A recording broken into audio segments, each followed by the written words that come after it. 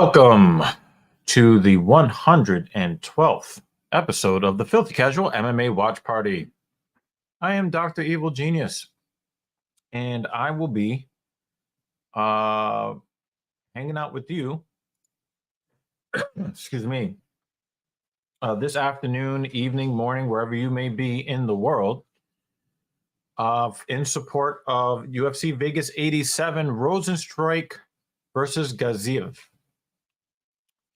So, not necessarily the biggest card of the year, but I suspect that it will be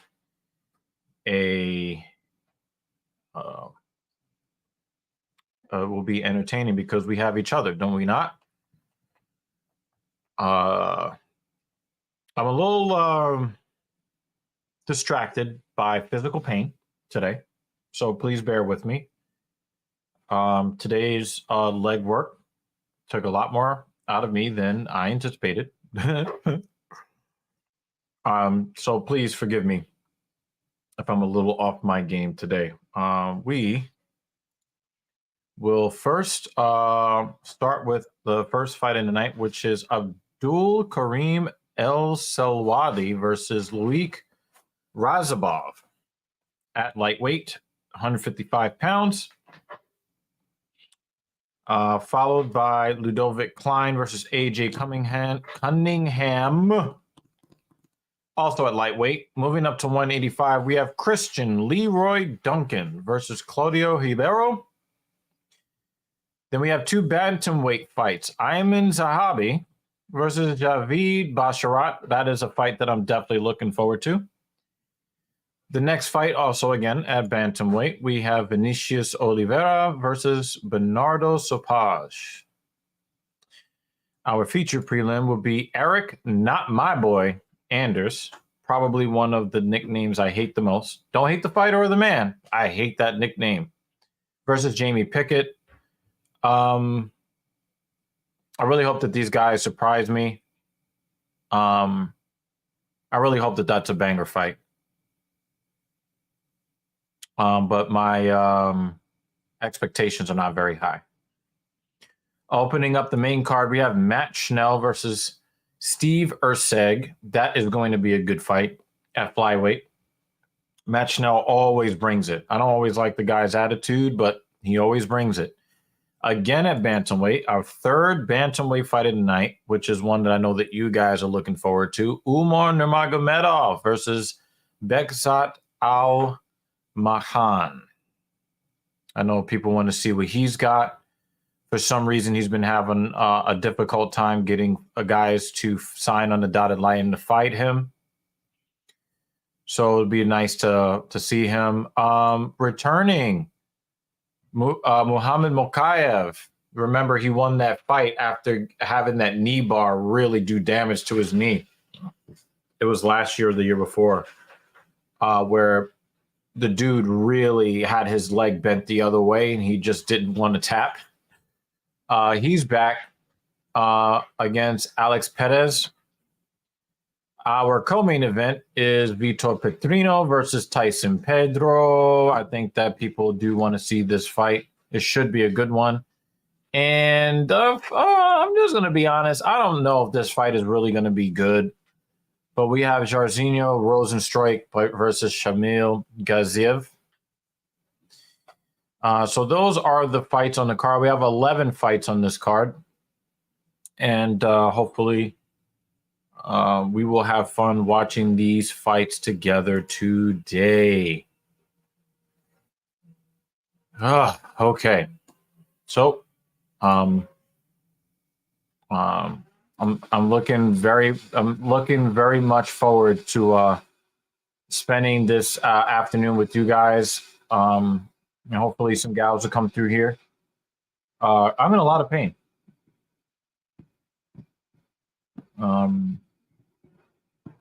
Yeah, I'm in a lot of pain. Mrs. Evil is preparing herself to join us. She's also quite uncomfortable. She'll probably let you know what her trials and tribulations were trying to prepare herself for a marathon in Brighton, England, a month from now. So she has to ramp up and run a lot of miles up until maybe 2 weeks prior to the race, where she's going to have to do considerably less work to allow her body to recover so she can perform her best. So, you know, she's doing what she can do, and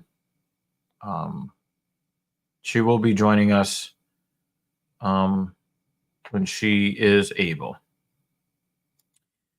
We have Abdul Karim El Salwadi entering the cage. He's going to fight Loic Razabov. So, as this is getting...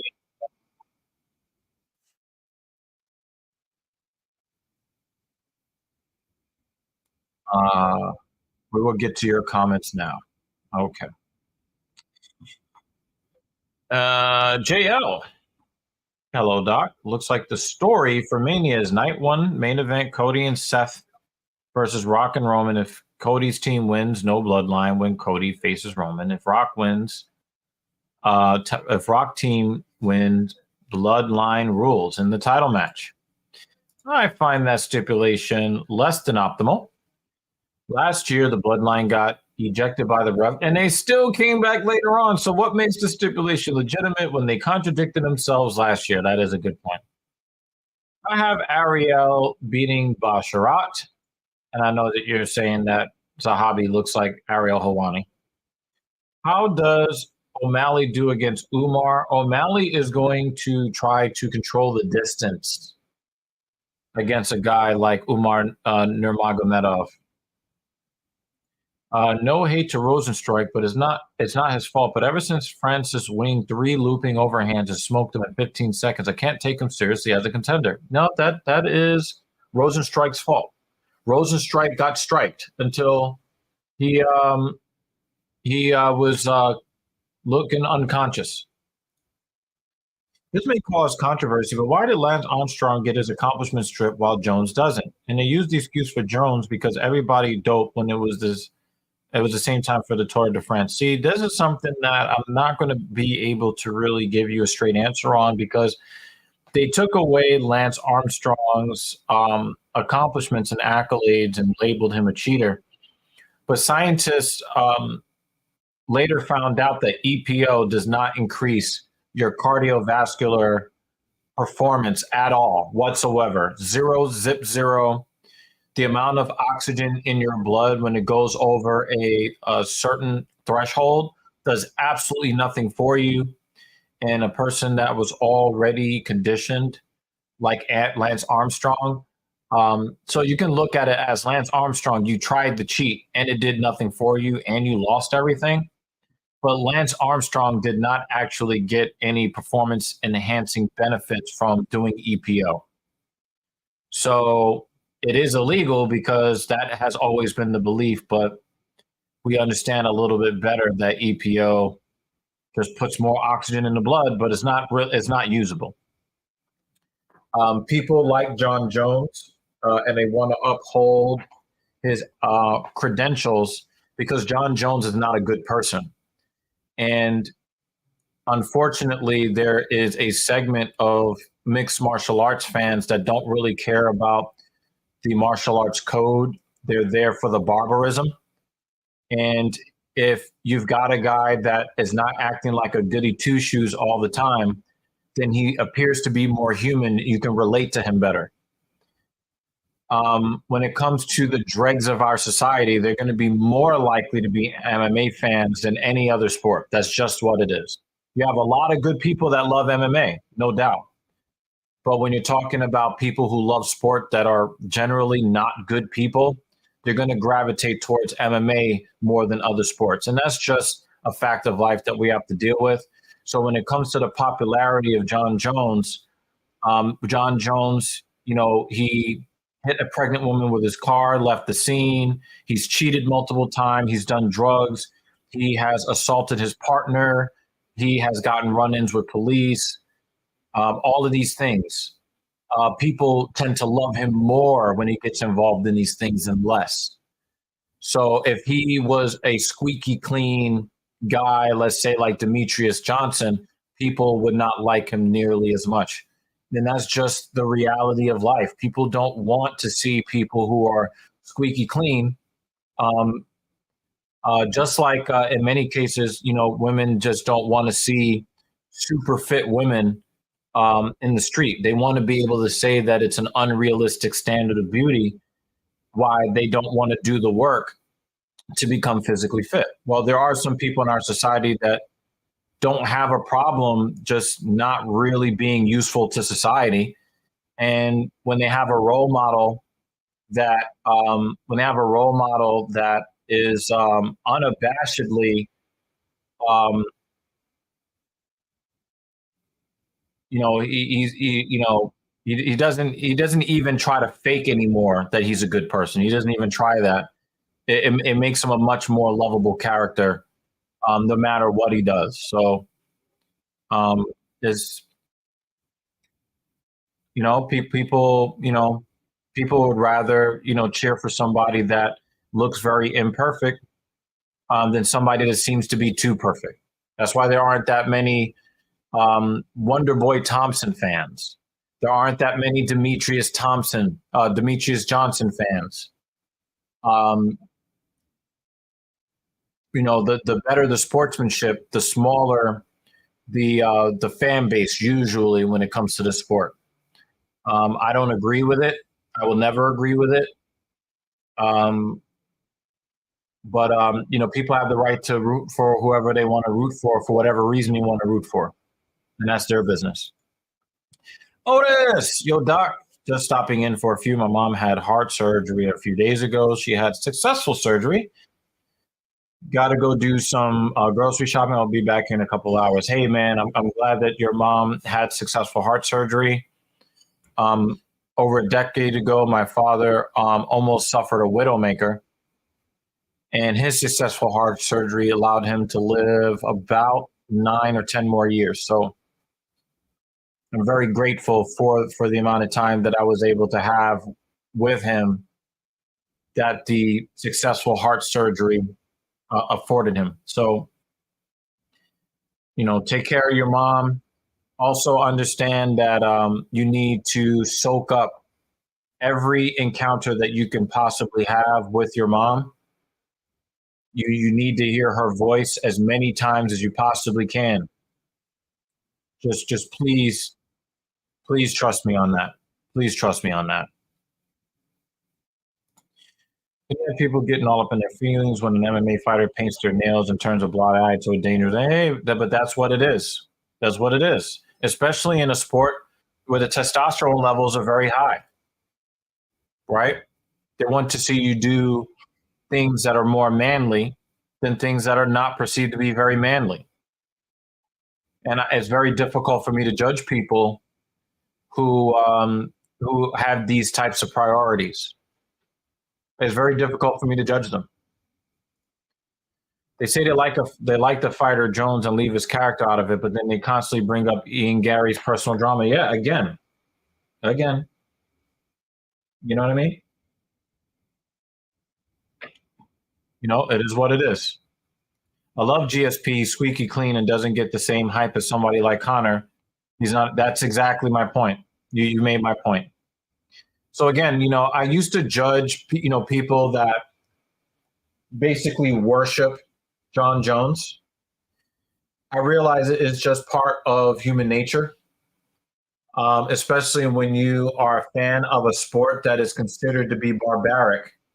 You're going to get people who are going to prefer barbarism, just in general.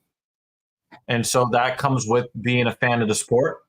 That comes with, I have to deal with that as being a guy that, runs part of a podcast off of the love of mixed martial arts. And, that's just what it is.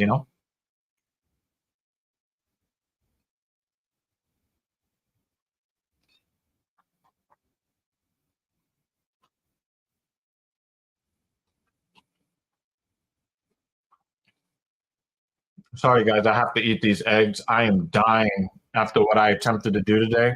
My body is so beat up.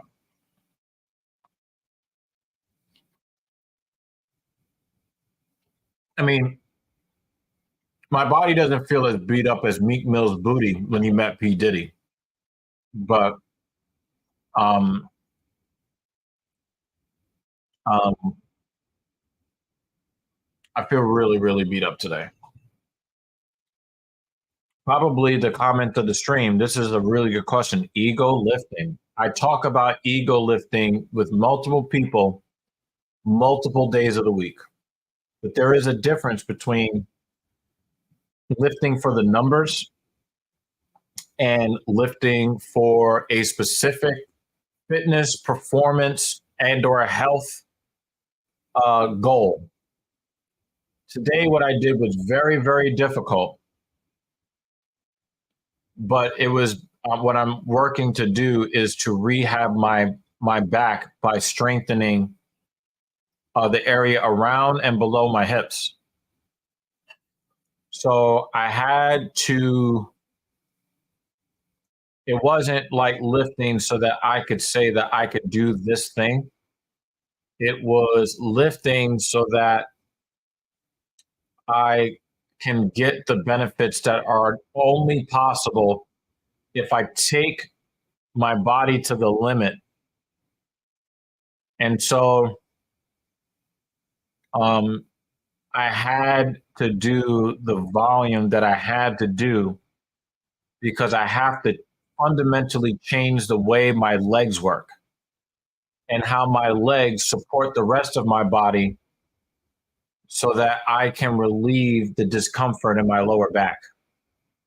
When I started, before I even got out of the car, my lower back was very tight. I was very, very uncomfortable, but I had to do what I had to do. And when I finished the hardest part of what I did today, I actually had, I had relief. I had relief um, from my lower back. So in order to, what an overhand right from Al Sawadi. Wow. It was like you hit him with a boomerang. Um, so I had to sacrifice comfort in my legs for the stability and the balance in my body to relieve the discomfort on my lumbar spine, my spinal erectors. And so it was, I had to face the specter of quitting several times today. And it's easier to not quit when you have a trainer. When you're your own trainer, it's very, very difficult to keep pressing, literally, because, the leg press machine. But I did almost twice the work that I did just over a week ago. So me having to push the limits in the way that I'm pushing them causes a lot of discomfort in the interim. But I'm monitoring how my body responds several hours after I'm done. And then when I wake up the next morning, and the morning after tells me what I need to do the following, using, I have to kind of use my experience as a trainer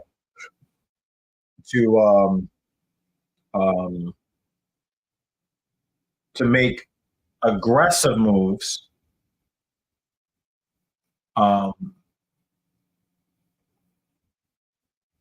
but intelligently aggressive moves.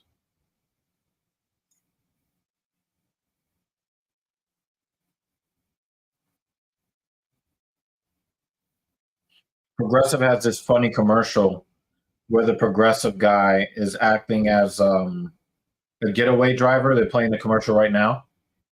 and these people just finished robbing a bank. And um, when they go to pull off, they're like, go, go, go. And then he puts on his left turn signal, stops at the stop sign, counts to 3. And they're like, yo, I thought you said he was a great wheelman. He's like, oh, I'm a wheelman. I'm Irish, on my mother's side. The funny thing about that commercial is that if people went and they robbed the bank and they got into a vehicle with a guy that followed literally every rule of the road, they would actually be more likely to get away than if they sped off. And that's the thing that I think is so funny about that commercial. So yeah, as far as ego lifting is concerned, there's a difference between having to be aggressive for a purpose and just chasing numbers. Okay. And for me, I wasn't chasing numbers. What the numbers meant for me, and of course, it's ego lifting if you have to change your physical mechanics to get that rep off, which leads me to the next. Oh, Razumov with a big right hand. And that's it. Al Sawadi is getting his face drummed on. Good night. Wow. That was a massive right hand. Al Sawadi is going back. He's wow. He got knocked the fuck. Whoa. He got wrecked. He is struggling just to sit on the stool. Look at this right hand. Boom! Right on the ear. And his head bounced on the floor.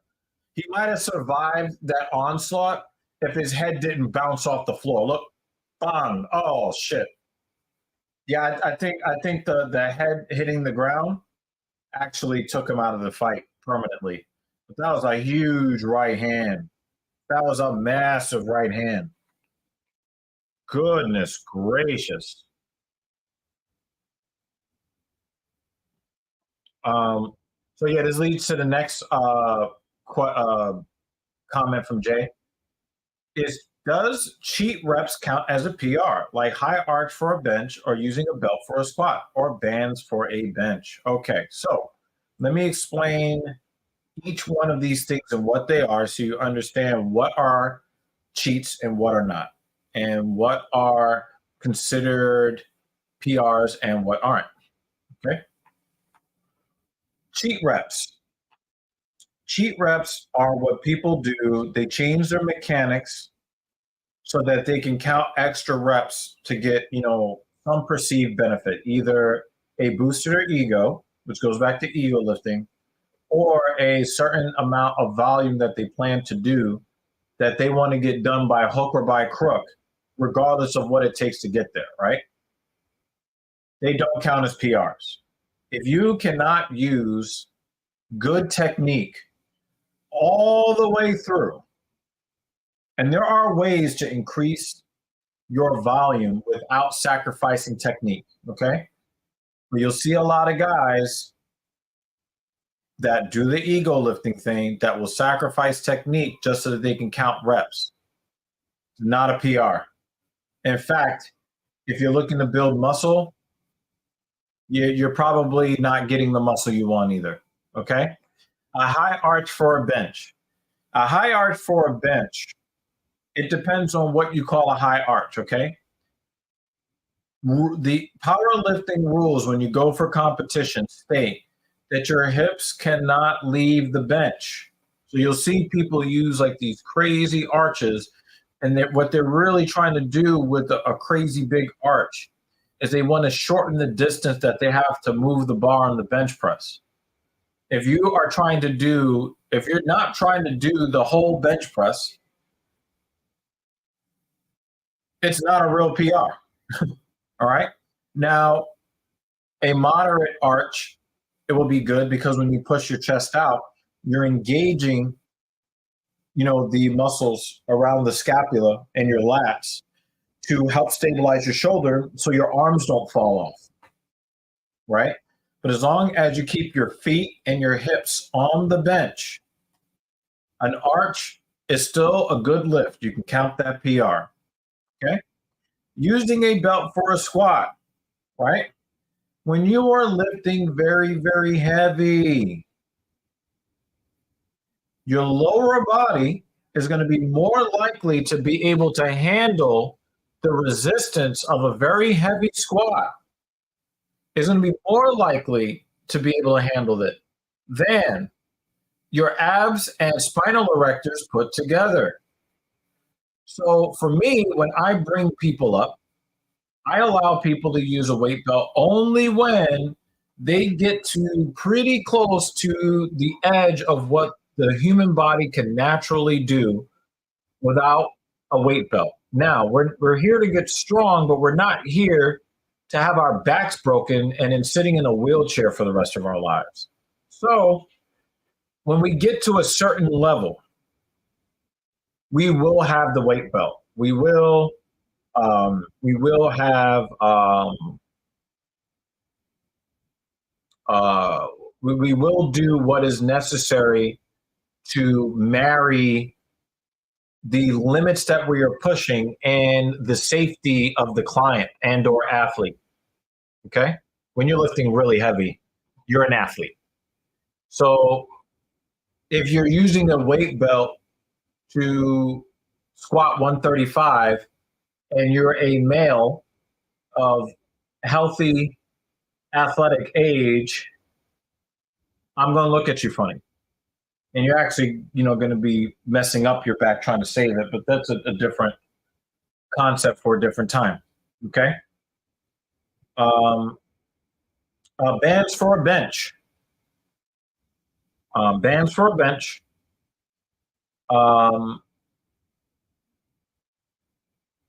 It's usually used to create extra tension at a different part of the lift. So if you're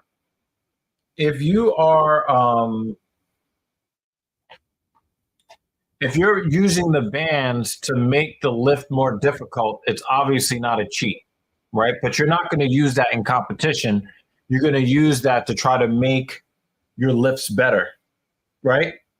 Now, there are some people that use bands because they're on the edge of being able to make a nominal progression. They're on the edge, but they're not quite there. So they need just a little bit of help to kind of bridge the gap between where they are and where they want to be. And the gap is very small. Now, you wouldn't count that as a PR, obviously, but what it does is it moves you closer to your PR. Okay. And when I say 135, I'm talking about pounds. It's about 60 kgs, by the way. Okay. I've seen people bounce off their toes for the bench. That's, from what I understand, that's legal. As long as your feet are planted on the bench, that's legal. Now, wow, I love this. I love this. I love this. I love this. And this is an example of how bad information travels farther and more effectively than good information. Okay? JL says, I've been reading that leg press is just for show, but squats are superior for functional motion. Okay? That used to be the conventional thought pattern when it comes to that used to be the conventional wisdom. However, we've learned a little bit more since those days. Okay. Now, squats obviously are one of the most important lifts that you can do. Full stop. Okay. But the leg press is not just for show. Why? Because the leg press works the same muscles that the squat does, but does so with exponentially less axial fatigue.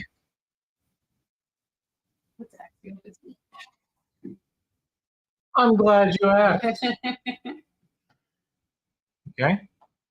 So you have peripheral fatigue and you have axial fatigue. When they're talking about axial fatigue, they are talking about the muscles that surround the brain, the brain stem, and uh, and all of the nerve bundles that go all the way down to your sacrum. So it's basically your head and your trunk. Okay. The peripheral are basically anything that taxes muscles on the outskirts. That would be from your shoulders out to your hands, from your hips out to your feet. Okay. Now, for many people who are looking to get stronger in certain circumstances, the leg press machine, especially if it's a good one that does not limit range of motion, because there are some garbage leg press machines out there. We have one in our building. Trash. Basura. Basura. Mul. Mul is trash in German. I think that's also like water in Korean. Yeah, human language, right? Okay. So I value the squat very, very much. How much? So you know how much I value the squat. Okay. However, the leg press machine is what I am using to rehab my lower back. Because my lower back right now cannot handle the axial fatigue that will take so much out of me that it will slow my progress towards rehabbing basically the middle of my back down to my feet. Right. So to say that the leg press are just for show lets me know that this person is prone to being ideologically possessed. He's prone to dogma. Okay. Or B, they're not as knowledgeable about exercise science as they're purporting themselves to be. Right. And that's okay, because we've learned a whole lot more in the fitness community in the last 5 years than we did in the previous 45. And that's fine. Okay. But the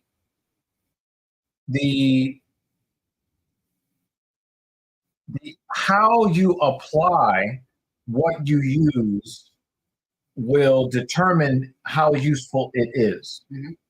Okay. So hack squats being better than leg press? No. Hack squats are better than leg press depending on your program and what you are training for. I think the moral of the story for a lot of this thing is better than that. It's just what's your goal? What's the purpose? Right? There isn't a black and white. This movement is better than that movement. Maybe there's one or two that are the exception. But in general, depending on what you're trying to do, what is your goal? What's your purpose for the movement that day? That's like saying a shotgun is better than a handgun. They're for two different purposes. Depends on what your purpose is.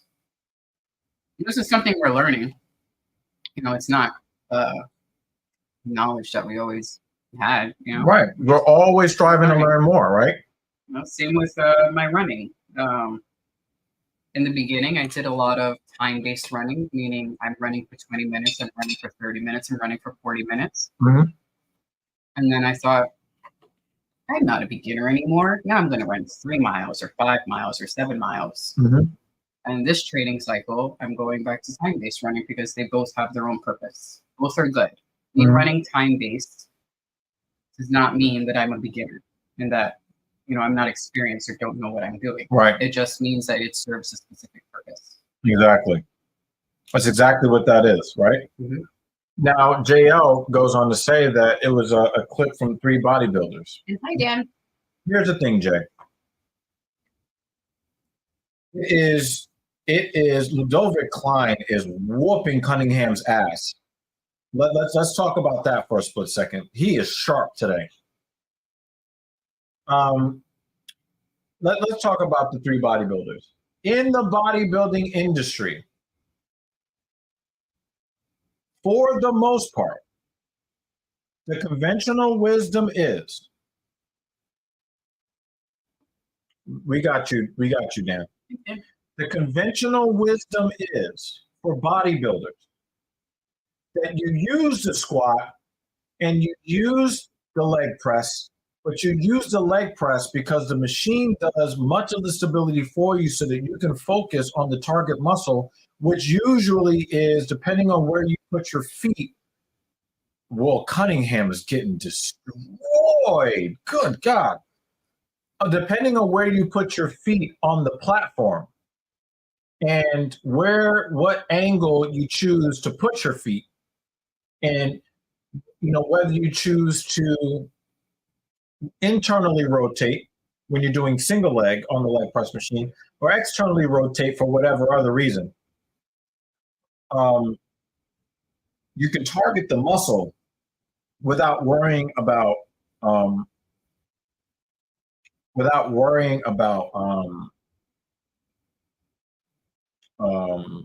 having to stabilize, right?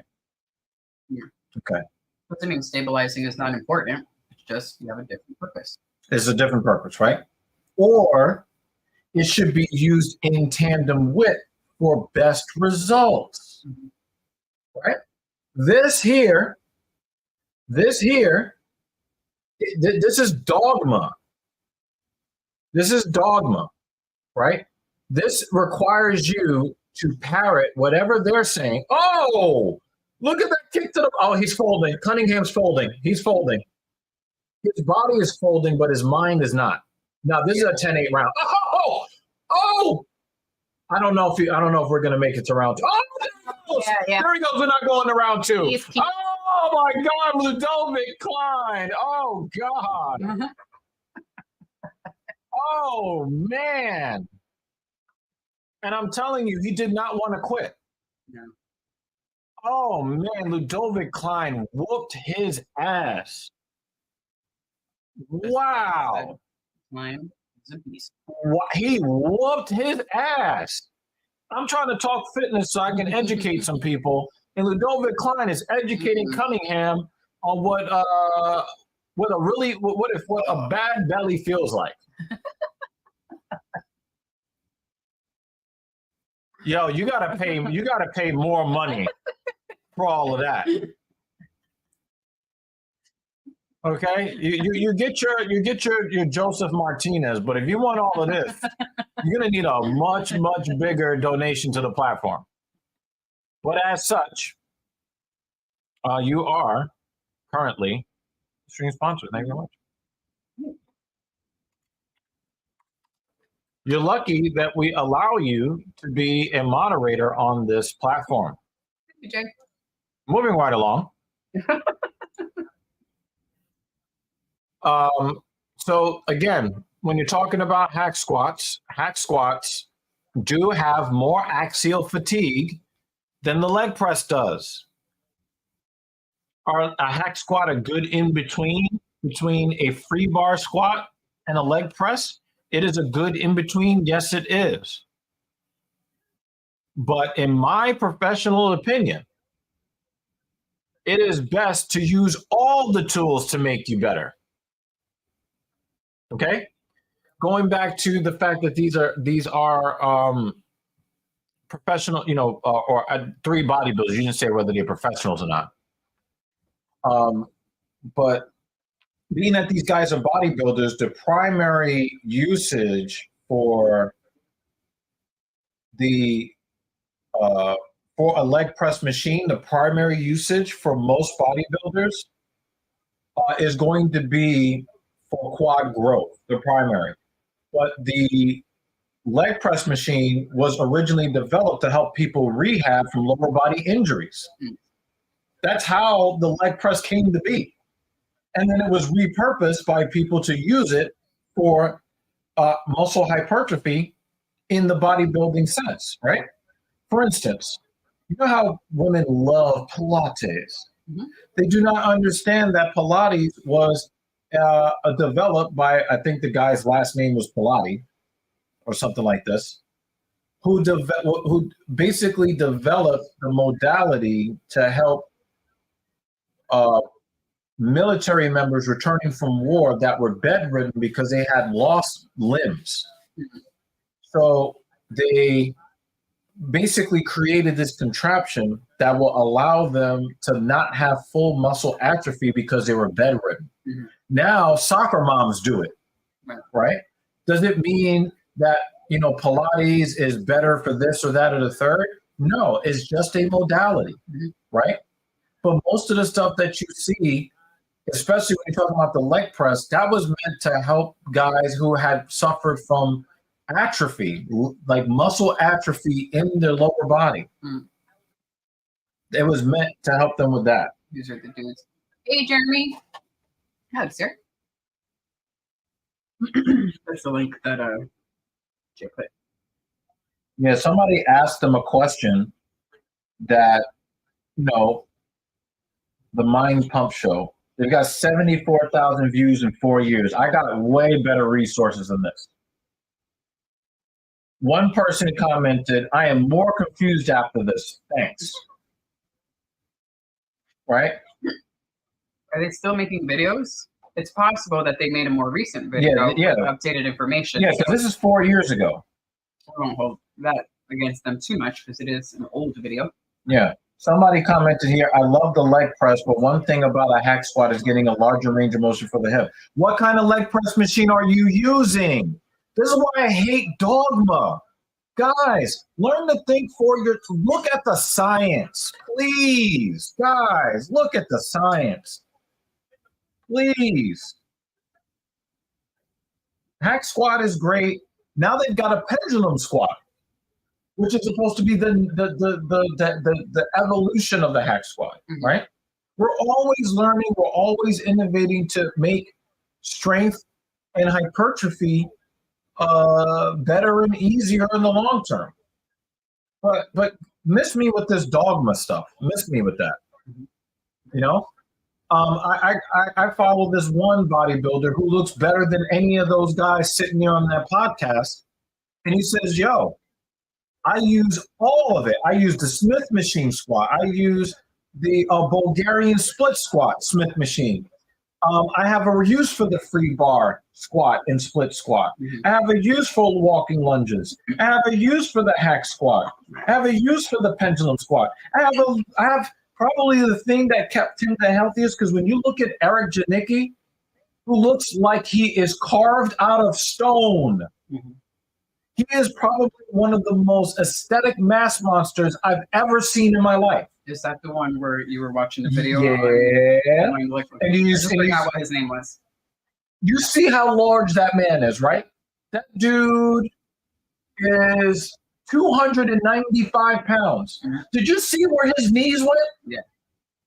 It's His knees went behind his chest. Yeah. That guy's range of motion and the health of his muscle, because a lot of these other guys, and these are guys that I like, they get injured all the time. Yeah. Do I want to listen to some bodybuilders who want to tell me blah, blah, blah, but when I ask them about their injury history in the last 3 months and the last 6 months, oh, I have this tear. Oh, I have that tear. I love Larry Wheels. Do you see what one of his biceps look like? It looks like somebody scooped a piece of his bicep out of his arm. I would say I haven't had sciatic nerve pain in my Since running. you've been doing. Since we started my new leg program that Dr. Revel has helped me with. Yeah. Yeah, I have no sciatic. And who helped develop that program? Dr. Mike, an exercise scientist on the bleeding edge of all of the research. They're doing research. So I would usually get a sharp pain that would either travel across my gut, my glutes, or it would go from like right at the hip joint Down your leg. Yeah, to my calf. Yeah. And that would happen either at the very beginning of my training cycle when like inflammation starts up, or at peak training cycle, like a day like today, I would usually get some sciatic nerve pain. But no, the only pain that I had today was because it was cold and wet outside. And I think that negatively impacted my stride, the way I was hitting the ground, which then started to bother my knees. So that was a mechanics thing. It just mechanics breaking down due to weather being shaped. This is a good response. If you don't agree with them, that's what he meant to say. It's fine, but it doesn't mean they are wrong. I'm gonna show you why they're wrong and how they're wrong. Okay. On the nuts and bolts, for very specific training methods, they are probably 100% correct. Where they are wrong is in their dogma. Dogma does not allow you to consider new evidence that may change your position on the subject. Again, that was a video from 4 years ago. If somebody asked them that same question, JL, it's probably a good chance that they will now disagree today with what they said 4 years ago. When you are ideologically possessed, you're automatically wrong even when you're right. Because as we get new information, you'll be stuck in the past with the outdated information that we found to be inaccurate. You'll be stuck with that. And that's what makes you wrong, right? Me, I used to be a very closed-minded trainer, no belts, no wrist straps, no Smith machine, no leg press machine. Everything's got to be free bar or you're weak. And I had to get off the dogma. There are guys out there that cannot handle the axial fatigue of squatting. Should they just not work out anymore? No. Get on the hack squat. If the hack squat is too much for you, get on the leg press. If the leg press is too much for you, get on the leg extension machine and then follow it with a hamstring curl machine. Right? There is something for everybody at different levels of fitness, injury history, limb length, age, goals. To say one is better than the other, you're automatically wrong. I can say that pussy is better than dick, but I've never tried dick and I'm not interested in it. Should I go and tell that gay guy you're wrong? No, that would be dogmatic. That's just the way it is. Right? Now, dick may be good for that guy. But for me, it's only pussy. For me. Dan has a great comment. This fight's going to be a banger. I don't know if this fight is really going to be that good. I hope that it's going to be good. I don't know if it's actually going to be. Right? So JL, you gave me a clip of a 4-year-old video, right? I know way more about physical fitness today than I did just 4 years ago. Right? He says, you know what? Because that was good, but I'm feeling petty. I'm putting that on the screen, Jay. Okay? Okay? They say the same things now, it's just not in clip form. Well, they are limiting themselves. Because guess what? The science says otherwise. We can put that comment on the screen. Yeah, we can. Yeah. This one goes on the screen. Yeah.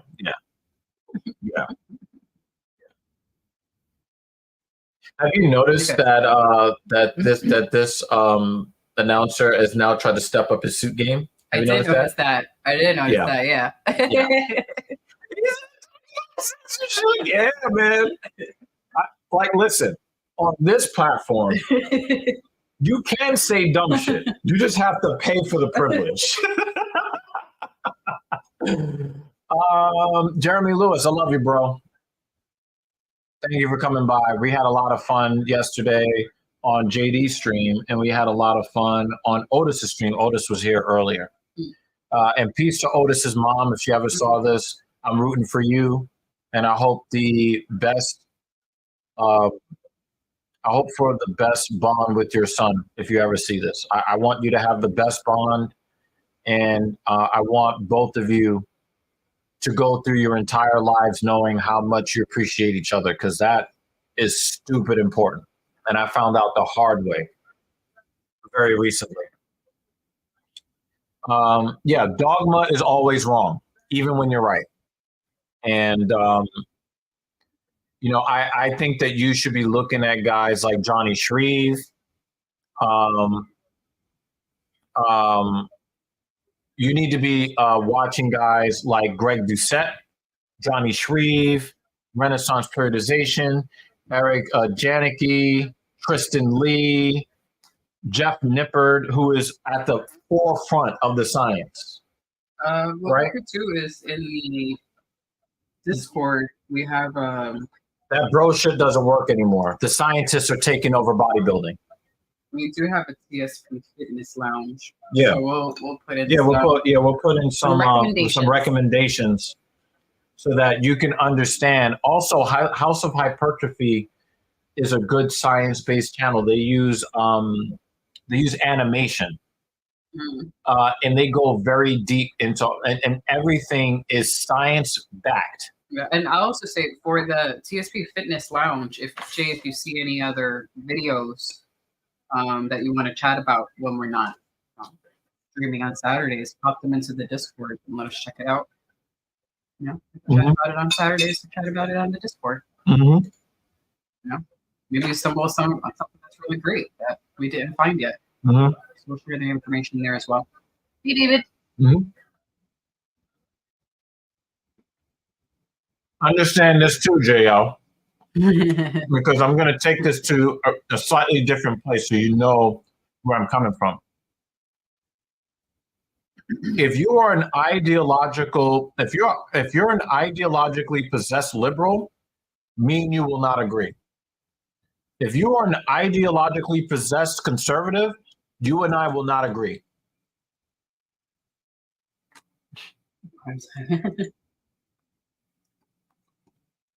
Any other fitness questions? Definitely put them in the comment box if you want to get, and if you want to debate me on it, you can debate me on it too. I have no problem with that. But understand that I'm paying attention to the science.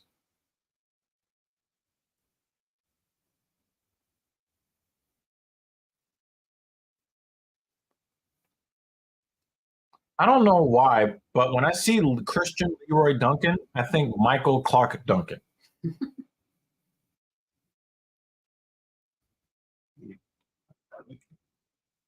Didn't Michael Clark passed away, right? I think so. I think he did. I think Ving Rhames is still alive because I kind of put them in kind of like a similar niche.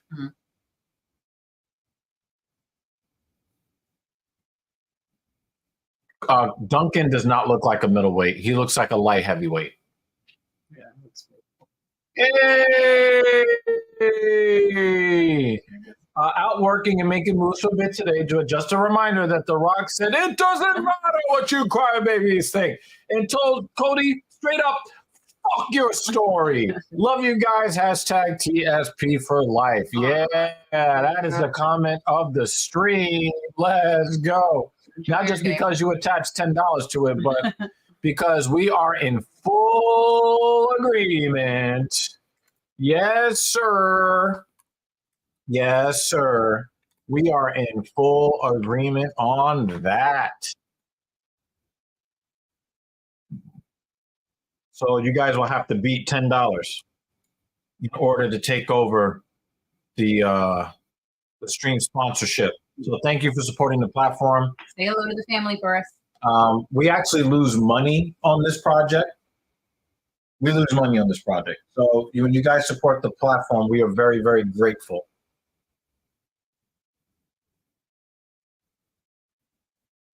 But you're 100% correct. Me and JD were in the gym yesterday, and we were hitting chest. And wow, Hibero is chasing him around the cage. And he's only hit him twice. Oh my God. So me and JD, we were in the gym yesterday hitting chest really hard. And when he showed me the clip, I lost my mind and started hulking up. My incline bench, I was probably aiming to do like 135 on the incline and 165 on the flat bench, the free barbell, right? Or the Wacom Sock'em roboting. And instead, I did 155 on the incline, and then after that, I went for 185 on the flat, and I was so amped by that promo. And this is why, I'm so, you saw me in JD's stream yesterday, and I was talking a lot of shit about Cody Rhodes. He's a B+ player. Why? I am not galvanized. I am not inspired by Cody Rhodes. Right? Cody Rhodes is an okay guy with a theme song that is really would have been nice. That would have been nice. Remember what happened to Kasang and I, right? I'm glad he tried it though. I was so amped. Yeah. Right? Like I went stupid hard. Uh-huh. And I've been having problems with my shoulder the last week, right? And I was just like, I was just like it was almost like how like they changed the Rock's they changed the Rock's icon on the screen, and now he's got the red eyes, and then in the red line, because it creates like the bloodline kind of red going across. My eyes turned red. I was just like, oh, let's go. I've never hit 185 for 25 reps before. I was in the supermarket laughing like a crazy person. Yeah, right. When you saw the 20. Oh, yeah, but I'm saying the whole 21-minute promo, I was like, let's go. I don't get that from Cody Rhodes. He's got the charisma of a paper bag. Okay, so he's a white guy with bottle blonde hair that puts an American flag on his neck. Okay, I get it. I get it from Mid-America. But The Rock galvanizes everybody. If they gave Cody Rhodes the U.S. Championship, I would be fine with that. I would rather have LA Knight or Braun Breaker beat Roman Reigns for the title than Cody Rhodes. I would rather have Jey Uso take the title off of Roman Reigns. Yeah. I would rather have DM Hunk take the title off of Roman Reigns. I would rather have CM Punk take the title off of Roman Reigns. I would rather have Randy Orton take the title off of Roman Reigns.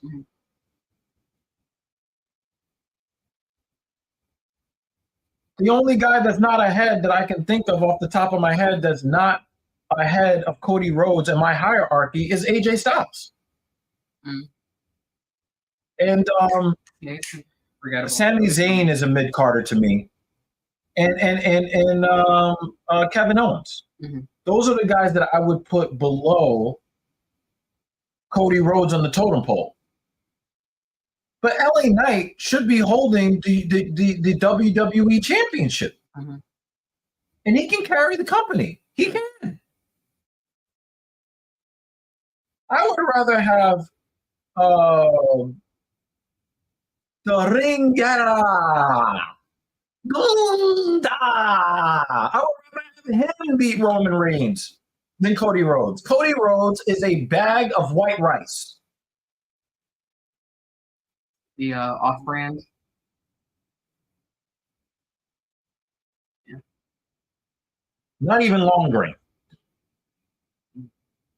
Parboiled? Yeah. Uncle Ben's rice. That's what he is. He's a stick him in the microwave ass. Oh, man, fuck out of here, man. Like, I'm sorry, man. Like, I just don't care. I don't care about. That's why. And again, when The Rock went off, Dan's probably sitting there like, man, listen, come on. we got your picks. We got your picks, Banner. So yeah, I'm all for the Rock's heel turn. Talking about the people of Arizona. Yeah. We'll leave it at that for YouTube purposes. It was Mm-hmm. yeah, because he was starting to look kind of soft a couple of weeks ago. He went in and got a pump before he dropped that promo. You know what I'm saying? Oh, don't break your arm. That was scary. Yeah, we've seen guys try to plant as they go to the ground, and bad things happen. DC talking about pay-per-view names being it's time. No, I want make some noise. Boo.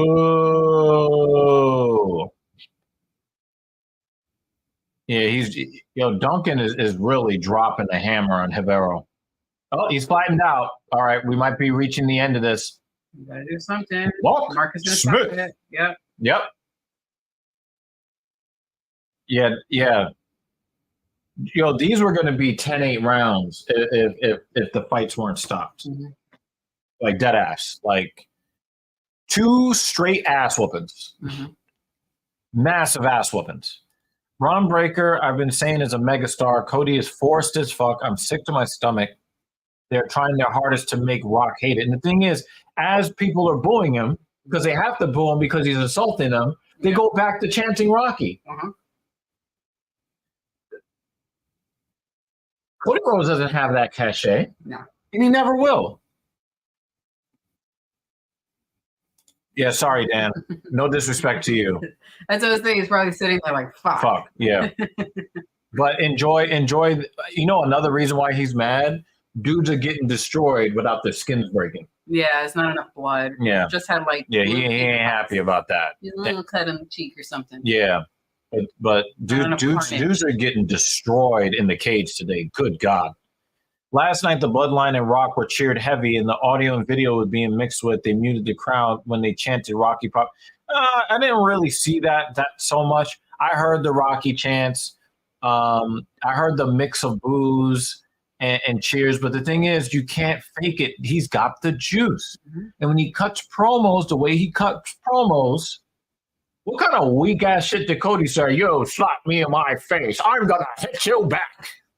No, he asked, what do you want to talk What do you want to talk about?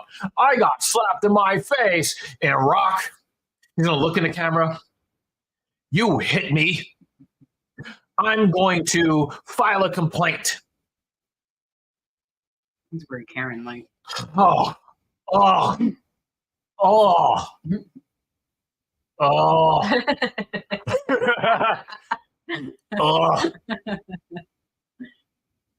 The Rock made a really good point, JL, about the stories. Roman had set up the biggest story while Cody was in AEW. Mm. Rock made a really good point about that. If pro wrestling is fake wrestling, then you shouldn't watch fake shows with movies and actors. Uh-oh, here we go. But he's like, I make real money, Jay. I make real money. And that stops all of that argument because I make real money. I run a business. That was a very polite way to tell somebody to go fuck themselves, Dan. Very nice. Good job. Even then, Rock's acknowledgments of Roman seemed incredibly labored. I really loved that tension.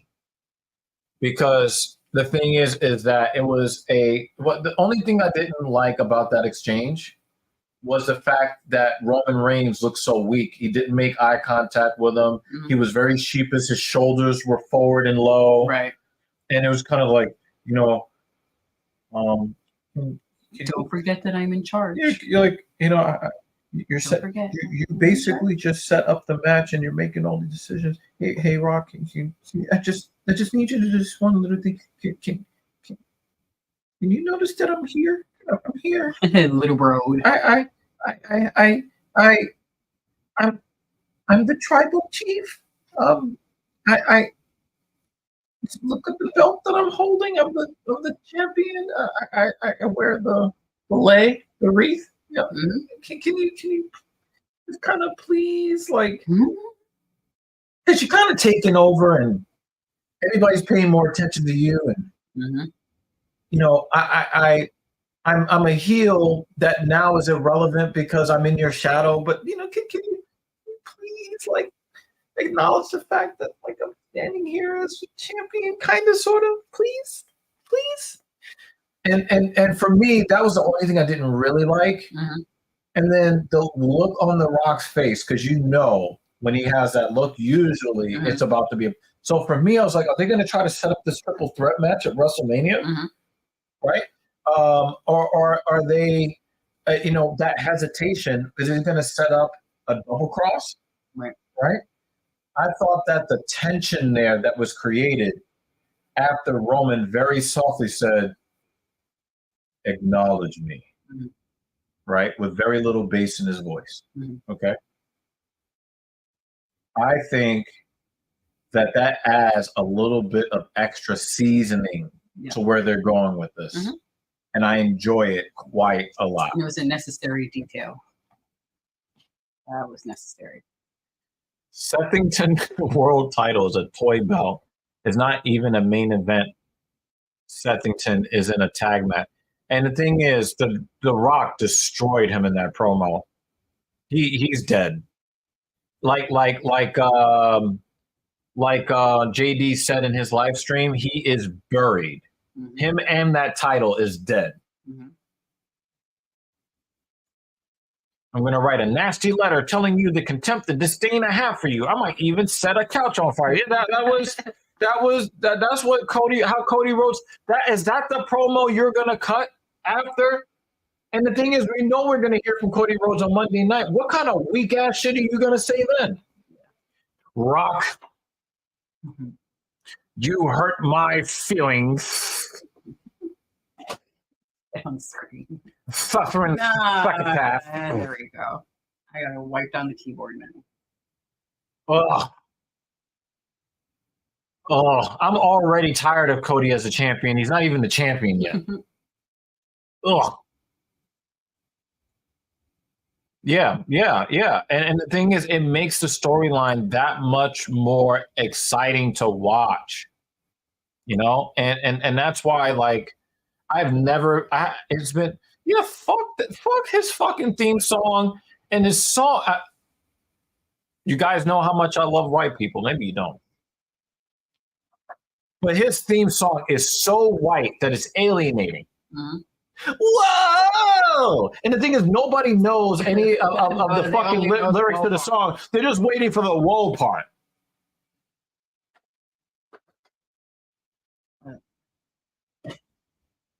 Oh, I'm so unimpressed. I can't even hide it. Don't vomit, because then I need my fucking eggs. I need the protein because I destroyed my lower body today. Don't vomit, because then we're both gonna vomit, and it's gonna turn into a family. So they just my tail. Yeah, and like I told JP when we were in the gym yesterday, Cody Rhodes' theme song and Seth Rollins' theme song by extension was cool the first 21 times.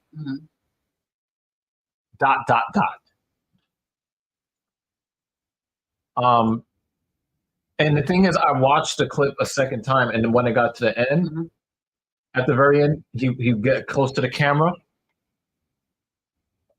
Oh yeah, like, fuck your story. That shit had me hyped. The walking clown emoji. Needs to make that into a shirt.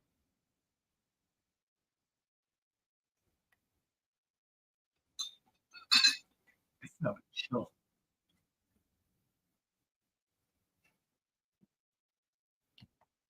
Even if Seth Rollins wins a match at WrestleMania, he already lost. He got complete. He got destroyed.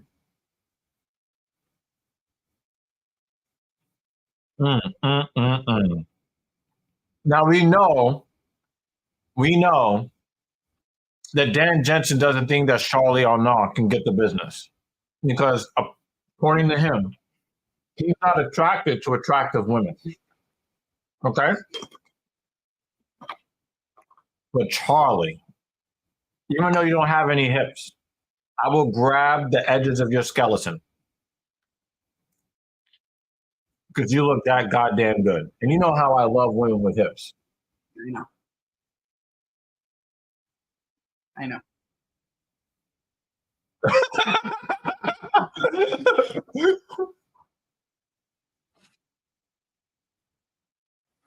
Oh, that. Nah. You're not going to do this. No. We're not going to do this, Dan. No. I don't believe you anymore. Your credibility when it comes to women, gone. Absolutely over. We have proof. He said it. He typed it. Nah, no. We don't. The receipt. We don't believe you. You need more people. After what he said about dirt, what? Oh boy. I don't believe you. Sorry. No, Jeremy. What I'm saying is that I think Dan is lying. Dan is lying that he thinks she's fine.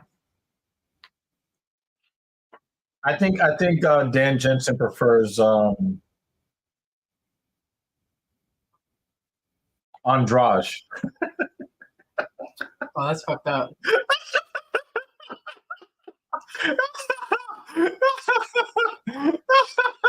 I think Dan is going to be waiting for you in hell. He's going to greet you at the end. Sorry, baby. Oh, we were supposed to walk to hell hand in hand, but if he's going to be waiting at you're walking You'll by be yourself. You'll be walking behind me. No. I think he would rather bend over Zhang Wei Li. That's what I think. Oh man. I'm gonna finish my coffee. Shevchenko, I think I prefer her sister physically. Yeah. That's one of the reasons why I like Bullet. I do like her. You know that Takohi lyric, right? Here in hell. Ah, damn. Or some Kohi accidentally. That was accidentally. Yeah, that's some hive mind shit. Yeah, exactly. But even though Antonina never wins a fight, I would not mind her squirting on my face. Valentina, Patreon for members only. She's not. She's attractive. I just find her sister more attractive. That's all.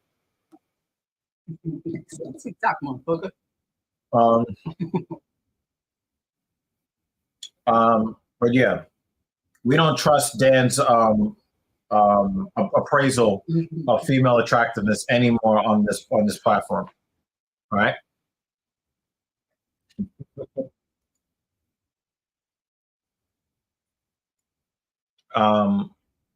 Holly Holm, I used to find her very inviting, but fighting has torn up her face. Right. I like that farmer's daughter type of like skin damage kind of. It almost looks almost splotchy a little bit. Mm-hmm. Certain like girls that like work on a farm. There's just something that's appealing that I can't really like understand why I find it appealing. I just do. There are certain women that I find appealing that that I just find appealing. But Holly Holm fell all the way off. Mm-hmm. All the way off. She really does look like she played one of those training dummies in the gym. Mm-hmm. She looked like she just let people elbow her in the face when they were practicing ground and pound. Hey, Kratos. Hey, Kratos. We good, dude. Safe for helping family. Rousey, I've always found to be unattractive. Now we know that Dan Jensen, he likes girls that look like Ronda Rousey and Wei Li Zhang and and Andrade and You came in time for the chaos, Kratos. What is it, Jeremy? I just never found Ronda Rousey to be. I think that Dan Jensen would really like Shayna Baszler. I think he'd be really into her look. Shayna Baszler is one of the ugliest women I've ever seen in real life.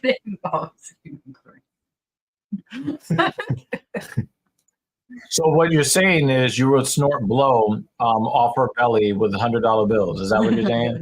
Is it? Are we talking like that, or? Yeah. So Shayna has her moments. Shayna Baszler is one of the ugliest women I've ever seen. That doesn't have a deformity. Mm-hmm. Has her moments where I'm like, decent. She's got a decent physique, but she's got 0 hips and 0 chest. So she looks more like a 15-year-old boy than her face. You know, it's just your appeal to Holly Holmes. I don't have any appeal to her. She wants fucking conservative fucking farmer white men.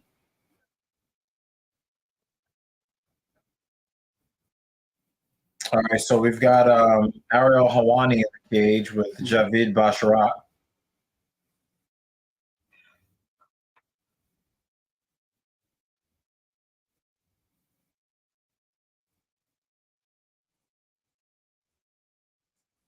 I think they're still shocked you found her attractive at some point.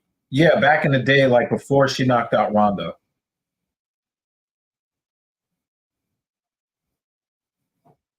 Like, she's the farmer's daughter. Like, at least she used to be. She has fallen off tremendously.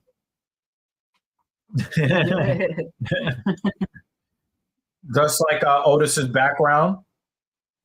Swerve when I drive. I'm like, oh my God, what the hell is that?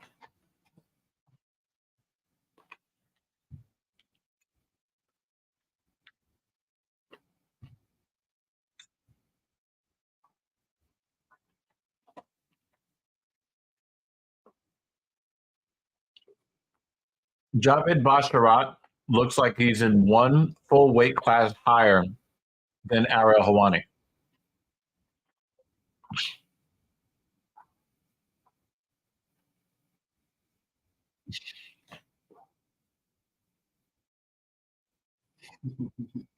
Nice. Thank you guys for supporting the platform. I really do appreciate you.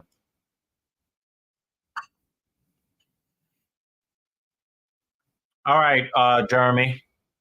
Thank you for coming by. Hopefully you'll come back before the show is over.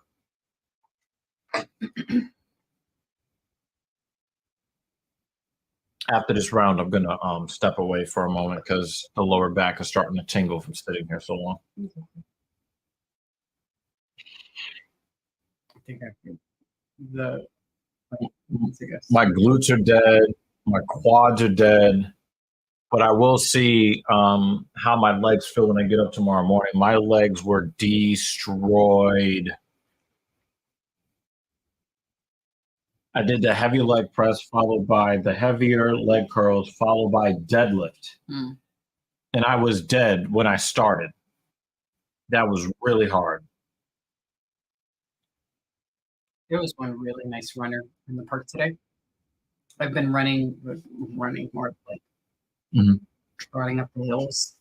And you see, is it somebody that you recognize from other runs? Or? No. I have no idea who this woman is. So normally when runners pass each other, if we make eye contact, we'll kind of like do a nod or wink, some sort of like physical acknowledgement to the other person. Right. Because we're concentrating so much on running that the actual like hello or movement or waving is a lot of energy. Yeah. So we'll just do like really small, acknowledgements, nod acknowledgement to the other runner. Right. Or like I'll just, pick up my hands and wave. That's our way of saying hi to each other. But we look angry as we're saying hi to each other because we're just you're fighting the same fight, Yeah.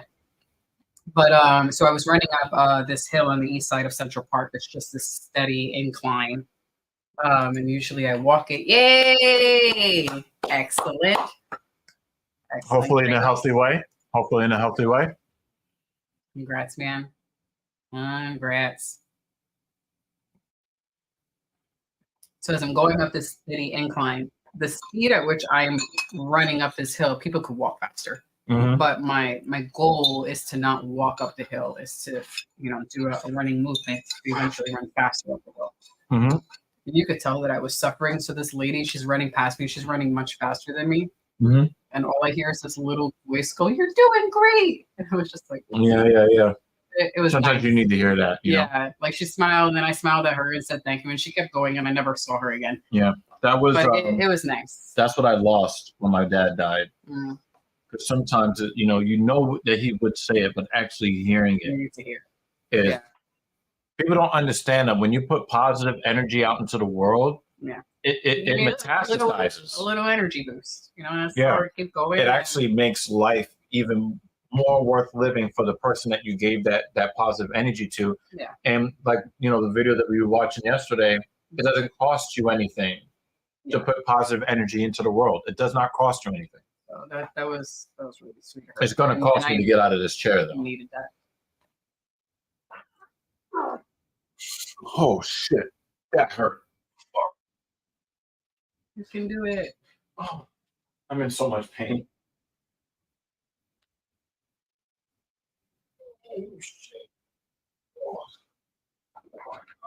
So do you have a weight goal, Kratos? Or are you just working on getting healthy? You take the mini chair if you want. Now. I get the big chair. Dan said walk it off. No, I'm trying. I'm trying. He says he's trying. Oh, God. Oh.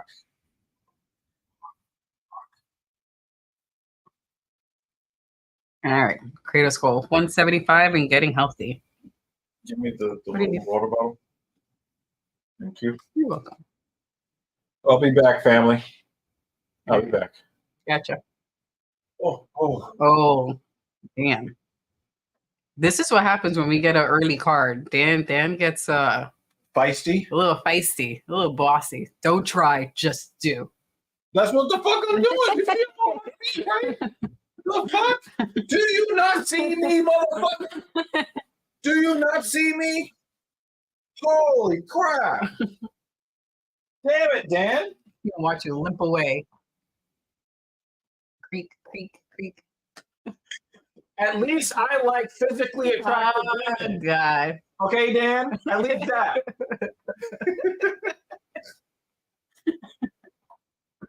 Good God. You said you'll try. Oh. I'm just enjoying instigating this.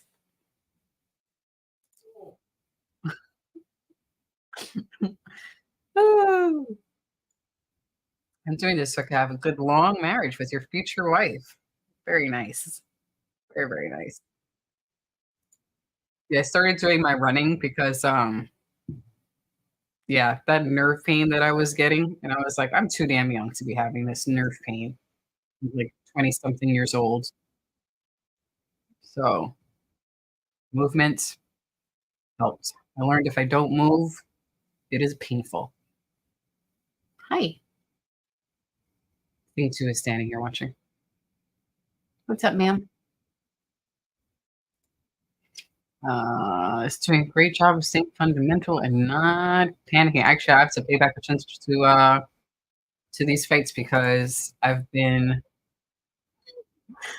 distracted by instigating Dan and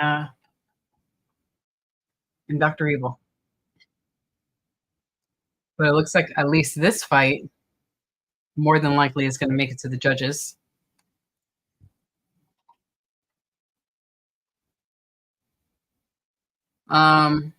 Because I have not really been paying attention to this fight, so I'm going to pay attention to it now.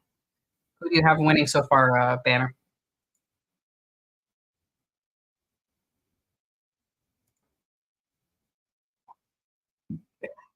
Good job, lady.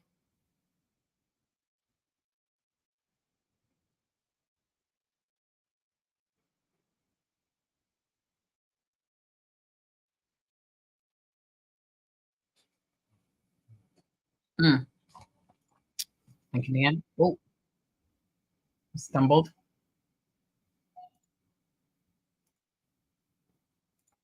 Thank you, thank you. I'm a little more caught up now.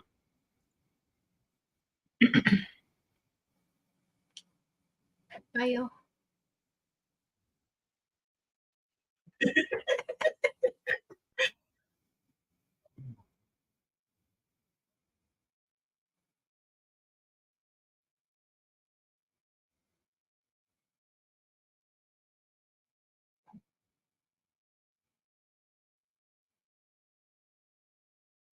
You want a cushion for the chair, babe?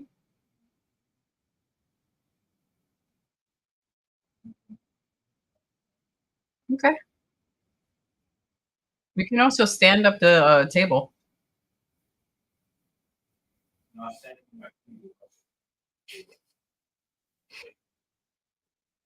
I gotcha.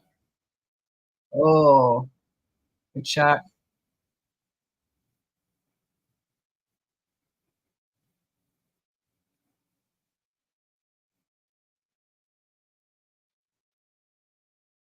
Whoa, stumbled him.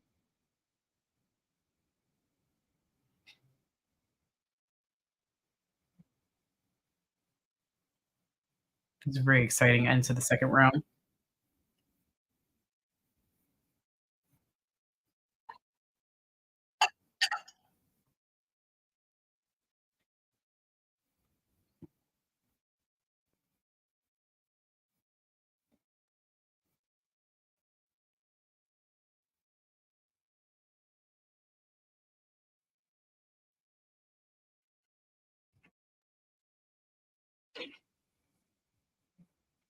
I'll wait until he comes back.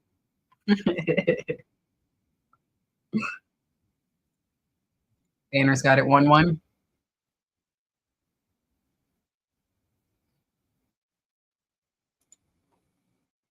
Actually, I think he's laying down right now, just for a few minutes.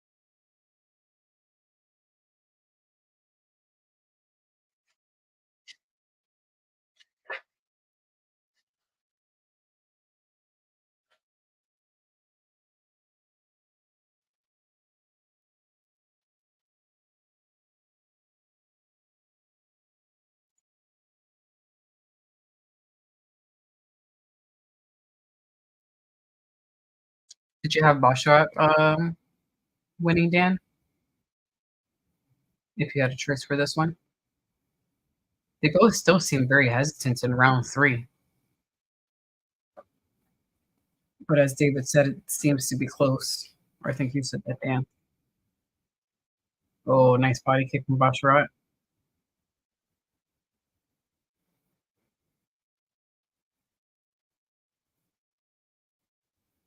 All right, no eye pokes. We don't need any of those.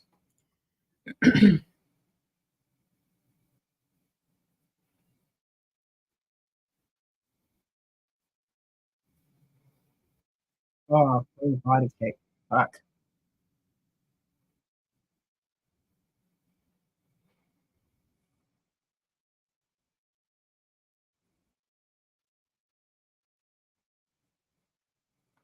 It seems like Basharat is keeping that right arm a little low. I don't know if he's been doing that the entire fight. If that is new, it seems like he's probably protecting that side of his body from body kicks.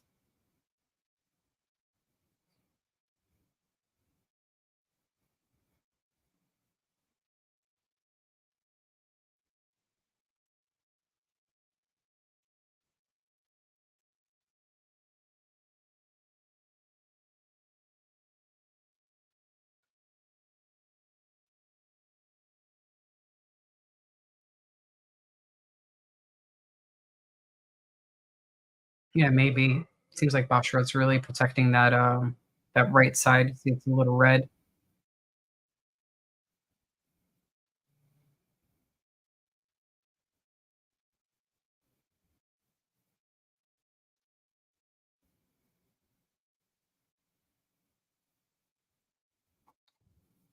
Oh, very nice. Jerry was first to see my fiance before collision started last week.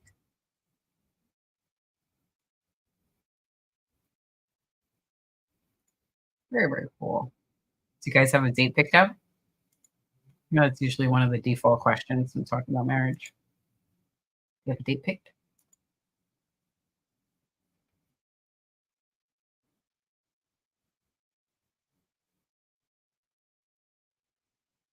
Oh, is the hobby starting with some combos now?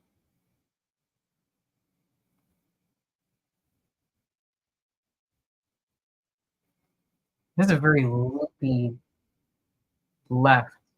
Is that who you were talking about, Jay? When you said he's looking sloppy with these shots? Were you talking about the hobby? That kick was not sloppy, but it seems like when he goes for when he punches with his left, a little on the outside, could come off as sloppy. But he's landing them now.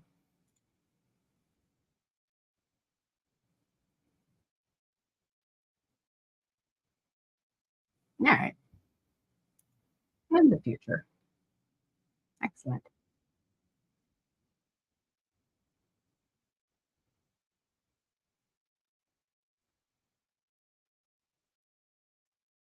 Yeah, when Doctor Evil and I were planning ours, we uh we thought about doing it on oh damn, that would have been nice. We thought about doing it on one of those it was like 10-10-10 type of years, October 10th, 2010, or 11-11-11. Um, sure. What year did we get in? No, this is awful. I'm the reverse of that stereotype.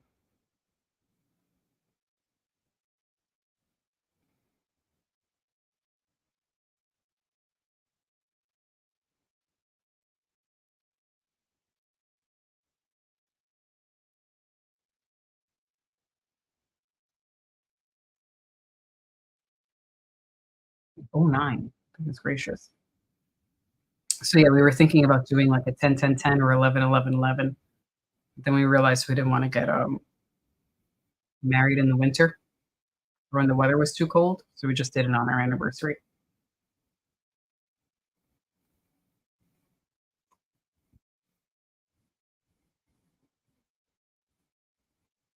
All right.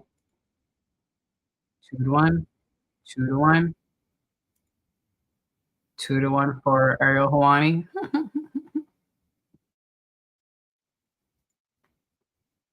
Yeah, some of those kicks were wild, especially those body kicks. Damn. Both of them have some redness on their abdomen.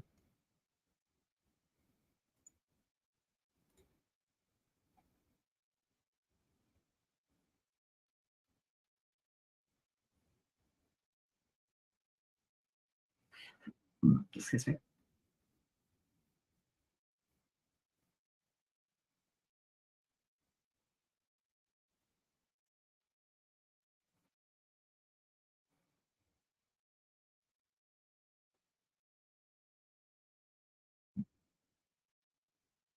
There you go.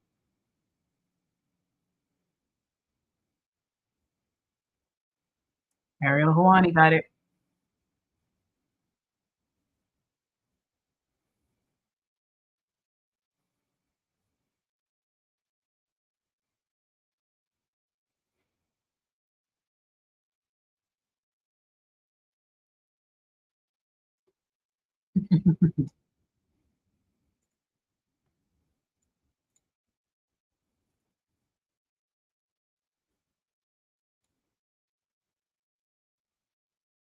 Don't jinx it though. We still have a bunch of fights left to go.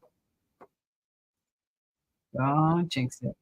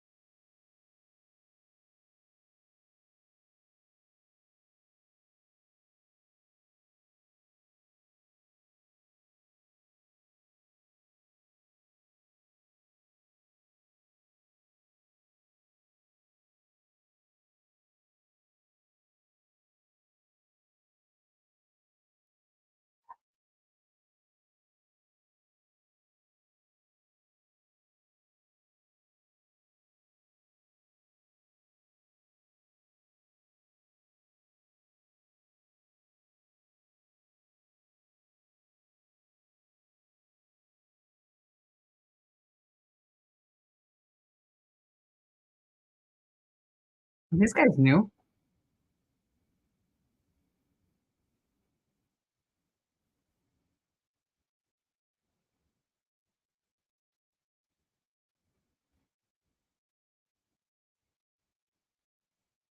These two new fighters. I don't recognize either of them.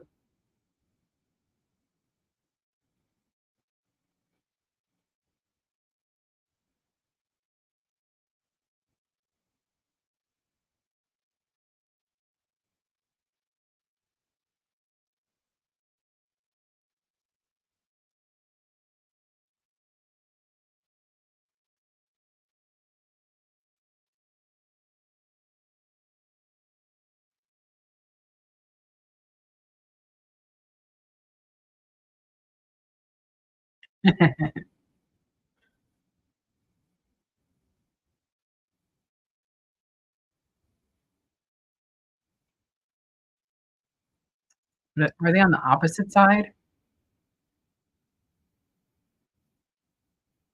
They can't be like side by side. That would just be done. Like, hey, here, you want to be influenced on who should win? Let's have you sit by the commentators.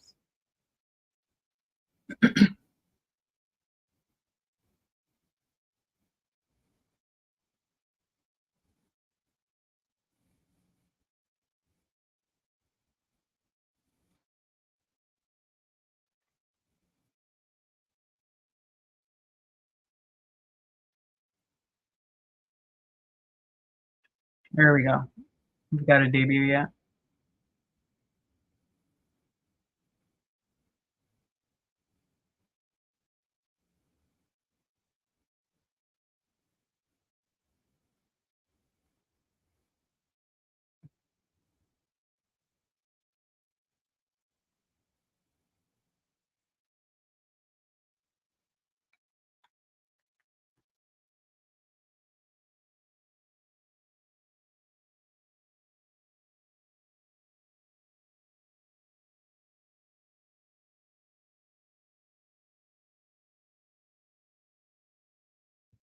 Yeah, I could just imagine the really exciting moments in the fight, but they could probably hear them. If there's not much happening, they probably won't be able to make out exactly what they're saying because they're on opposite sides of the cage.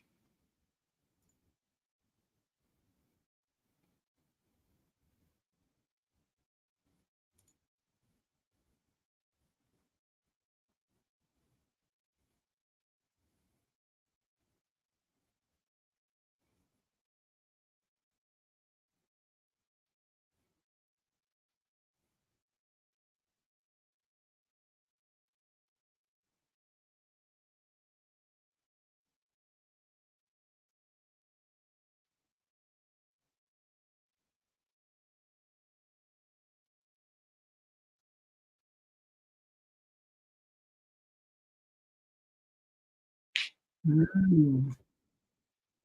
What happened that they're not in Saudi Arabia? Is this the one where Saudi Arabia was like, "Hey, we want really big stars on the card"?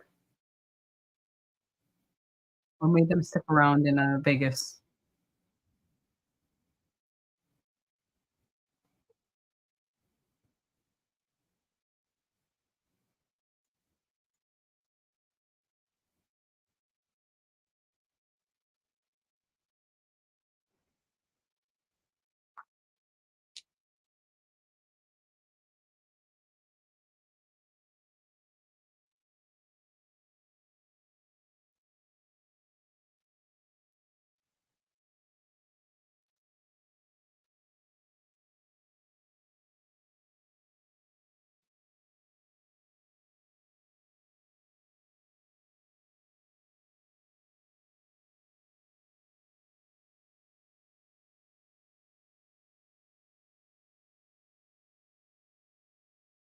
Mm, yeah, I did hear that detail.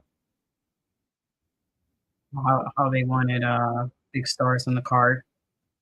I didn't realize that it was this one. You all need to watch. What do we need to watch? Eh? How is that?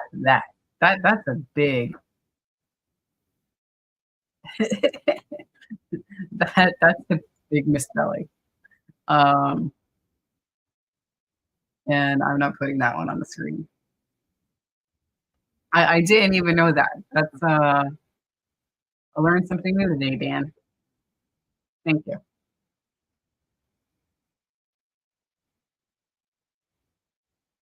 Oh my God, please don't. You can respond to us when you arrive to your destination, Jeremy. Please, you get there safely.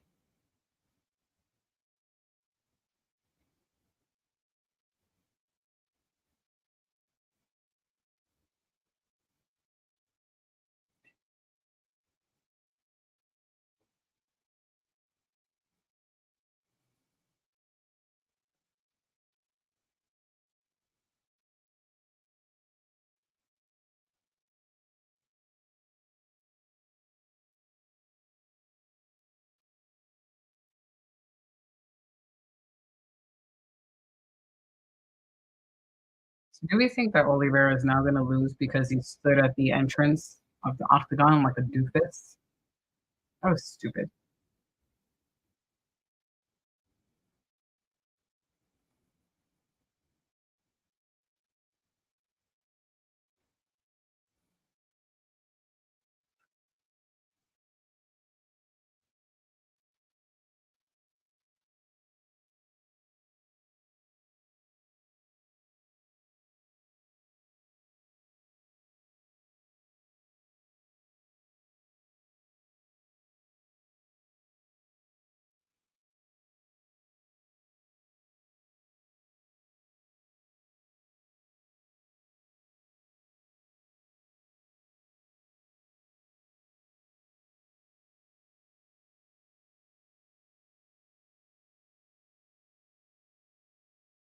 All right, I'll take that.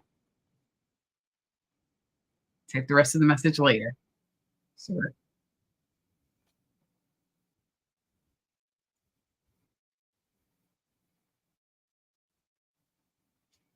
Keith Peterson looks like he's over it. He just wants to go home. Like he wished he called out from work today.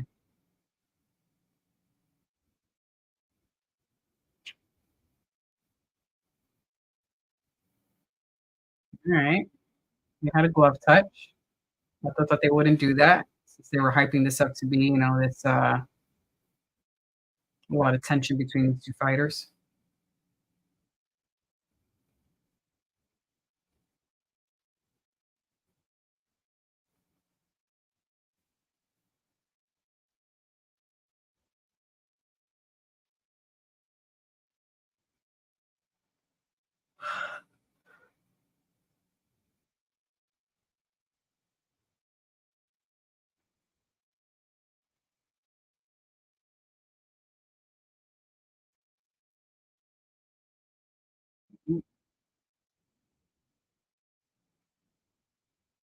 Good job, Sopaj.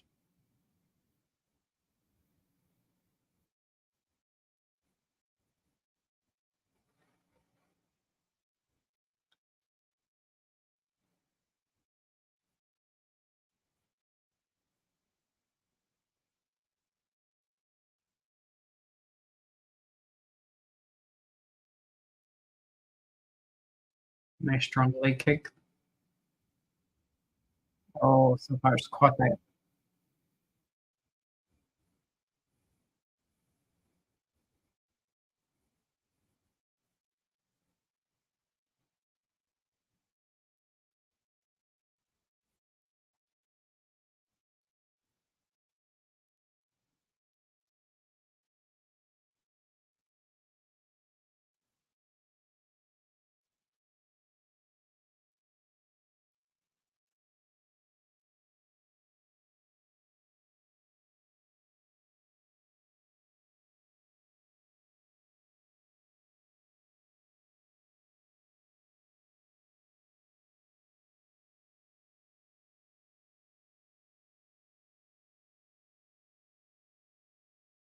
Sopaj is doing a good job of catching those kicks. Those potential body kicks. Oh, very nice.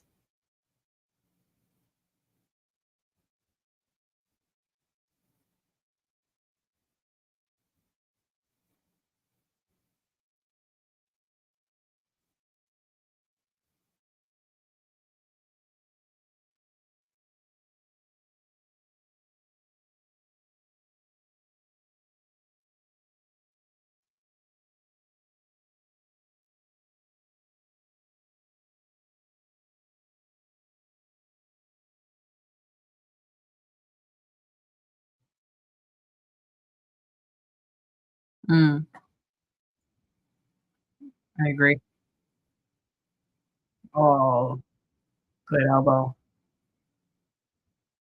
I mean, Oliveira was throwing some good leg kicks, but yeah, Sopaj, his movement was really good. Oh, nice.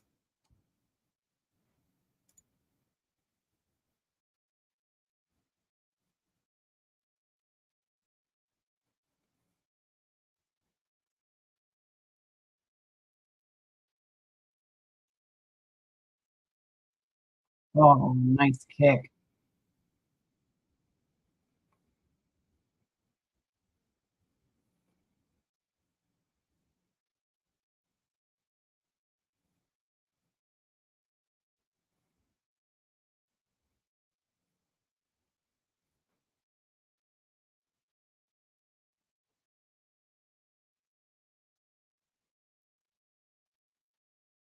Is Oliveira tired? I don't think he is. Not yet. He has to be careful with the reaching, though, Oliveira. Oh, immediately in full mount. Nice.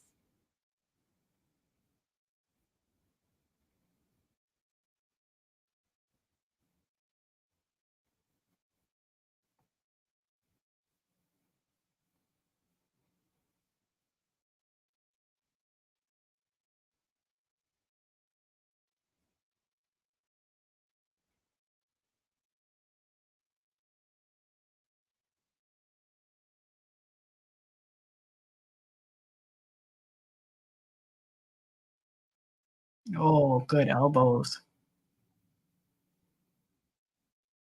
Um, step, step.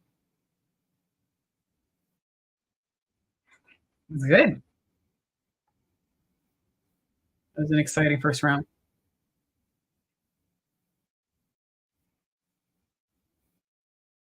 I have it one for Sopaj in this one. Mm-hmm. Oliveira did good, but I don't think he won that round.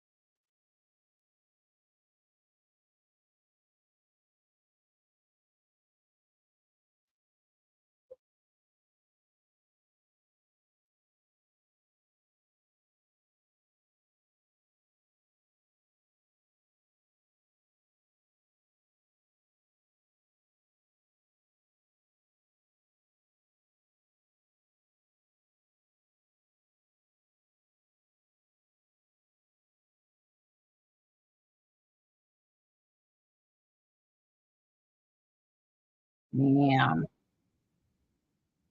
you see Oliveira's frustrated. He tried to go for the takedown, got taken down himself. He's beating himself up about that. So Paj attempting to take his back.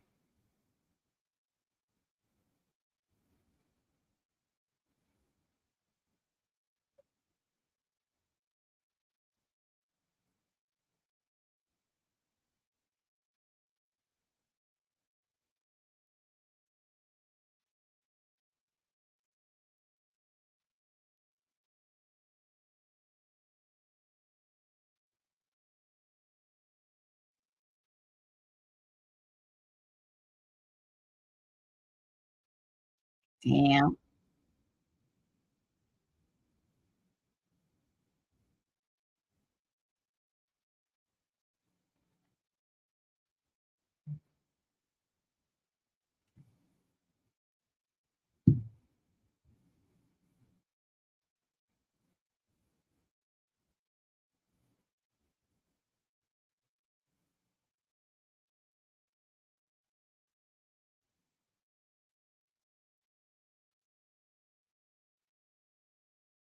Yeah, I don't think we're making it to round 3.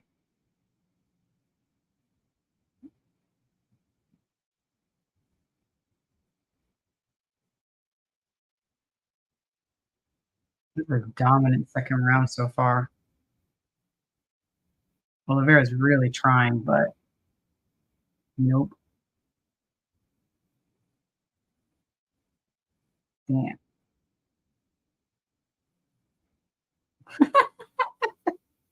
You just get paused.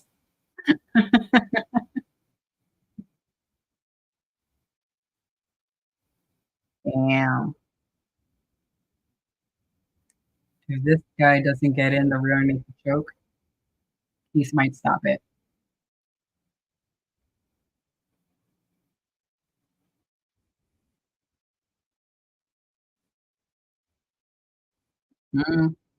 Potentially. The only thing Oliveira has done so far is just twist around. I don't know if he's gotten in any shots of his own.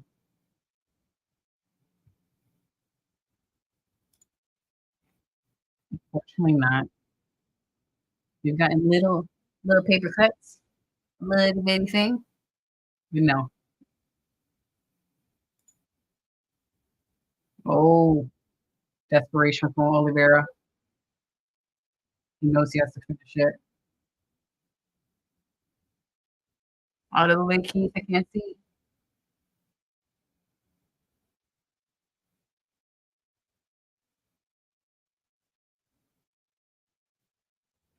Nice hustle from Oliveira. Because I really had him losing and not going to the third round.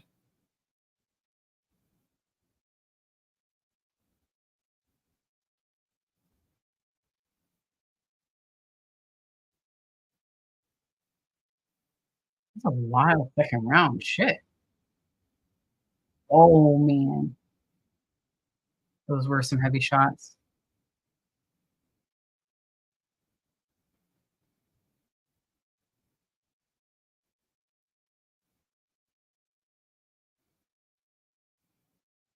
Nah, he let go of that submission too early.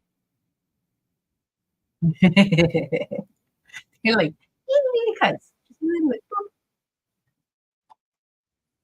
Nothing significant.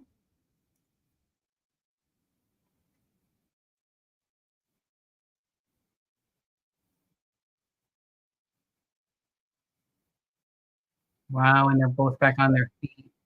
This has been a wild round.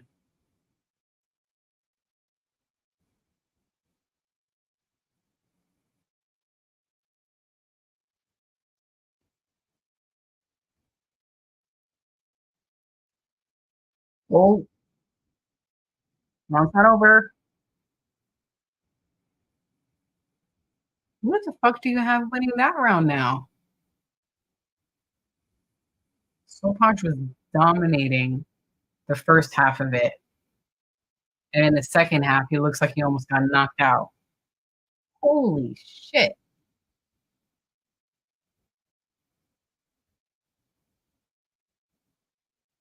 He's so wobbly.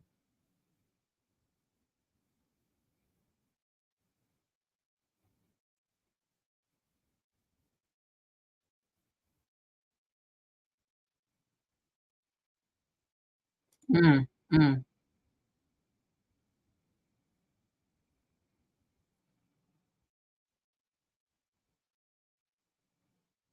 If that had gone a few seconds more, yeah, I think he would have gotten KO'd. And I was not expecting that.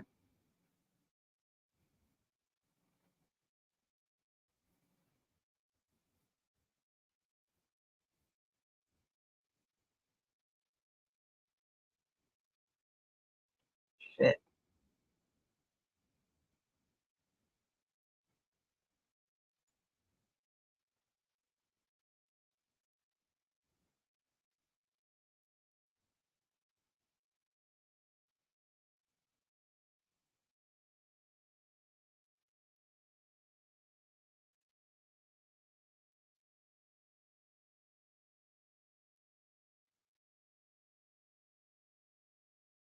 Whoa, good left.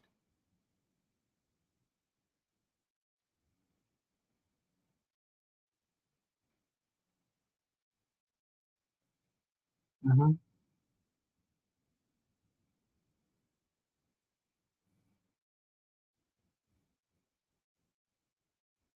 Wow, this guy's only 23.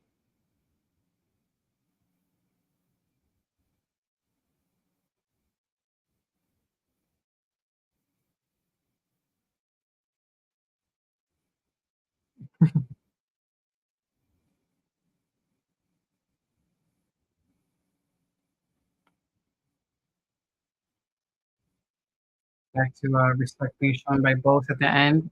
Oh, so Taj is gonna, yeah, I think so. And if he doesn't get KO'd, I have Oliveira winning this round so far anyway. This is wild. It seems like this dude is just trying to survive this round now.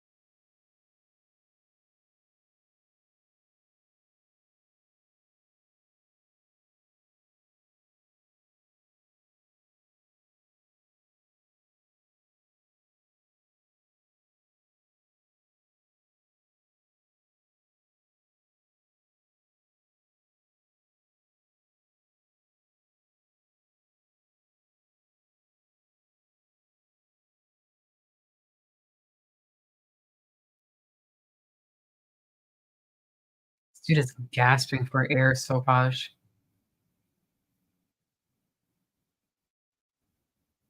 Let's take like this really big breath.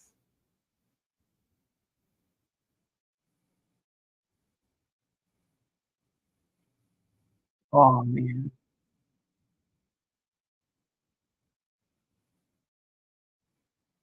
It looks like he just wants to be put out of his misery.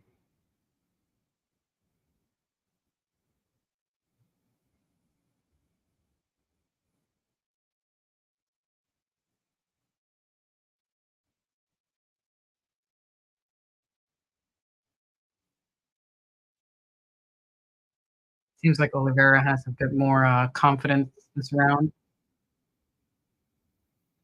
with his opponent not really throwing any strikes.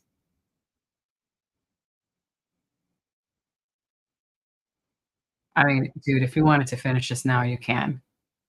Oh, look at the swelling on the left leg of Sapaj. He's got a nice welt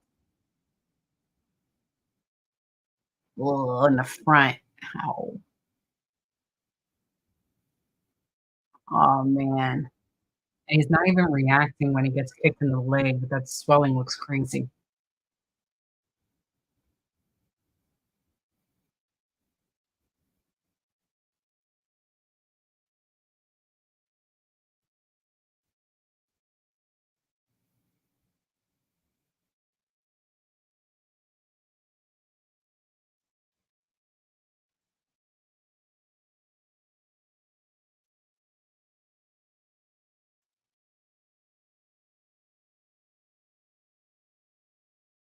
Oh, oh, holy shit.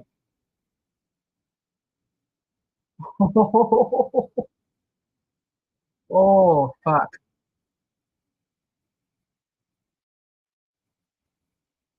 Uh-huh.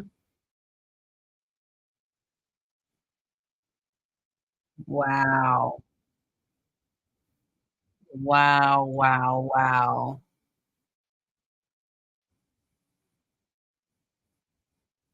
Can we see a replay? I need a replay. I need a replay.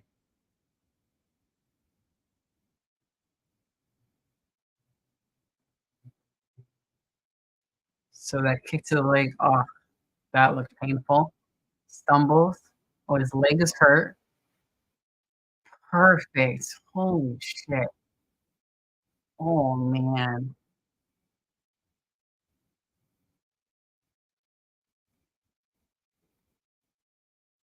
Oh, man. Down like a stack of potatoes. Dr. Evil missed a good match.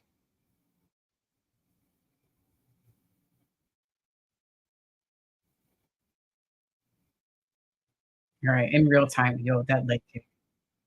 He's hurting and he's limping. Oh, wow.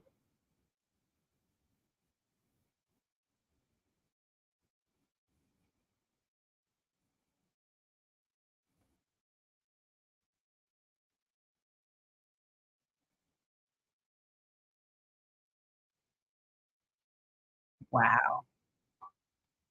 That was impressive. Really impressive.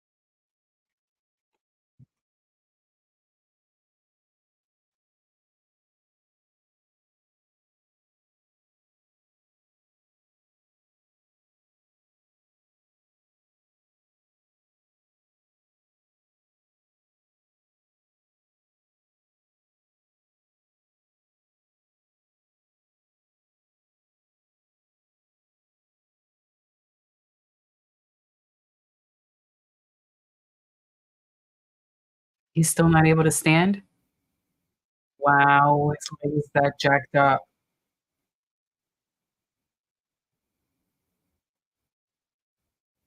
Holy shit, he can't even walk out the octagon. Dude, he can't even fucking feel that leg now. He can't put weight on it. He's worried about his hair.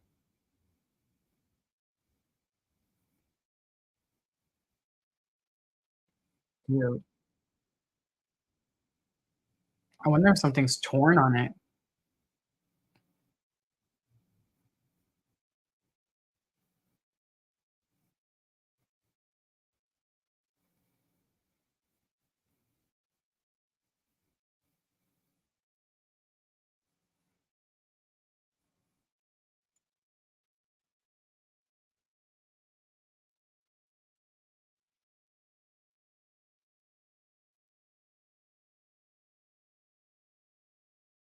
I'd agree.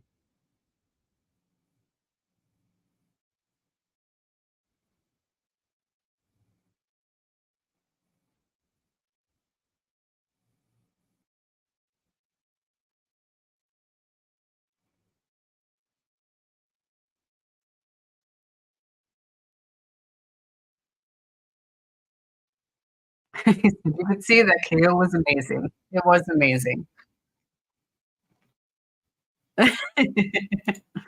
One of the few times they asked for it, but actually this one would be deserved. Oh, man.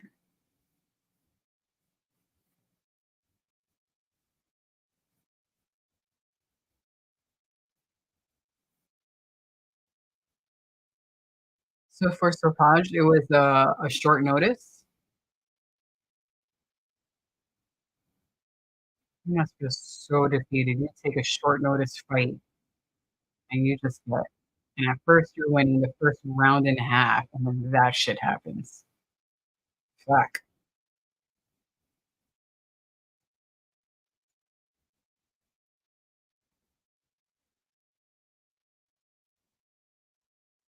Ooh, just about time for the featured prelim. Um, I will not say the nickname or the ooh, excuse me, yeah, the nickname of Eric Anders. I would just call him by his real name.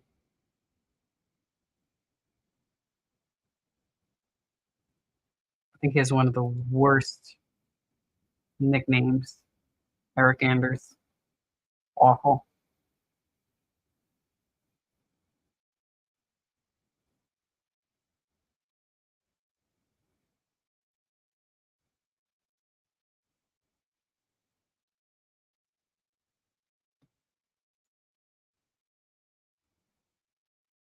Mm-hmm. Mm-hmm. This type of KO you take in debut, it changes your career. Yeah. And especially when you do that type of KO and you were losing. You were losing in the first round and a half. I thought it was going to be over. I thought he was going to be submitted. Nope. That's awesome. Good for him.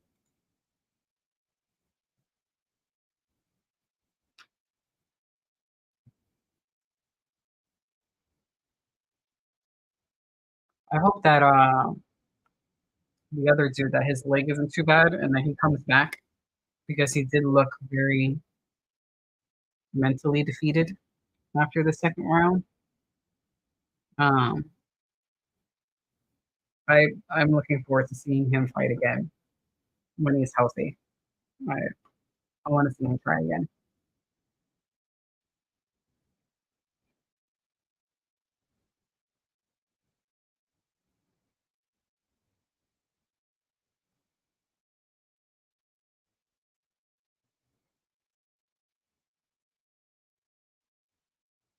Uh,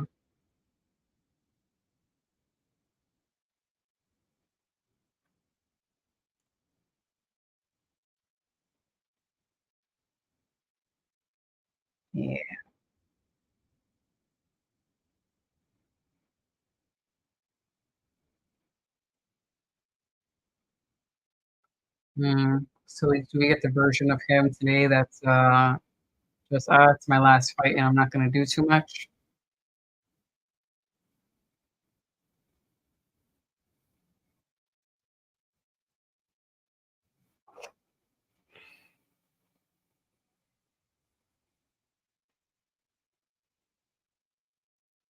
Are they trying to speed this up?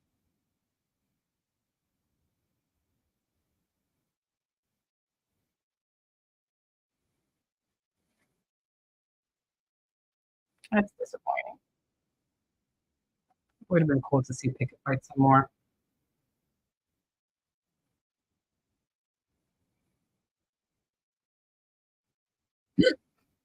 Sorry.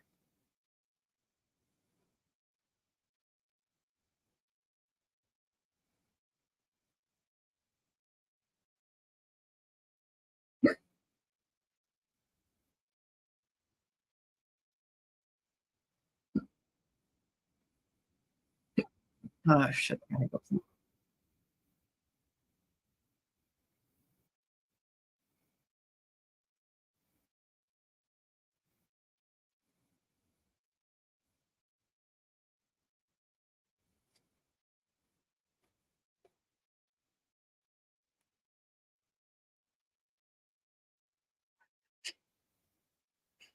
Thank you.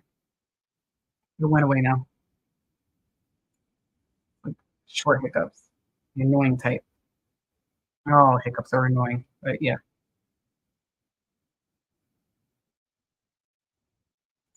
Thank you, Dan. Okay.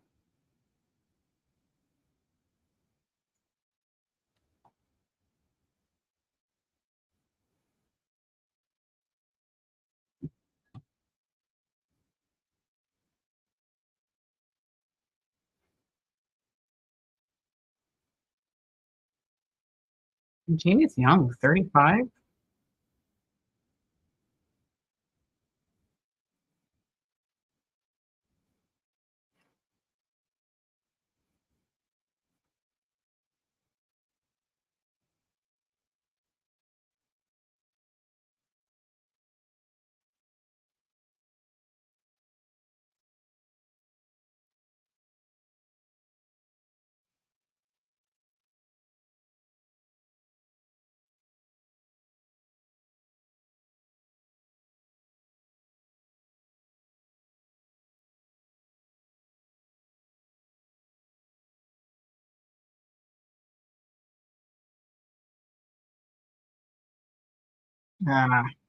Still using it.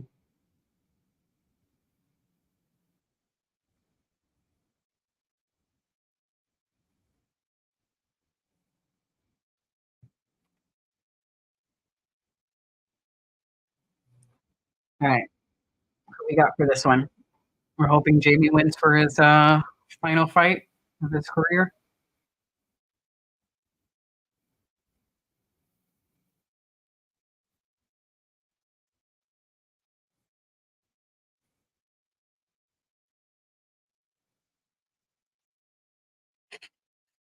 Missed that. uh,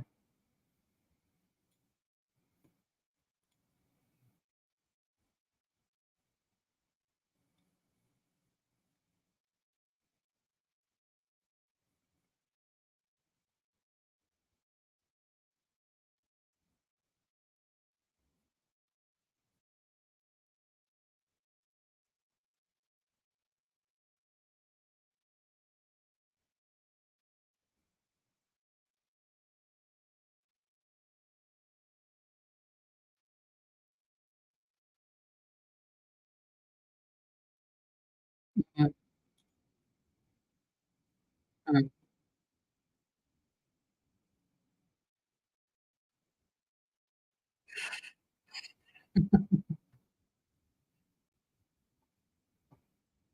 It's a Family Guy reference. Sounds like a Family Guy reference.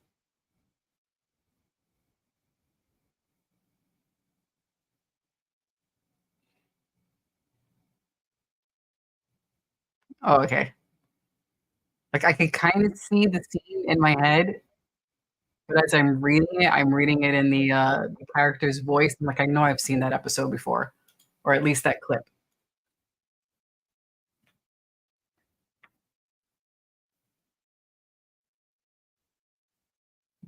Good knee by Pickett.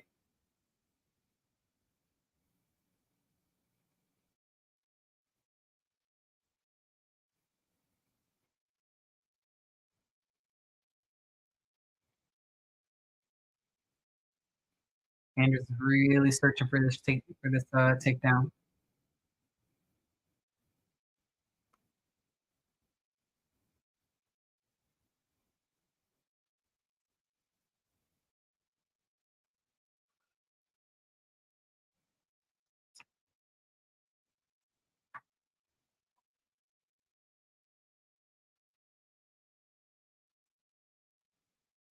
Oh, good right by Pickett.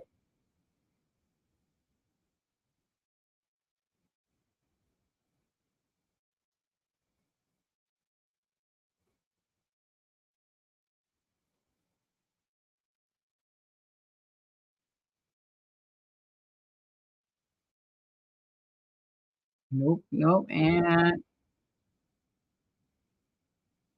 nice job Pickett defending that.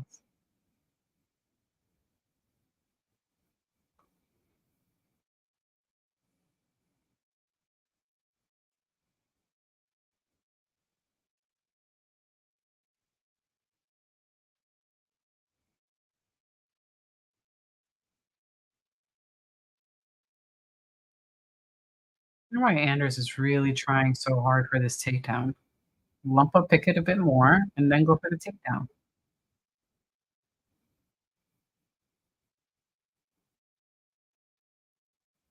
It has. Oh,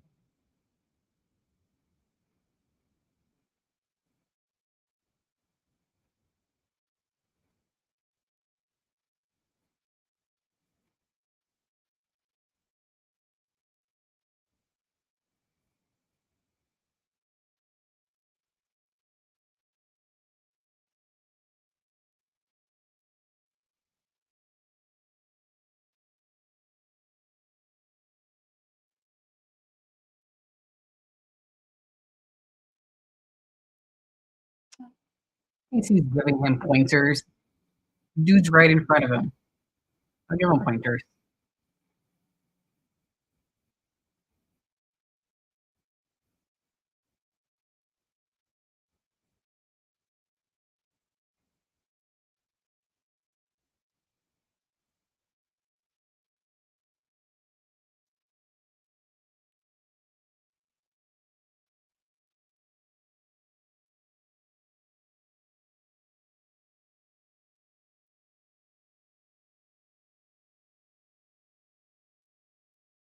feel like Pickett should go in with a knee every time Anders searches for the takedown. It's right there for you. Like, please knee me in the face.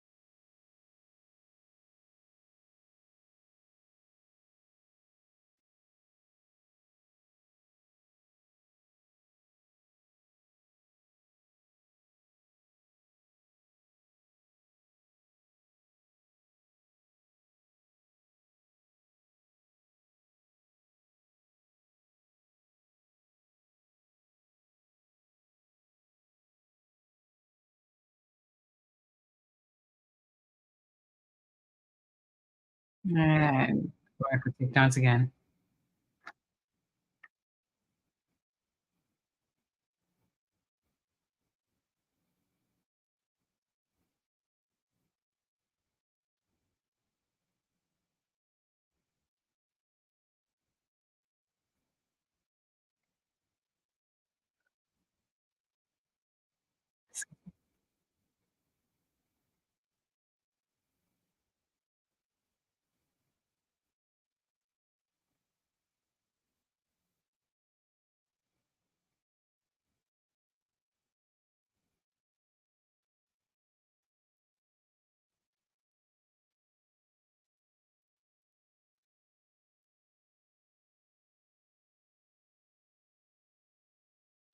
Oh, good knee.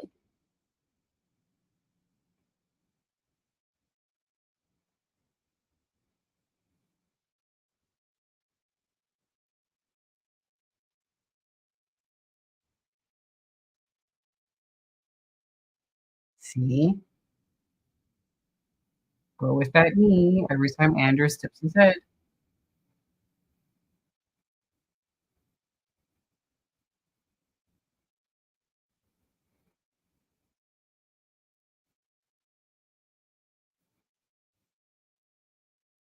And we got him now. I'm a little disappointed by this approach from Anders. Like he came in with just this one agenda, just how he's going to win. And it's a little disappointing.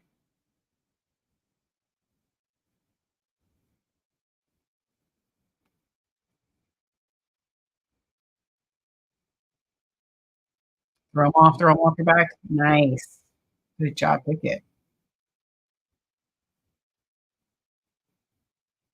And I don't necessarily have a pick of, whether I would prefer Anders to win or Pickett to win necessarily. I'm just not a fan of how Anders is approaching this fight today.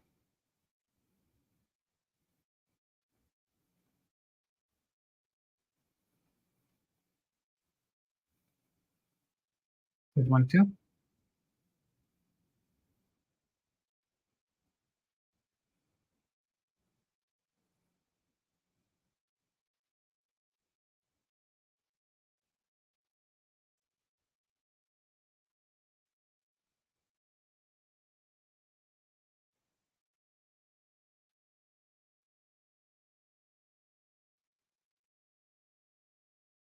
And gets him down cleanly.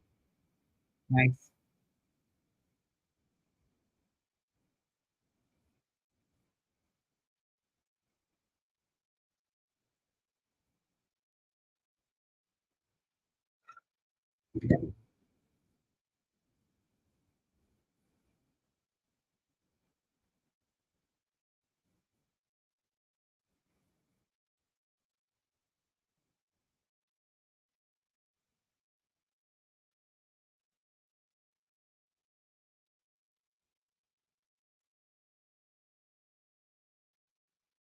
Watch the back of the head. Watch the back of the head.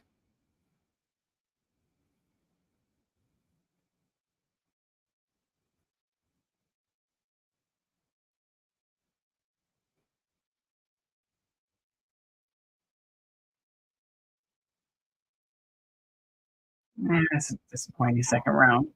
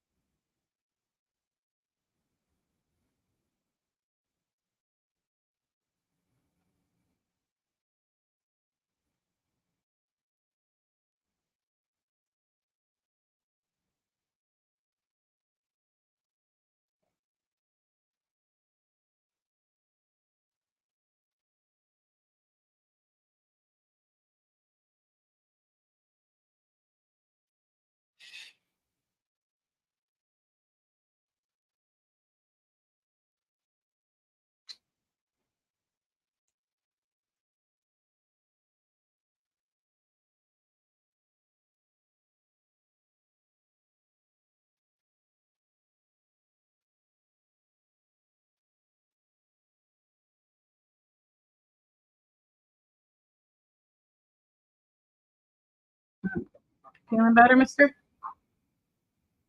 Feeling better? Yeah. It's on the featured prelim. Today is I think it's the last fight. Yeah. Look like you should. No.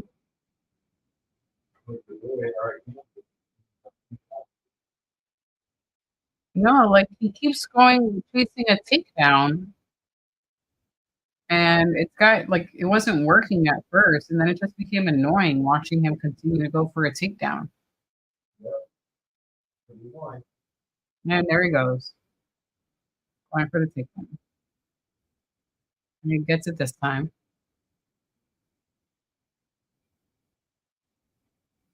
The fight before this one, though, you missed it.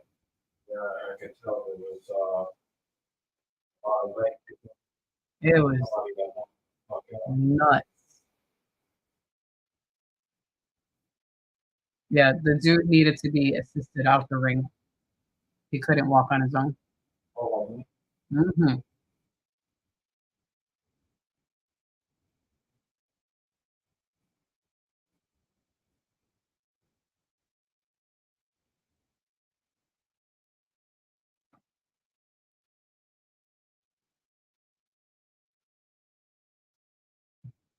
definitely just did Gotcha.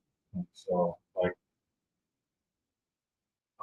just having my hips extended and no weight on my feet, Mhm. I feel more like a human being. You want to put a pillow? No, that the fellow was it was me in the head. I agree, David. It's been the most boring fight so far. Yeah.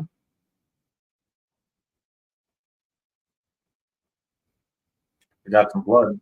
A little blood. A little blood, Dan.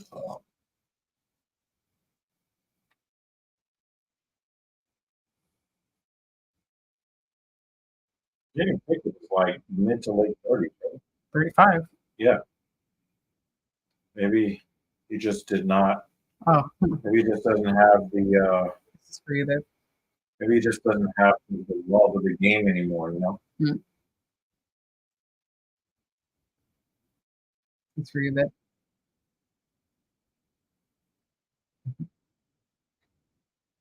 I like that. I like that.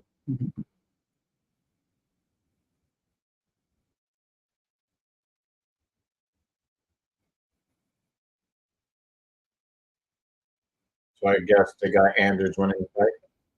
Yeah, I think so. But this has been the whole fight. If they're not on the ground, it's Anders chasing for the takedown. Yeah, Anders doesn't. It's like Anders is not a mixed martial artist. This is combat wrestling, and it's effective, but it's not going to earn him any fans. Yeah. And if you're Eric Anders, do you just want to be a fighter in the UFC, or do you want to move up and become somebody who could threaten for a title at some point? Mm-hmm. And even if you are very good at what you're doing, and Eric Anders is not a very good fighter. Yeah. But even if he was, you're going to have to do stuff that is going to influence the brass at the UFC to put you in these high leverage fights. Mm-hmm. If a great example of this would be Bilal Muhammad. Bilal Muhammad is being cheated right now out of a title shot at 170. Why do you think that this is happening? Mm-hmm. They want anybody to fight. They want anybody to fight for the title from the Englishman, except for Bilal Muhammad, and he's the most deserving. Why? Mm-hmm. You don't think that Dana White remembers that he laid on top of Stephen One Boy Thompson to avoid fighting him? Yeah. When they look at things and they want you in a title fight, right? The title fight is not going to happen on a UFC fight night with JL's favorite announcer doing the announcing. It's going to be on a numbered pay-per-view with Bruce Buffer announcing. Mm-hmm. And that means that they don't just want people who are going to tune in for free or near free. They want somebody who people are going to look at the matchup and say, I want to buy this pay-per-view with this guy or these two guys at the top of the card. Yeah. And I've always had respect for Bilal Muhammad, except for when he's avoided fighting guys by laying on top of them for 15 or 25 minutes. Yeah, it was a disappointing fight. Okay. Yeah. So this one was great shit. Yeah. So I know that JL likes Bilal Muhammad. I believe that Bilal Muhammad does deserve a title shot at welterweight, but he's not getting it because Dana doesn't think that he's going to be able to move the needle with pay-per-view buys. Mm-hmm. And it's already a problem because Leon, the dude with the belt, he needs somebody who is more entertaining than him because Leon is boring as hell. Yeah. I think if Usman was still the champion, Bilal Muhammad would have gotten the title shot already, but they can't have two boring guys in the cage. And Bilal might be okay on the mic, but when he's in the cage against somebody who can strike, he wants to lay down on you. And we all know that Bilal Muhammad is going to beat Leon Edwards. We all know this. You are not getting an interview. Nope, get out. Yeah. We know that Bilal Muhammad is better than Leon Edwards. We know that Bilal Muhammad, one way or the other, most likely,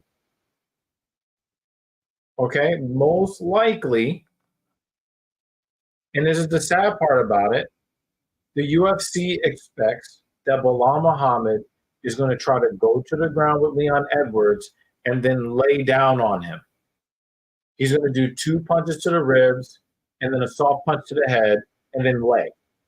And then 2 to the ribs, 1 to the head, and then lay. Mm. And nobody's going to want to pay to see that fight. That's the problem. Okay, Jay, I agree with you.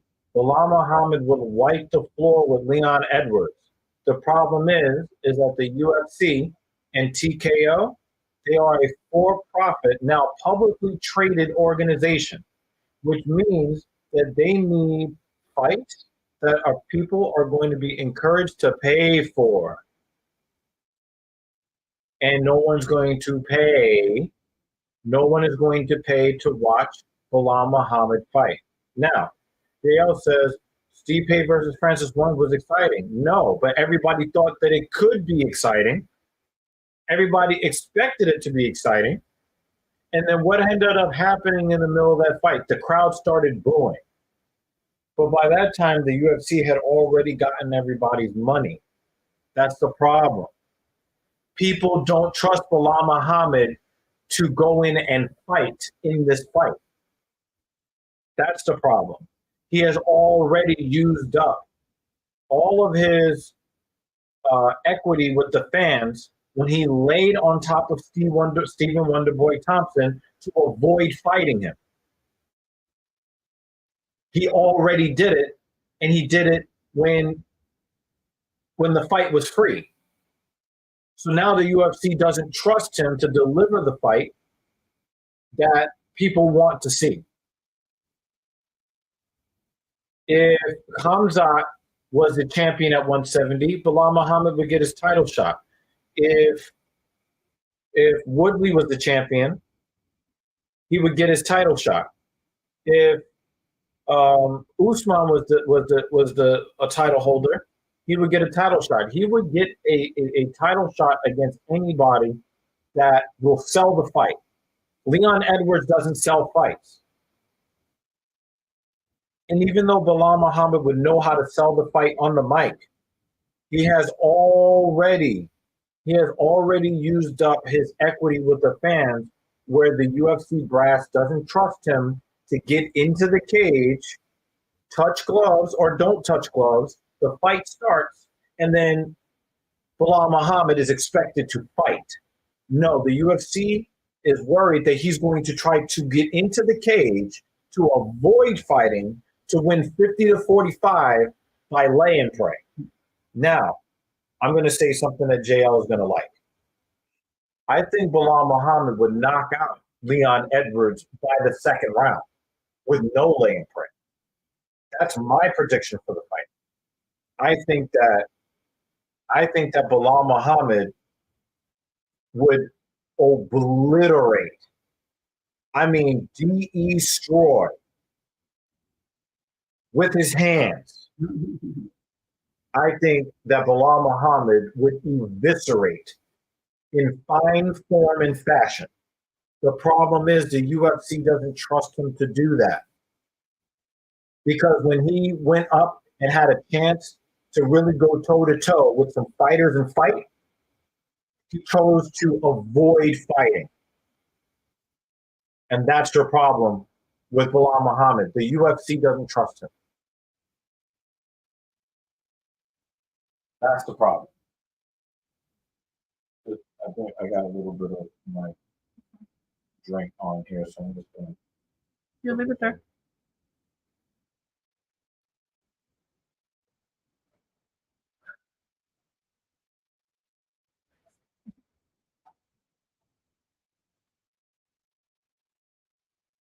I want to give up my seat. No, you ready to sit? Yeah, at least for a while. At least for a while. I might have to take another hiatus. Thank you so much for supporting.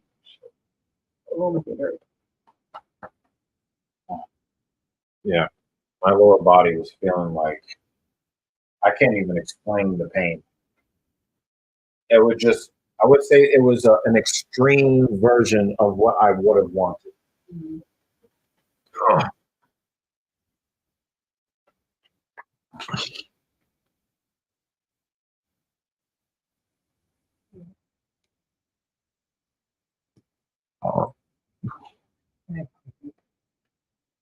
Yeah, I agree with this, Jay. But the thing is that everybody expects something exciting from Fajeda. That's the problem. That is the expectation. Okay. Um, I think that if Bilal fought Burn, bums. No. Um, again, me and you, we agree that the Izzy fight, not only was he losing the fight, but I don't believe that the knockout against Izzy was legitimate. I think that the referee stepped in too early. So we agree on that. But the thing is, they, the UFC expected something exciting from Fajeda. They expected something exciting that fans, oh, Israel Adesanya, 20-1, undefeated at middleweight. And here's a guy that beat him multiple times. Right? They had a story that they wanted to go with, which is why they elevated Fajeda. They didn't think that either one of those guys would lay on top of each other for 25 minutes. Right? And the thing is, this is a good example. David Banner makes a really good example here, right? Khabib was a heavy wrestler, but Khabib was looking to do massive damage to you, either on the feet, but usually on the ground. He was extremely exciting on the ground. Bilal Muhammad, well, we saw him. I always forget that guy that he fought. That I was super impressed by Bilal Muhammad in this fight because I thought that this guy was going to be like a really big deal. I really thought that this guy was going to be a really big deal until Bilal, like, really beat the crap out of him. I'm checking Bilal Muhammad's fight history. Sean Brady. Now, what Bilal Muhammad did to Sean Brady had me really thinking, you know what? Bilal Muhammad is that dude, even after that cowardly performance against Stephen Wonderboy Thompson. His performance against Sean Brady made me believe in Bilal Muhammad again. The problem is, I do not believe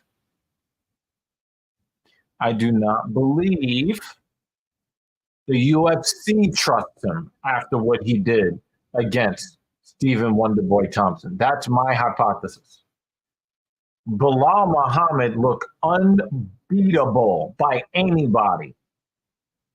Bilal Muhammad looked like he could hold the belt for 5 years with what he did to Sean Brady. Like legitimate destruction in a way that I did not expect. The problem is, does the UFC trust him to elevate a main event involving Leon Rocky Edwards, who has the personality of tap water?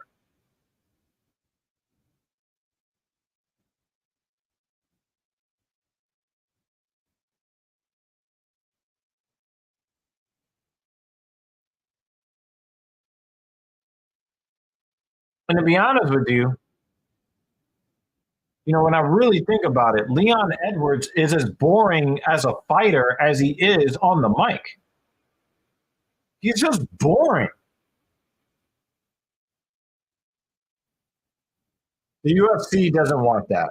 The UFC would rather Bilal Muhammad fight somebody else, have somebody else take the belt off of Leon Edwards. The worst case scenario for the UFC was for Leon Edwards to get his ass whooped for almost 5 rounds and then pull out that fucking miracle ass head kick. That was Dana White's worst nightmare. That's what I believe. I believe that Dana White still has nightmares from headshot dead.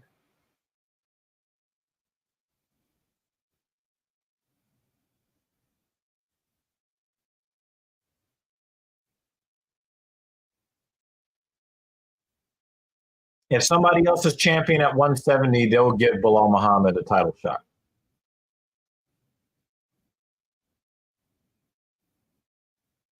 But I think that his performance against Wonderboy really got him on in Dana's doghouse.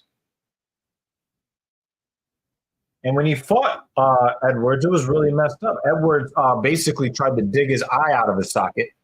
And I felt really bad for Bilal Muhammad. I felt horrible for him. The dude was crying, and he was crying blood. You know, the dude thought that his career was over. I felt really bad for Bilal Muhammad. However, that was a cowardly display against Stephen Wonderboy Thompson, and I don't think the UFC trusts him. And I think that the UFC is kind of echoing kind of the feeling that they get from the fans, that they just don't believe in Bilal Muhammad's ability to sell pay-per-views.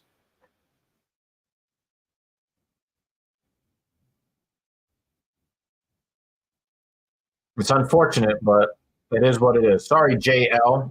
I know that's your boy.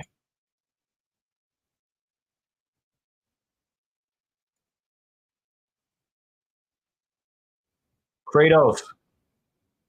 I just found out why Nikki Cross is a 62 in 2K24. Her last televised singles match was in July 2023, and the last time she had a match, period, was November 6th, 2023. I don't even know who Nikki Cross is. I don't really agree with a lot of the rankings that they have on WWE 2K24. And I think that is also another way that they are trying to pump up Cody Rhodes and trying to get people to like him more than they should. Look, he's a 93. Use him and he'll win. Shavkat is getting the push that Bilal believes he deserves. Bilal has an 11-fight unbeaten streak, but is what all those decisions in between lost to Grass's favor. Yeah. If he would have went for a submission victory or was really seriously threatening a submission against Stephen Wonderboy Thompson, everybody would have looked at him differently. They would have. And this is why Khabib gets a lot of respect and some of the other wrestlers. This is why Brunson is not in the UFC anymore. Brunson did win fights in the UFC, but everybody hated the way he did it. He just laid down on people to avoid fighting. And that's not what people want to see. So if you don't like the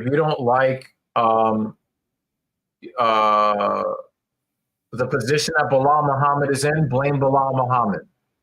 He took the easy way out in the moment so he could get past Wonderboy.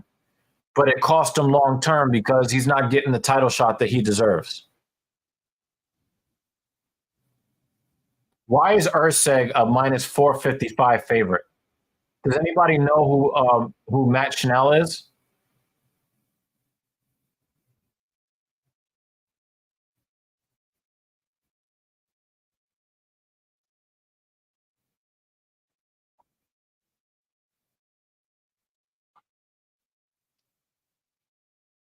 So Nikki Cross dressed up as a superhero, Kratos? Is that what you're saying?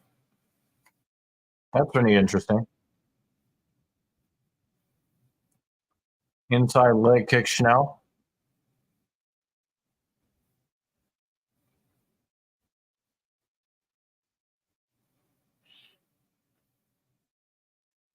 Sneaky left hand by Urseg.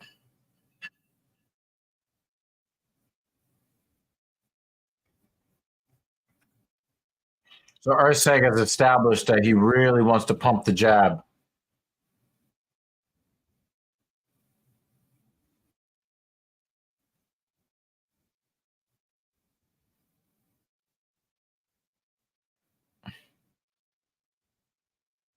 Urseg wants to throw the straight left. He wants to jab his way to a right hook. Oh, we got tea. That's nice. I appreciate you. I'm trying to feed my muscles with tea. I still feel cold. Mm. I'm tired. I'm taking a nap.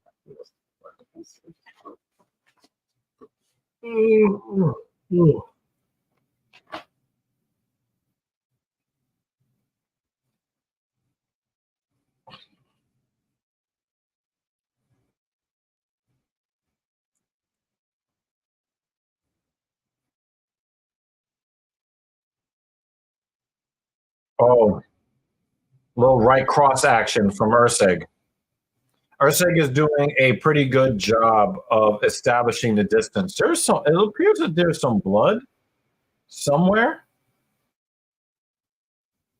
and I can't tell if it's blood or if it's a skin blemish. I think it's blood. Oh, it looks like blood. You see it, some drops. Yeah, and you also see it around his collarbone. Yeah. Oh, it's from Schnell. Oh, Schnell's open. Thanks, camera guy, for only showing me one side of Schnell's face.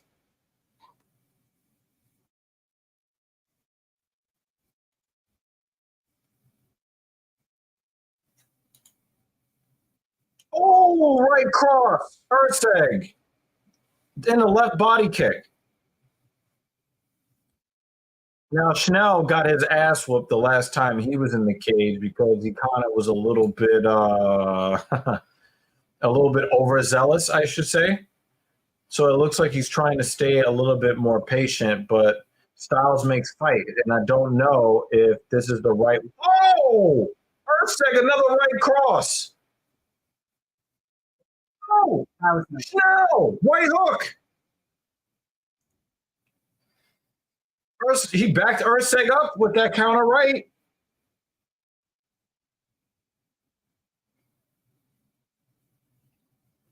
Did Urseg punch the blood off of Schnell's face? There's less blood on his face now.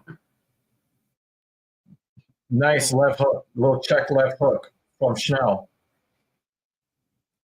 But he made Urseg wake up and respect him, for sure. Yeah, that's what I was thinking when I looked at this. Uh-oh, Urseg is going to the wrestling. Urseg looks like he's got a little bit more urgency to him. I think that right. Oh my God, that was a crazy overhand right.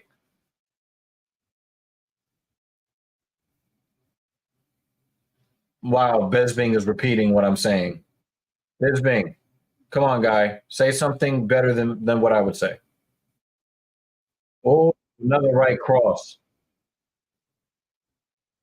Left jab.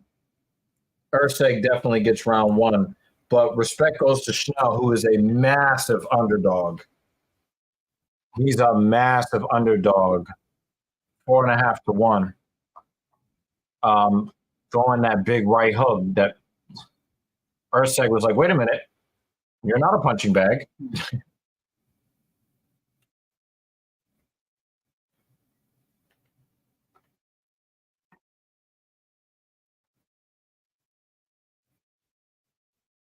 That looks like digital art that's meant to look like stop motion animation. Because the reason why I say that too is because you've actually done successful stop motion animation yourself.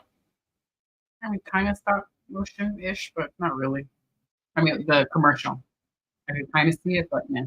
Yeah, no, because the thing is, I'm looking at like the like the way that like when the bird walks off, like the way he's walking. Yeah, like it's like they wanted to make it look like stop motion animation, sort of like a Robot Chicken-esque, but it did not look. But yeah, but it didn't. It looked digital, all digital. No hidden razors needed here. We all bleed hard way. Join the UFC. Sounds like a nice slogan, right, Doc? Urseg is getting killed on the back foot by that straight off the 1-2. Huh? I got Urseg actually. Oh, he killed him. He's dead. He's dead. Good night. And then he just woke up. Yo, that dude went to sleep and was just like, wait a minute. I'm sleeping on the job. Okay. All right, man. Dan, this is around the 3-hour mark into the stream. When you go to come back, this is around the 2:58 or something like that. All right. The day at work. Yeah, man. Yo, Urseg just ended the career of Matt Schnell. Wow. Yeah, wow. That's exactly what happened. Night. Oh wait, I'm up. Yeah. Uh-huh. The left hook puts him out.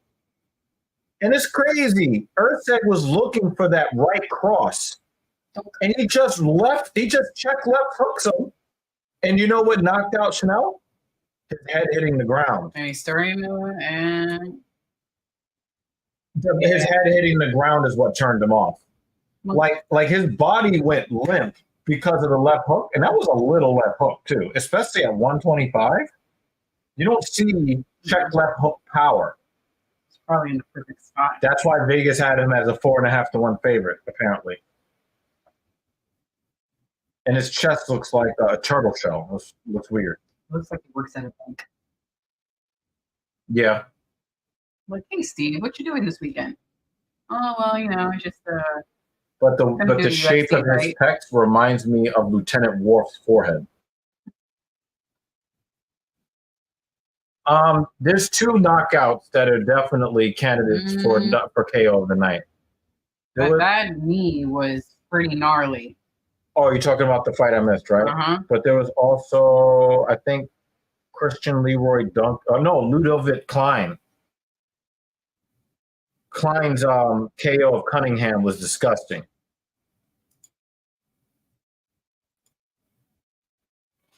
But I think that you're probably going to see a few performance bonuses. Yeah.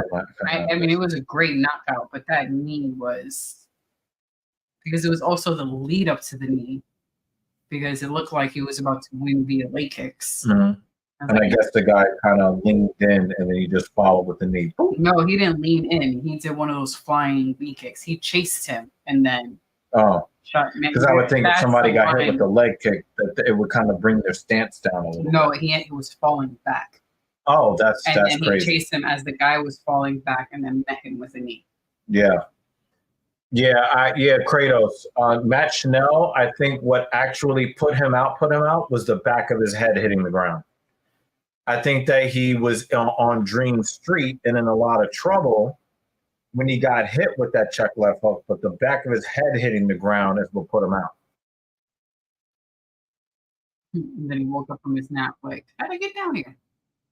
Yep. He probably thought, oh man, I'm not supposed to be. Yeah, we'll check it out in the future.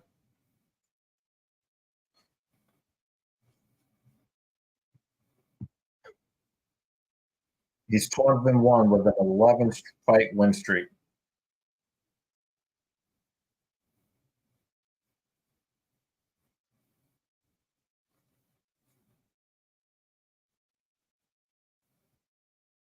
Oh man! Oh, and look how hard his head hits the ground.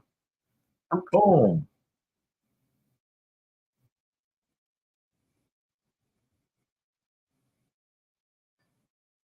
Yep, the back of the head hitting the ground is what shut his lights off. And then when he woke up, he was like, nope, this is bad. I'm not supposed to be in this position. Oh, man, I lost.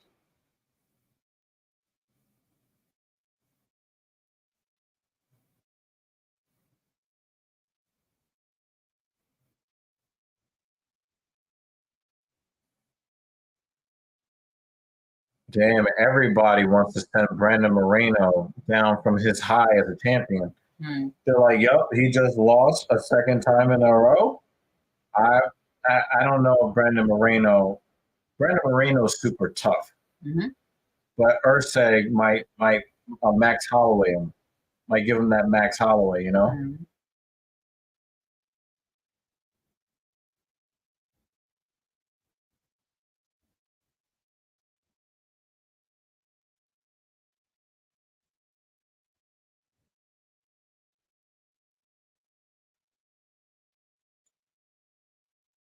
Again, I want to thank you guys, the list of the usual suspects, for coming through and hanging out with us on yet another 50 Casual MMA watch party. Thanks, early one. Yeah.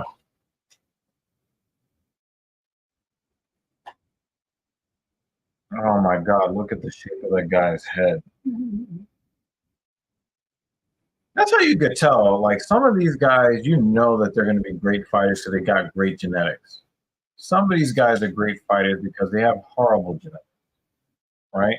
Either they're super short, or their head looks funny, and he just got tired of getting picked on. And it's like, yo, I'm gonna just start fucking people up for a living.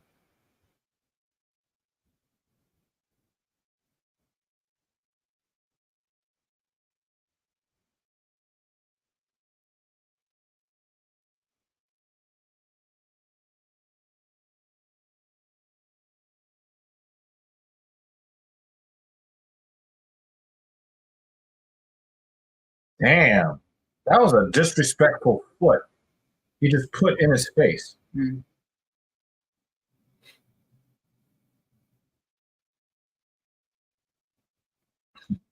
You're messed up for this, Kratos.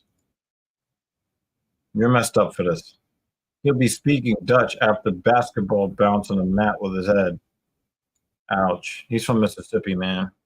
Imagine you go from being from Mississippi to instantly cultured when you take an earth-seg left hook to the fucking jaw.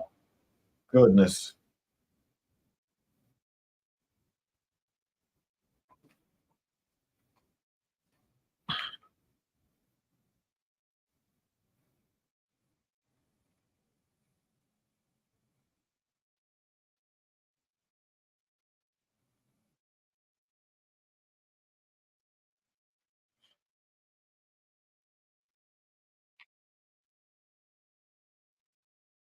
I got the Suits guys. The car. Yeah, in the T-Mobile commercial, yeah. And the younger one is still playing like he lives in his mom's house or something like that. Dude, you were young 12 years ago. Stop it.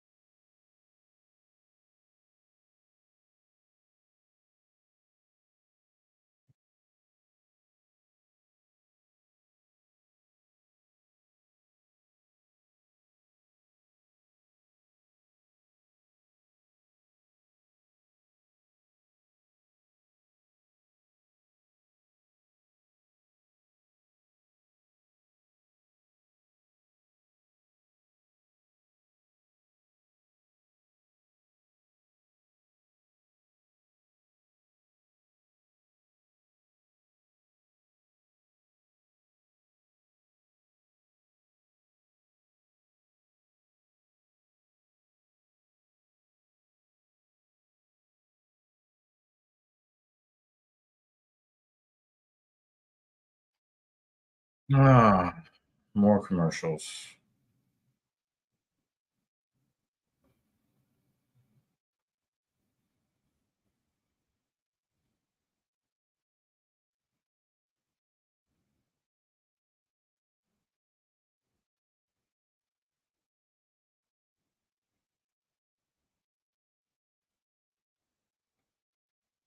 Wow, Kuznetsov got waived.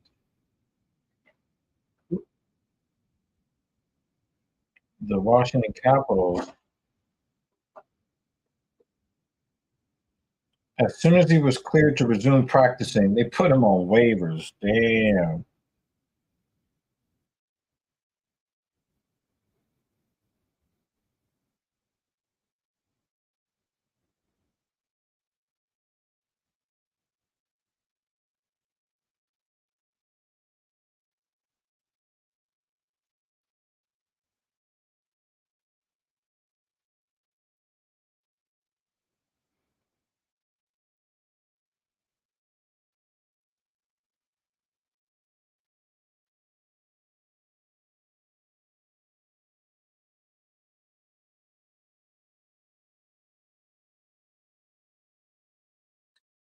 Crazy. Pretty sure Captain Paul will be making a video about that. Hmm. It's really crazy how like they really want to sell MVP Michael Venom Page as like some great fighter, and they don't have any of the footage of when he was considered to be this great fighter. Oh. Why is it that me and David Banner are always thinking the same thing at the same time? Y'all need to stop with this hive mind. For real, man. That shit is crazy. That shit is crazy. Oh, wow. Curtis Blades and Hilton Almeida on the prelims. That's disrespectful. Matus Gamrot versus RDA on the prelims is disrespectful. That's crazy. I mean, yeah, it's a lot of exciting fights, I guess, but a lot of those names belong in the main card. And if there is a fight that falls through in the main card, I'm pretty sure. He's going to point out. Yeah. Yeah. David Banner is not entirely wrong. Almeida earned his prelims position after his last stinker. Yeah, he just didn't want to get knocked out.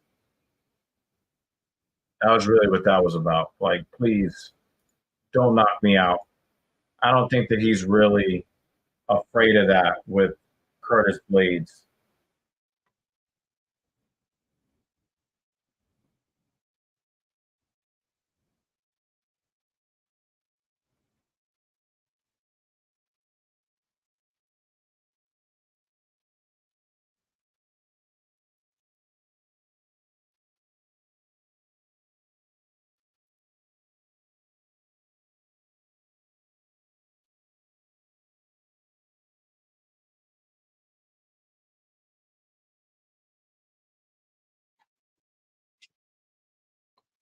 I really hate how Verizon sells phones.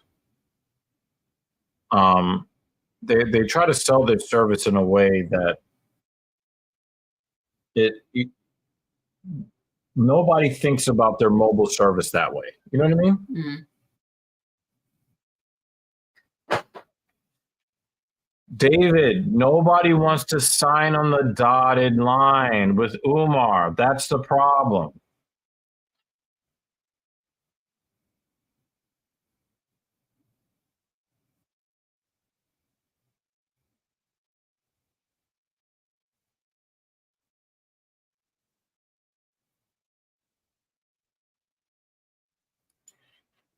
The problem is that the fighters that he needs to beat to move up in a division, when they get offered the fight, they say, no, I need to fight somebody else who is not going to kick me in the head and then choke me out. That's the problem. And I think that there's also a bias against these Dagestani fighters that other fighters in the UFC just don't like them. And a lot of them don't like Khabib. They don't like the Dagestanis, and this dude has the same last name. Yeah. You say? No, but I mean, he's got other cousins too that aren't called Nurmagomedov. Mm-hmm. You know.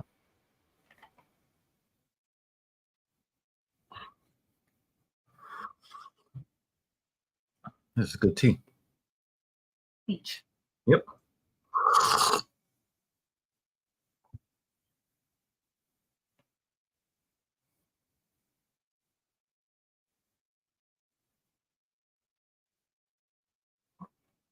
It's crazy how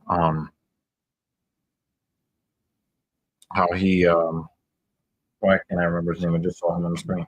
Danny DeVito. It's amazing how he's just disappeared off the face of the planet. Except that I think it's Always Sunny in Philadelphia is the show that like he's been on like for a long time. Mm-hmm. He just went on to that show and just disappeared from everything else. The dude was a big time movie star, big time. And now, because I don't watch It's Always Sunny. We forgot about him. Yeah, and then it's like, oh shit, he's old. Mm-hmm.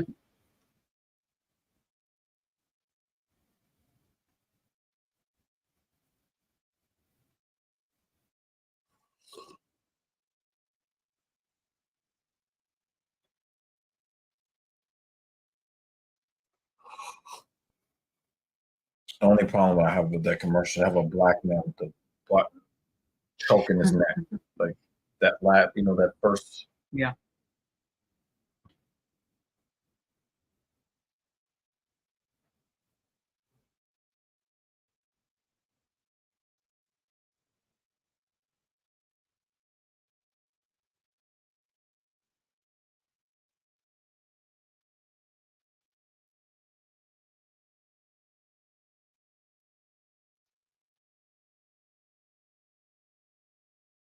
Sanhagen ain't nobody's bitch. I want to say that. Sanhagen ain't nobody's bitch. He may not always win, but he's never a minus 1,200 favorite. God damn. He's a 12-1 favorite. Sanhagen is not going to shy away from any uh any um any challenge from the fighter. He's going to sign on the dotted line if he is healthy enough to fight. You know,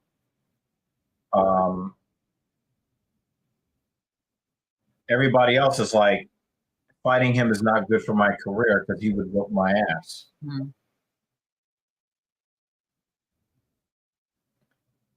Fighting him gets me the show money for this fight, but I lose the big money fights at the top. Yeah. I don't think that, as much as I love Sean O'Malley, I don't think he has anything for Magomedov.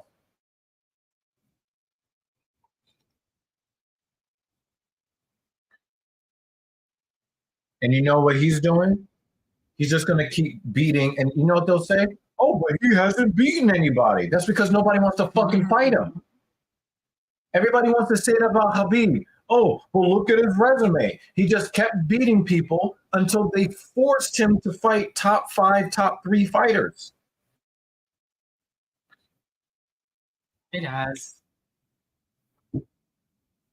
I mean, it did get started late, a whole half an hour. So I think they lost the fight and started at 1:30 instead of 1 o'clock. Mm. That was a nice high kick from Al Makan.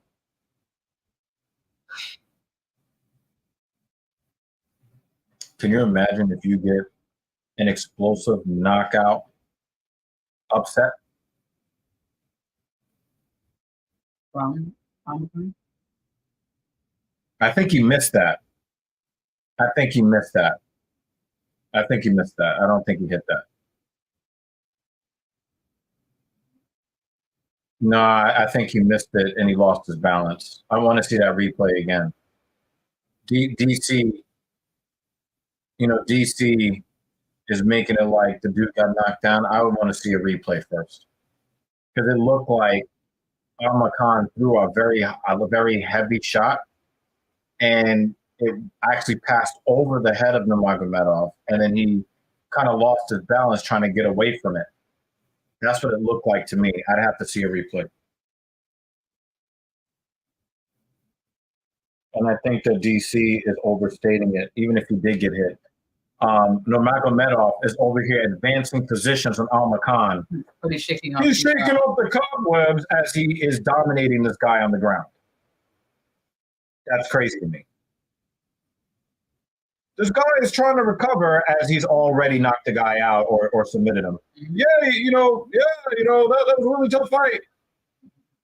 He's still struggling with him. He's got his back. He's got a hook.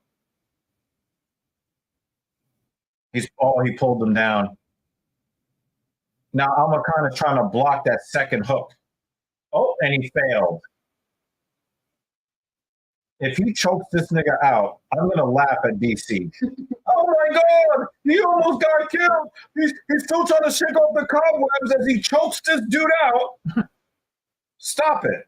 That's this is what kind of got me from not really liking the commentary of Joe Rogan. Joe Rogan is sucking off the guy losing the fight because that's the guy he wants to win.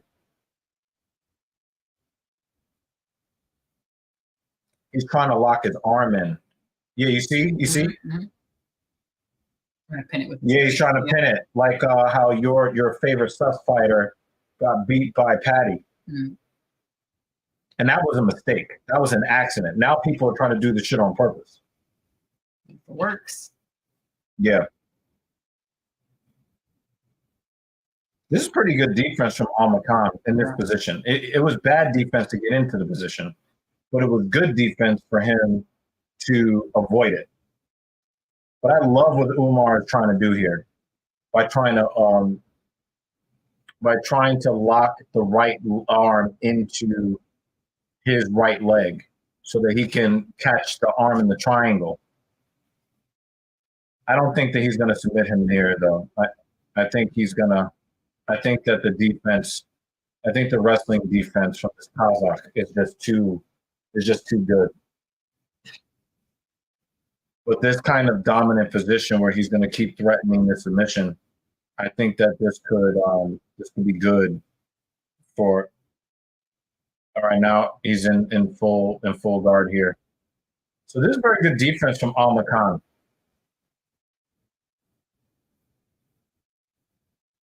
63 seconds left in the first round.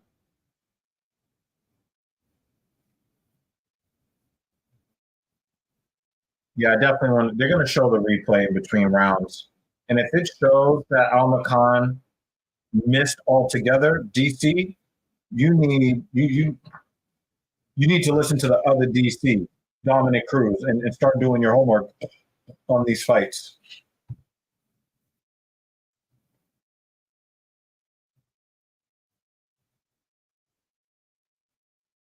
Now, the difference between what Nurmagomedov is doing here and what Bilal Muhammad is doing is that Bilal Muhammad never made any attempts to advance the fight against Stephen Wonderboy Thompson when he was in these dominant top positions or up against the side of the cage.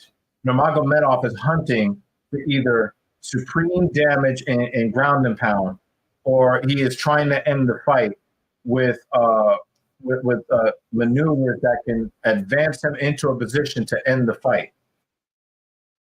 And Bilal Muhammad was doing 2 punches to the body, 1 to the head. 2 punches to the body, 1 to the head, with no power behind it.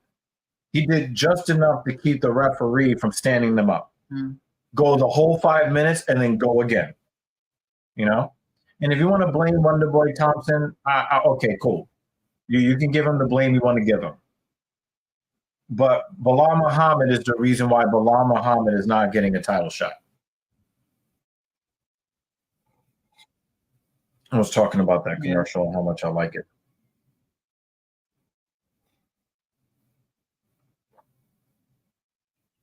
Do you see what I mean? They're trying to make it like it's a stop motion type of situation when it's all digital now. Kind of annoys me a little bit. Like, pay some stop motion animators for real, you know? Yeah. It looks better.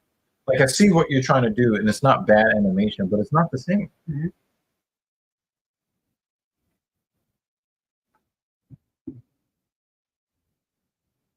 know, have some people make some play figures. Take a snapshot, take a snapshot, take a snapshot. Yeah. It's not fun. Yeah.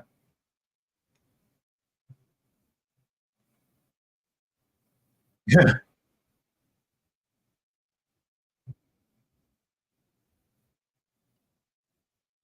It looks like Nurmagomedov is trying to set him up for some sort of high kick.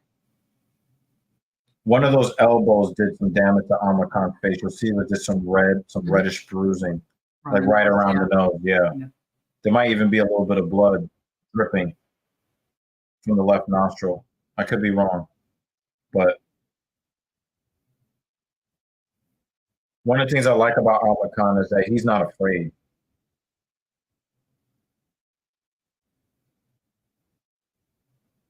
Problem is that he's getting the cage cut off. Al-Makan is in a lot of trouble right now. Oh, there's the right hand. Right hand in the takedown. And the way that Nurmagomedov fights, either that knocks you out or now you're on your back. It's very hard for me not to be impressed with the technical dominance of Umar Nurmagomedov.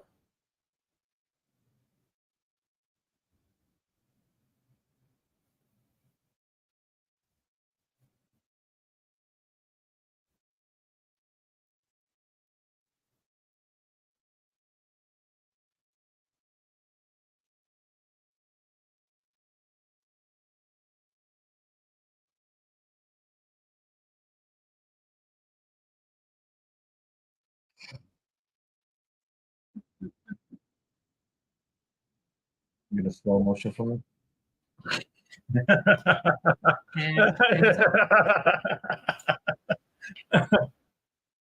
Nice scramble. Almacan. Oh, that was a borderline legality on the knee. Almacan with a great defense to get to his feet. Almacan is doing it. He's doing better than I would expect anybody to do against Nurmagomedov. The problem is that he's got no defense to stop Nurmagomedov from getting him to the ground, but his ability to like scramble with Nurmagomedov and to fight off submission attempts and things of that nature, I'm very impressed by that. Oh no. Uh-oh. Oh, and we're in full. Wow, you fucked up, Almacan. Yeah, this is probably going to be the end of the fight here. This is the perfect mount position to be in. He's not too high. He's in a dominant position. The bulk of his body weight is right on the belly button of Almacan. He's going nowhere right now.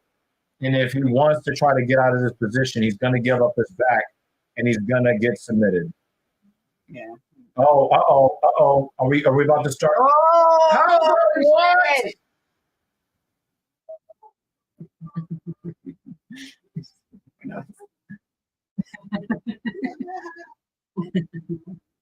He knows that Nurmagomedov is going to grab him, and he can't do anything to stop it. It's crazy.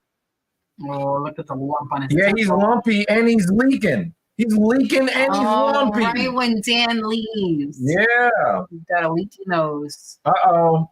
And he's back in full mount again. What an elbow. That was a nasty-ass elbow. But, DC, tell us how Almacan is just scrambling Nurmagomedov's eggs. Oh. Please tell me about all the damage that Almacan is doing to Nurmagomedov right now. Oh, that was powerful. Did you see that little buck? Mm-hmm. Almacan is nobody's bitch. He's getting his ass whooped, no doubt. But I got a lot of respect for this guy, for signing the contract. Mm-hmm. Let's start there. He signed the contract. He ain't giving up. Man, almost got up again. You know, and the thing is that the dude, that's a real man, yo. People in Kazakhstan live hard lives, man. Something about, yaks and alpacas and stuff. I don't know. No, he has a funny looking forehead, and now the side of his head is all lumpy. But, I definitely want to see Almacan fight somebody who is not as destructive as Nurmagomedov. Look at him. He has that same look on his face that Barboza had against Habib. Yeah, I'll get to that. That shit was crazy. Usman has faced some adversity on the feet, but then he mauls on the ground, and DC's commentary knee pad takes age like milk. Mm-hmm. Well, yeah. That. Yep, that.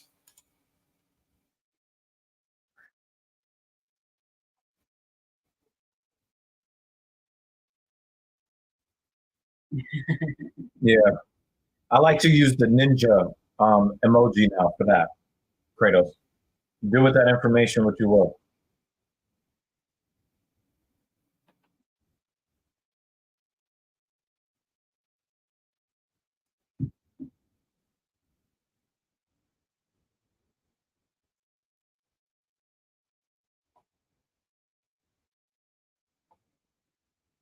I think Caitlin Clark gets too much praise from one side and too much hate from the other side.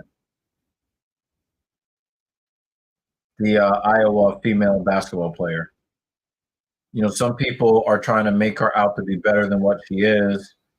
Oh, she's about to beat Pistol Pete's record. No, she didn't play against men. She's not beating his record. She played against girls. So she's got the women's record. Get out of here with that. I hate it when they try to blur the lines of, the women's records and the men's records, right? Show me the female football players when they play against each other and how they stack up against the men. Oh, wait, that's right. They don't have that league. Stop trying to blur the lines. But then the other side is like, well, she's white and she's straight and she's religious, so we don't want her in our WNBA gay league, you know. So I think that she's getting too much praise on one end and not enough praise on the other end. You know, too much hate on the other end. Well, this guy cannot. there goes his face. Now, the scrambles from Al Makan, I'm very impressed by. But he has to keep scrambling because he cannot stop getting taken down. Mm-hmm. Now, it is a possibility that Nurmagomedov is so good at wrestling, offensive wrestling, that it doesn't matter who it is. It's possible. It's possible. It's like, really hold on to your head. It's like, oh, yeah. I'm going to caress and then thump. Oh, that was a nasty elbow. But that was a good elbow. Did you hear DC? Oh, no. No.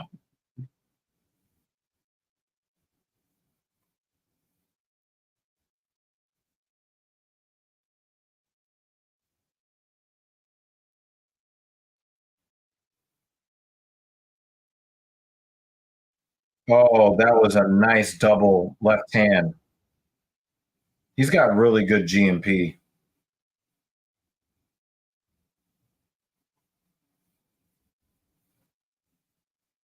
Uh-oh. You see he's advancing, right? He's advancing. That left knee. Oh, yo. Al Makan is so lucky he made that move because Nurmagomedov was working to get that full mount, and he was sliding his way out of full guard into a high half guard, and he was about to slide that right leg. Oh yeah, he's cooked. He's cooked. He's all flattened out. There it goes. He's all flattened out. He looks like me when I was doing my leg curls today. All flattened out. Well, look, he's still not giving up. He's still not giving up. And he's trying to get that knee back, and he does. Not all the way, though. So we got a 3/4 mount here going, all right? Al Makan is getting fucking destroyed in just the most valiant way possible. Lots of respect to Al Makan. He's probably going to lose 30-26 or something on that level. He's probably going to lose 30-26 or something like that. But you know, this guy, he's the real deal. And the thing is, Nurmagomedov is like, okay, so you're not going to let me finish you. Okay, I'm just going to make you miserable for the rest of this fight.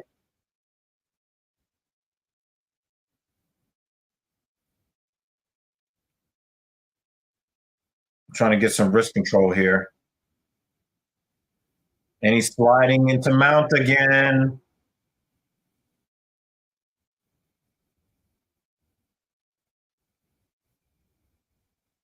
Another, wow, 139 of 170. That, wow, the accuracy, his strike accuracy is crazy. Where did Jay go? Did he go to work? Comment? Yeah.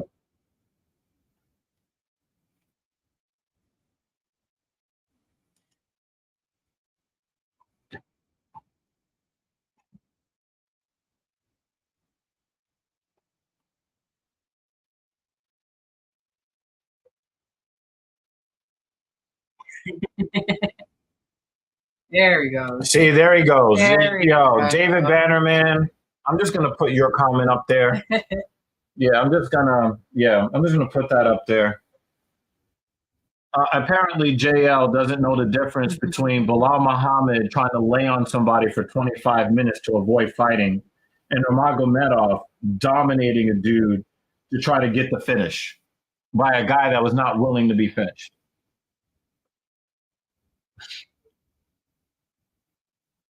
Al Makan was not willing to be finished. Not by submission. That dude scrambled to keep from getting finished in that fight. Bilal Muhammad did not. Nah, you wild. You wild. And the thing is, if Sugar did finish him, I would actually be pretty happy because I would love to see O'Malley hold the belt for like the next 6 years. I would love O'Malley to cement himself as an all-time great and not drop the title for years and years and years. I would love that for Sugar Sean O'Malley. I like him that much as a person and as a fighter. However, Nurmagomedov would destroy him. And I would not, no. Now, if you want to talk about Merab, that's a very interesting matchup. But I still think that Nurmagomedov dominates him. Oh, wow. His body is fucked up. Yo, that dude looked like he just did a tour of duty in Iraq. That is lumpy. Yo, that dude looks like he never wants to fight again. Oh, man. That dude looks toe up for the flow up. Golly.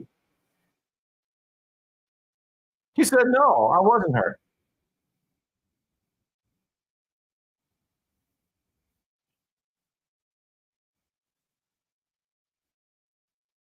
You barely touched him.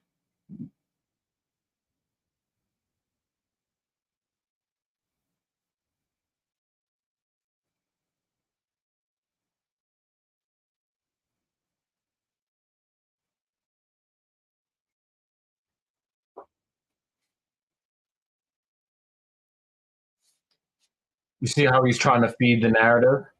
So what you're saying is you got knocked out and you woke up while trying to choke him out? Fuck out of here. Why is Sugar licking his chops after Umar's victory? He's already talking about how Ilya's winning was just what he wanted and is looking past Cheeto. Yeah, O'Malley is going to kill Cheeto Vera. He's going to kill him. I'm telling you. He's going to kill Cheeto Vera. The problem is there's two guys in the division he has a near zero chance of winning a fight against. And that is Merab and Nurmagomedov. And if Sean O'Malley is lucky, Nurmagomedov and Merab fighting against each other, tearing each other down, softens one or softens the winner up so that O'Malley has a chance to have a chance.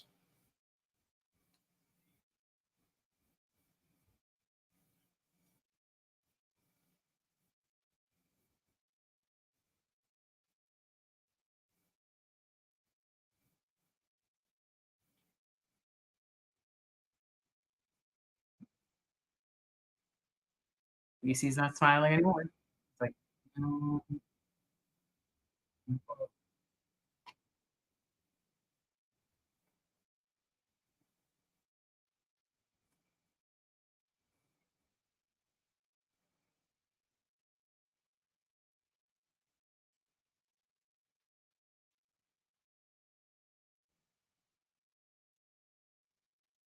I noticed that a lot of the Muslim fighters are finding ways to, like, it's almost like they're getting media coaching to avoid saying anything inflammatory against the aggressor, the current aggressor in that conflict.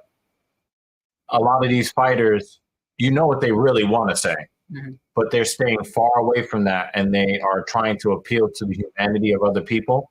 This is how far we've gotten in that conflict to where the whole narrative has changed. And that's all we're going to say about that today. But Nurmagomedov claims to only be 50%, so I wonder if he came in with an illness or an injury. But Al-Makan, I definitely want to see Al-Makan fight again. I think that he beats most of the division pretty handily. I don't think that too many guys at 135 have a whole lot for Al-Makan. I think that Amar Khan would even be competitive against O'Malley. He would be competitive. O'Malley does not have the takedown defense to deal with Nurmagomedov, and O'Malley doesn't have the physical strength and power to deal with Merab. His only chance to beat Merab is to control the distance and never make one single mistake. He can't make a single mistake for 25 minutes, or he has to find the knockout. He has to do that. Otherwise, Merab blitzes him. But Nurmagomedov, he's got pretty much nothing for Nurmagomedov. I think he has a better chance of beating Merab, and that's a very low. And the thing is, I'm speaking as a guy that wants to see O'Malley win all of his fights. I don't think that Sandhagen has anything for him. I don't think that Vera has anything for him. I just don't. There's only two guys in the division that I think have any prayer's chance in hell of being competitive, and those are guys he cannot beat. And that would be Umar Nurmagomedov and Merab. I can't say his last name, otherwise the Candyman will come over here and kill me. David Banner is probably being a douche. Let's see. I want to hear you say you're wrong before you end stream next week after telling me from much how O'Malley's going to smash Cheeto after and you, okay? I really wish I could pin this comment and have it carry over to the next one.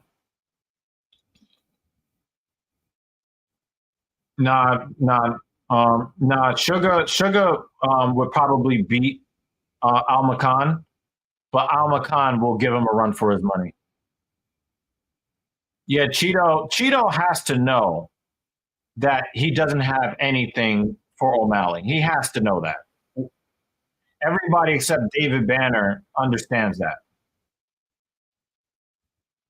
No, David Banner is a real man. He doesn't disappear when after all of his picks don't pan out.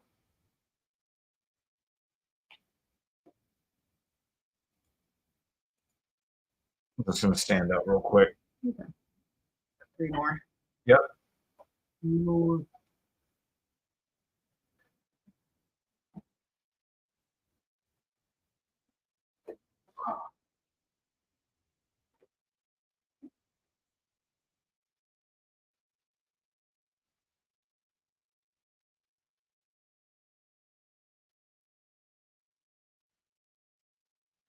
I think I'm going to go for the 5 sets of 10, 2 plates. On Tuesday. And then I have to figure out what's the next move. Okay. I might stay there for a while, or I might move up slightly in weight, or moderately in weight. Bring the and I think that if I choose to go to 2.5 plates, and I work my way up, I'm gonna probably do a Devo route shortly, or somewhere in the middle of that progression, to kind of just do the movement without the stress, so I can cover. Because man, today was hard. Yeah. And I know that I'm not like in a lot of trouble because when I got off my feet, like felt like the blood was flowing properly. But sitting for before I used to be able to sit for a really long time and not really pay a price. For some reason I can't do that.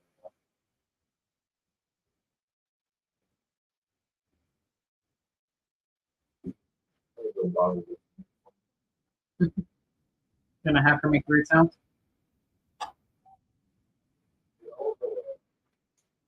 Forget it.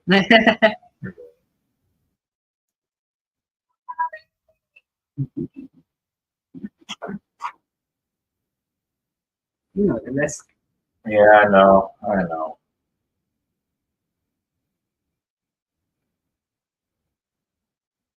So like the carrots.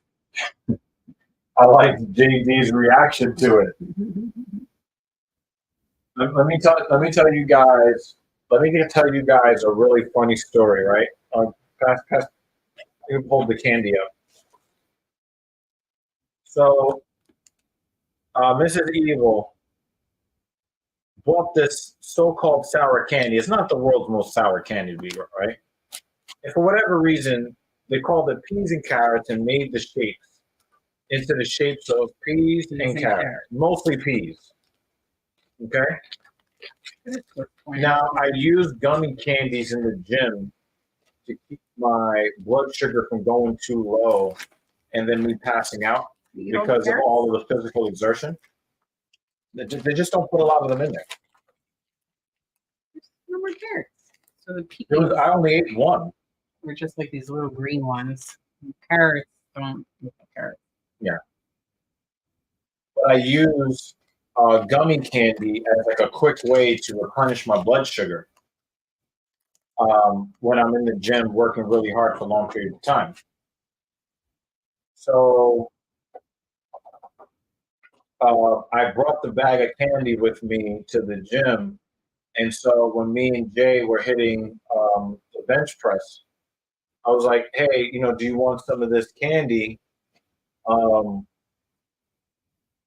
I was like, yeah, you want some of these peas and carrots? He was like, I don't want any peas. And I said, dude, it's gummy candy. And then he says, he pauses and he looks, he goes, do they taste like peas?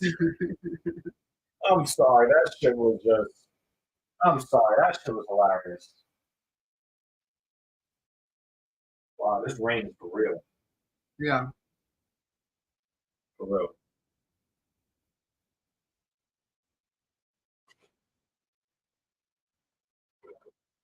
I really thought it was going to be done by now, or at least get lighter. Tapering off. No, it's been consistent. I'm glad that the temperatures were high enough where it didn't turn into 27 inches of snow.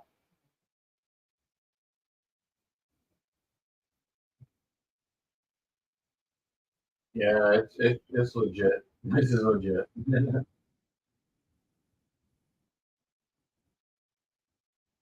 Yeah, that light rain the first hour or so, manageable. But then after that, like you could hear yourself, sloshing through the color. Oh, I was on a West Side Highway, and I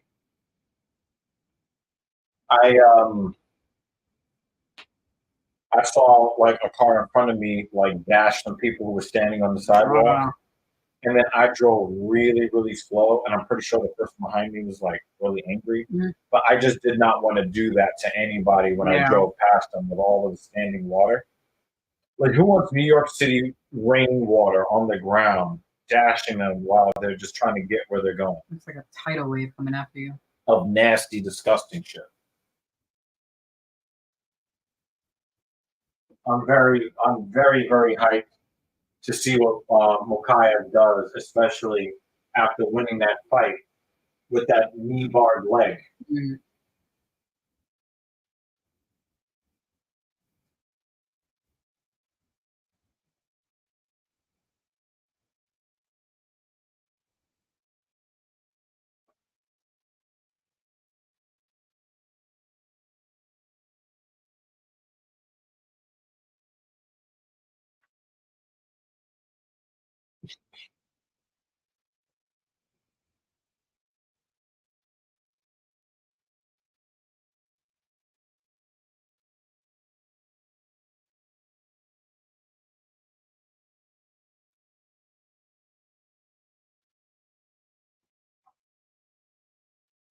I was in Brazil forever.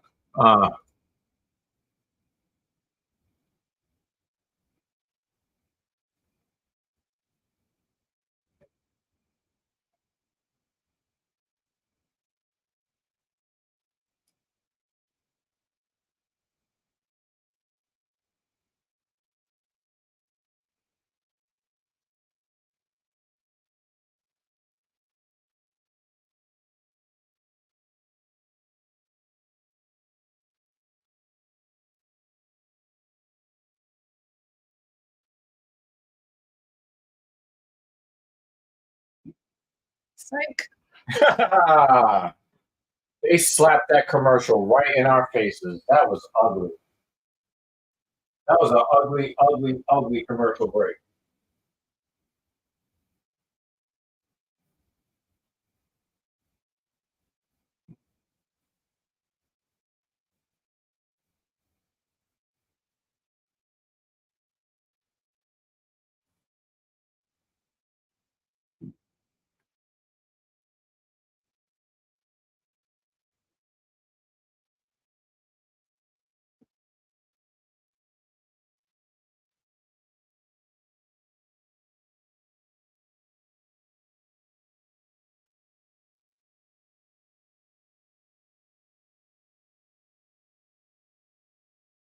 What were the odds? Minus 380? Yeah. That's basically Mokaev. 4-1. That's basically 4-1. Like squeeze in as many commercials as possible For real, man. where they don't belong. And if these are mistakes, they're only getting away with it because they're paying the bills with this.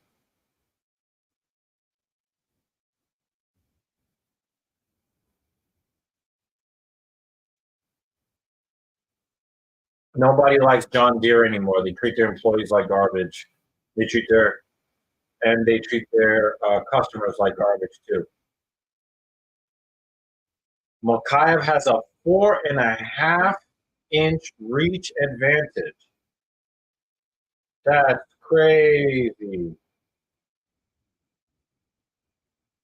That's crazy.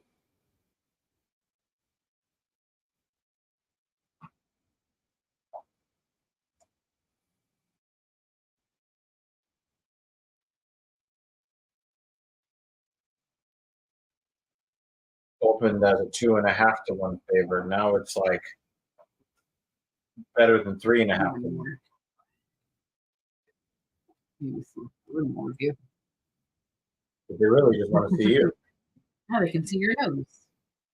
If I do it any more, then like the words are just gonna be like this on me.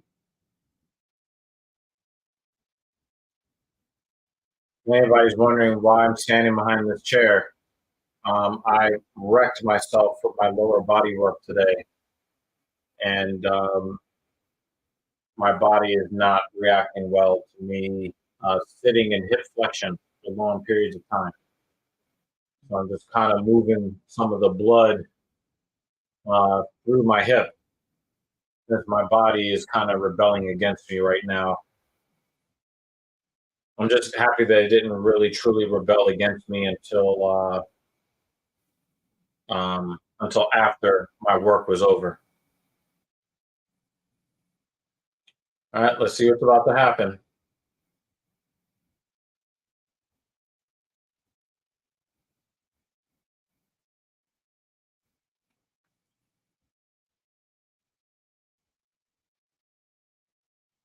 You know, with Mokaev, you would think that it would be a lot of hype, but it's not really hype with Mokaev. This guy will fight through anything, literally anything.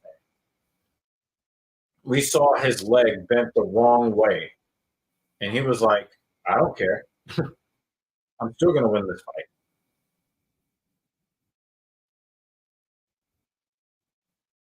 He couldn't even walk after that. Then he was ready for the next fight.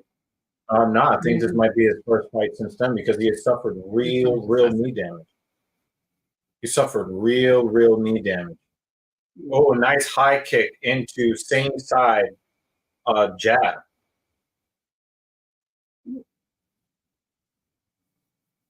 It's a bad look. 4.5-inch reach disadvantage with a tactician like Mokaev.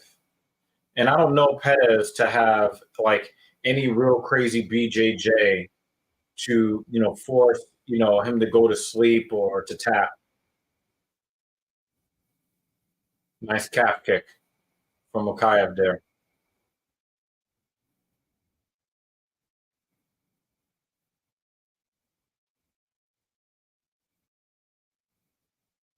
Nice knee to the body, Mokaev. And on a single leg.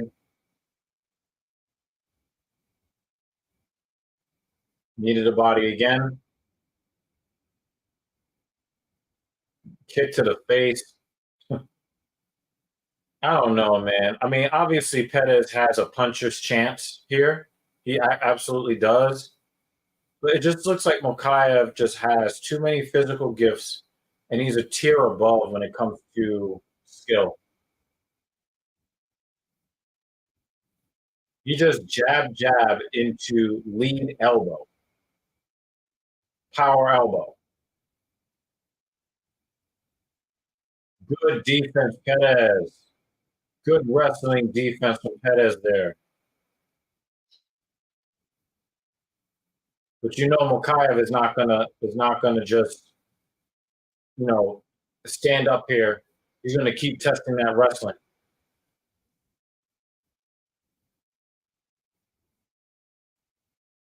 Good wrestling defense from Perez.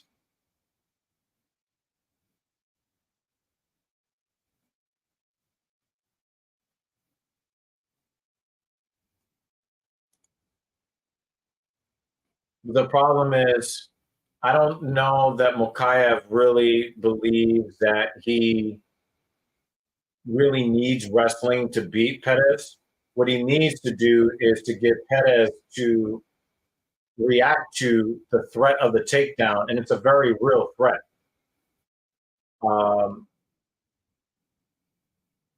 And what it does is it kind of takes a little bit of the edge of the game plan, the offensive game plan away from Perez when he has to worry about double legs and single legs. It's very hard to implement your offense when you have to defend against the takedown time and time again. It reminds me of when Ortega beat the Korean Zombie. The reason why he was able to beat him the way he did on the feet is because of the threat of the wrestling that TKZ really could not do anything about.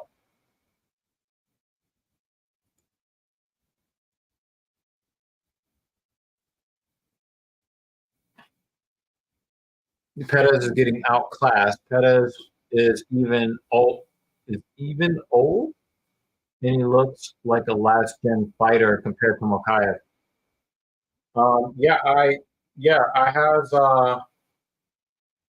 I do agree with you. A little bit of defensive wrestling, implement your striking. You're a super tough guy. And you get by on mixed martial arts toughness.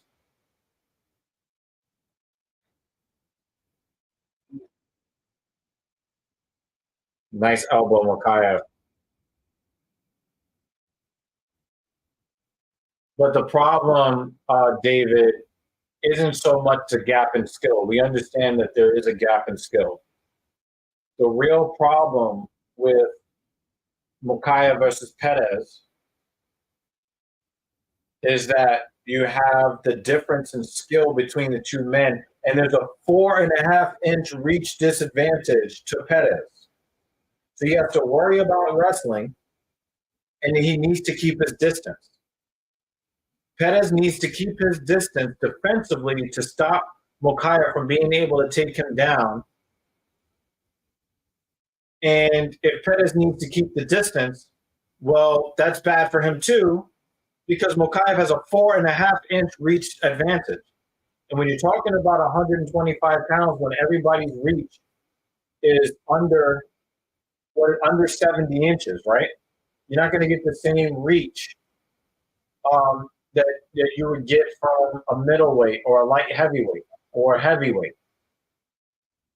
So a 4.5-inch reach advantage for a fighter at flyweight is like John Jones fighting almost everybody else.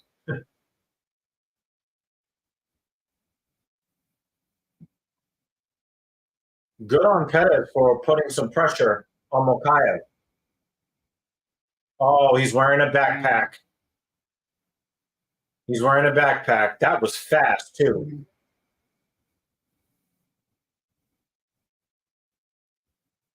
So you can't try to get inside on Mokaev. He'll take you down or jump on your back. Pause. You can't stay at range because he'll just pick you apart. He has a 4.5-inch reach advantage. You also missed the pause moment with the commentators. Oh, I didn't hear them. Yeah, no, it was while you were resting. Yeah, he said some sus shit. Damn, son. I think it was Bisping that said something. Oh, but he's from England. We let him get away with that. And I think Mokaev just got his calf soccer kicked. That shit was funny. I don't think that's really going to stop him though. Mm.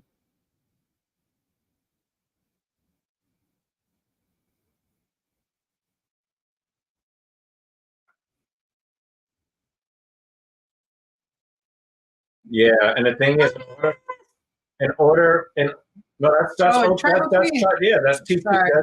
TQ.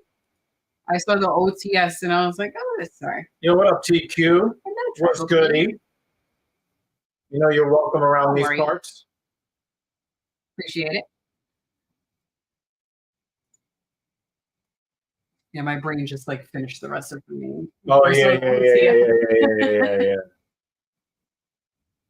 I mean, people have changed their YouTube names to show support for JD. Like JD has to understand that there's so much more positive out there for him than the negative, you know? Yeah. And just go Google it. Tribe. Go Google it.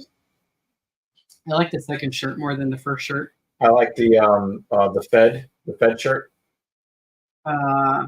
You like the AEW? You like the AEW? No, because he has two versions of that shirt. Yeah, I know the second version, the most recent version. No, I think it's the pizza one. Both of them are the same age. The art is different though. Yeah, the art is different. Yes. Yeah.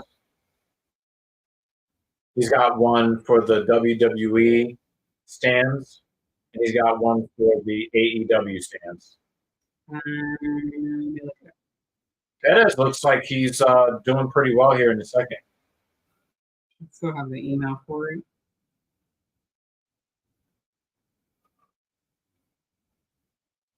I probably deleted it. Mokaev is really, really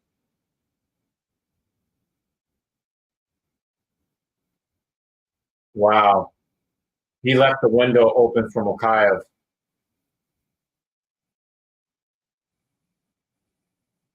I thought Mokaev would have finished it by now. Yeah, I would have thought so too. But again, Perez is one of those super tough Hispanic guys that they don't fold, even when they're losing the fight. Well, Mokaev is going to have to do something to take this round from him because I think Perez has got this round.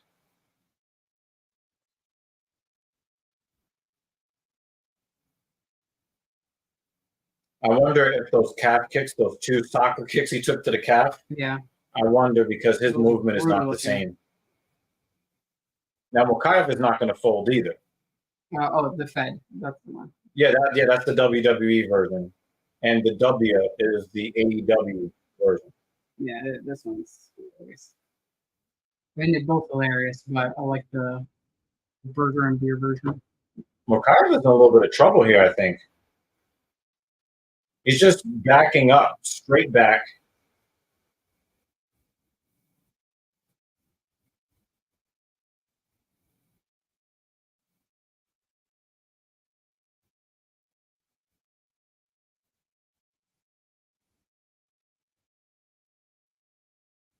This is not a good round for Mokaev. I'm kind of surprised.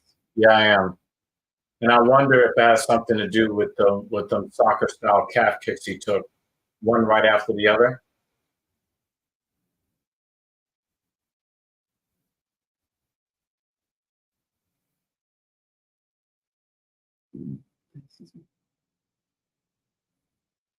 I wonder what happened to Mokaev. It looked like he really lost some of his mojo.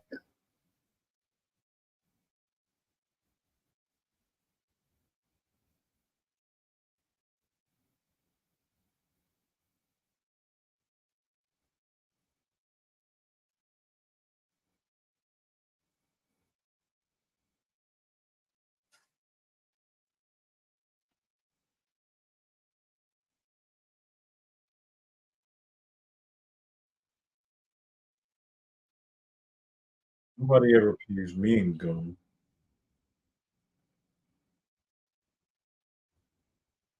Yeah, someone is definitely better. Yeah, but that's what it reminds me of. Yeah.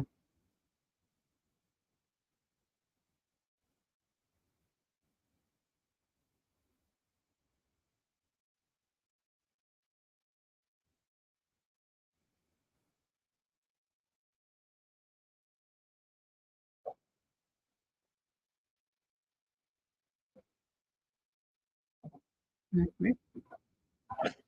At least for a little while.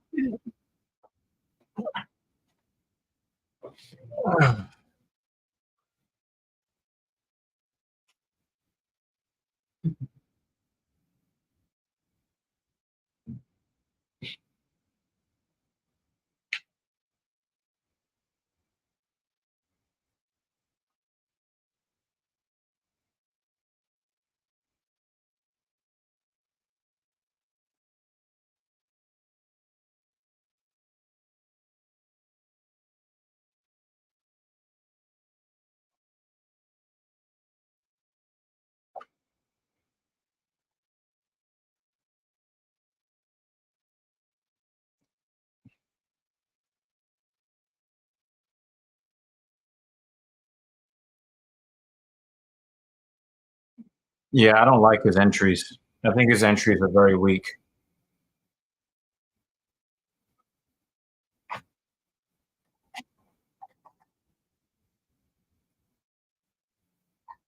You gonna do something with this dude, or? Yeah. Wow, nice scramble, Mokayev. That was really nice technique. That was very nice technique from Mokayev. Yeah, the odds have definitely closed. So people, Vegas still thinks that Mokayev is going to win, but they definitely have their reservations from that second round. That second round performance. Mm. One of the things I like about Pettis, oh, Now this is WWE. belly to back suplex. It's because Struggle Queen came in. Yeah, that's why. Yeah. Yeah, but she left though already. So She placed her influence. Yep.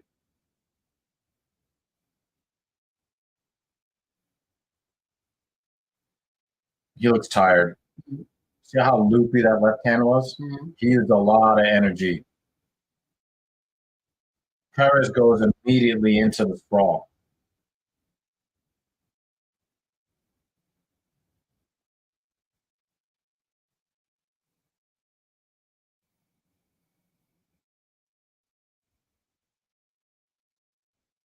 It looks like Mokayev gassed out. I mean, I don't know how else to look at this. When you see these entries, the entries are lazy. They're from really far away. They're not with the same the same crisp intelligence that he had before. Mhm. You know what I mean? Like there was a rhyme and a reason and a game plan for what he wanted to accomplish, and now he's just reaching for a leg.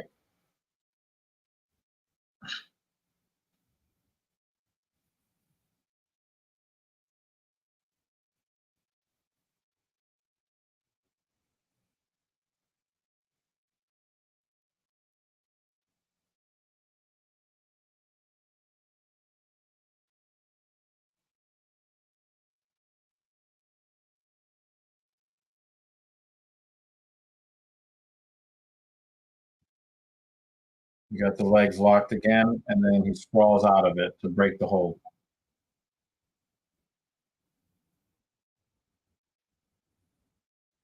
I'm very disappointed by this performance from Mokayev. This is a bad performance. I mean, the first round was great. He looks mentally weak or physically weak in or this both. position. It seems like he's sitting there hoping that his opponent needs him. I don't get that sense, but I can see what you would mean because there. he keeps doing it over and over again, and then putting his hands down. Like he also could have a broken hand too. It's possible that he could have broken something, and he doesn't want to throw the hands anymore.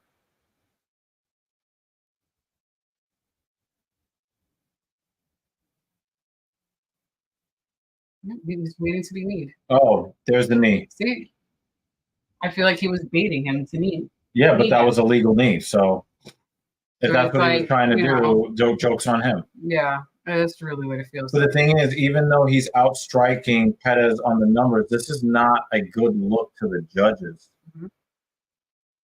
You know, He's waiting to be kneed so that he can win by DQ. I got Pettis 29-28. I got Pettis winning the fight in a very, I mean, it was impressive because of the defense, but there was nothing offensive from Pettis that I was thinking, wow, he won the fight. It really feels more like Mokaev lost the fight. Mm.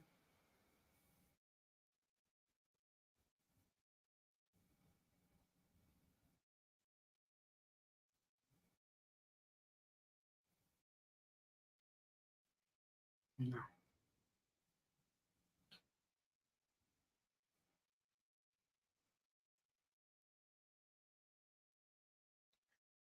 David Banner has hit 29-28 Mokaev. I wouldn't be angry at that, but this was a bad performance by his standards. Mm.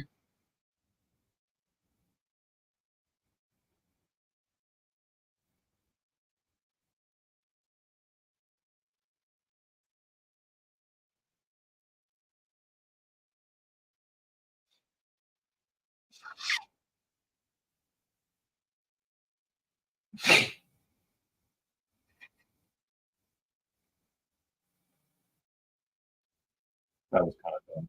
But, different.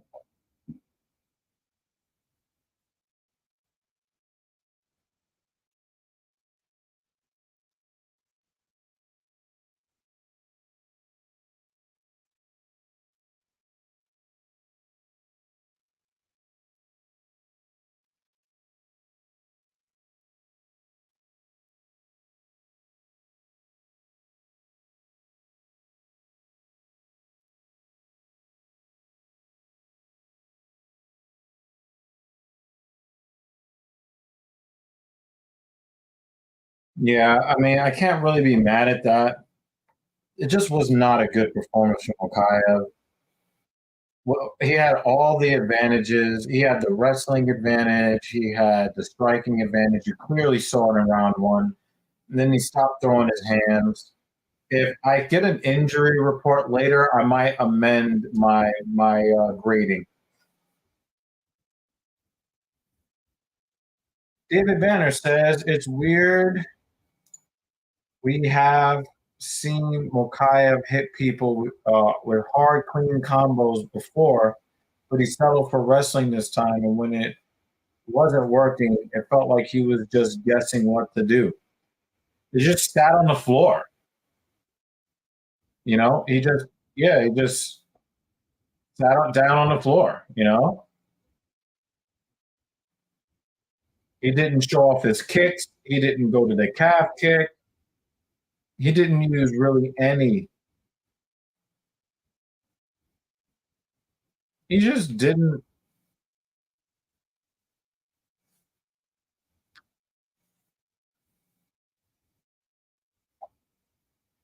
No. No, no.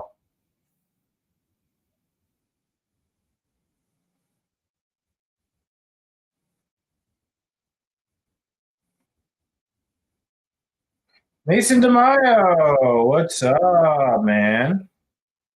No. I appreciate you.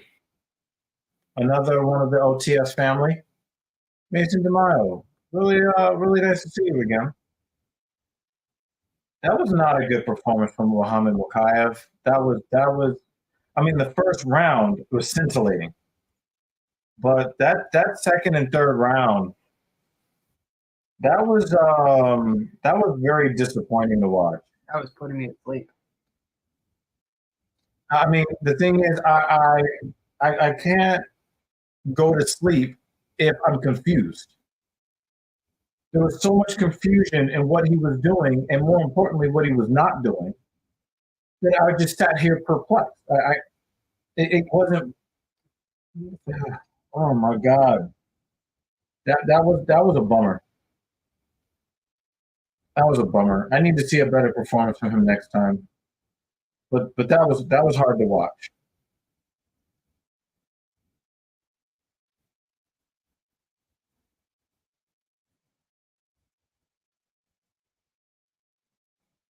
Shortest average fight time, 6 minutes 24 seconds. Wow.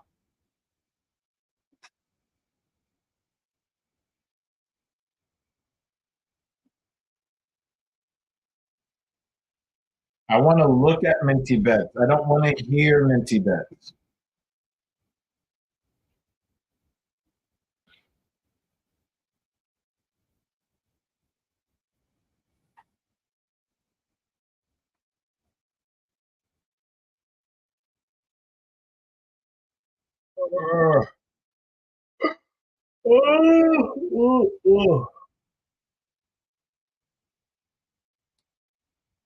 So even though my body is destroyed from today's workout, my lower body, I don't want to lose the upper body day I had planned.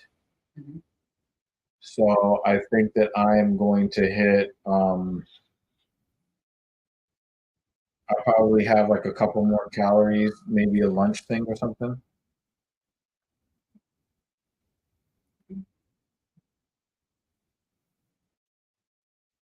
I love this car.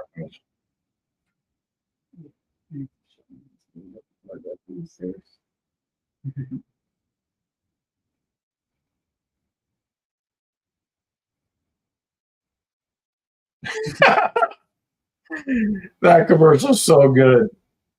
Yeah, I was supposed to do vertical pull today, but obviously I don't have the energy. I don't have the energy to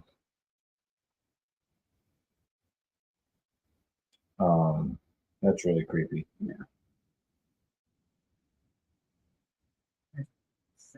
Yeah. He's gonna have to do a whole lot more to get that title shot that he deserves. And again, I'm not saying that he shouldn't get the title shot, right? I'm not saying that. I'm saying, I just think that he screwed up his own title shot by, avoiding fighting in the cage, one or two too many times. Anyway, I'm so fucked up from the lower body stuff. I'm not going to have the same output. So I don't want to waste the day. So um, I'm going to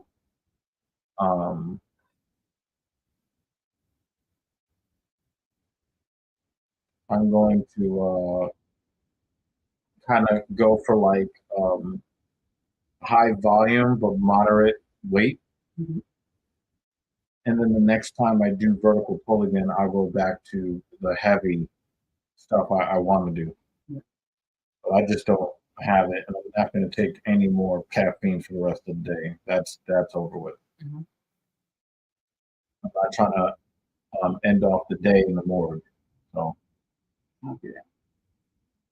but I will get some work out of my back, and I might do some bicep stuff. Tyson Pedro by KO is a pretty easy pick. So we'll see what he does.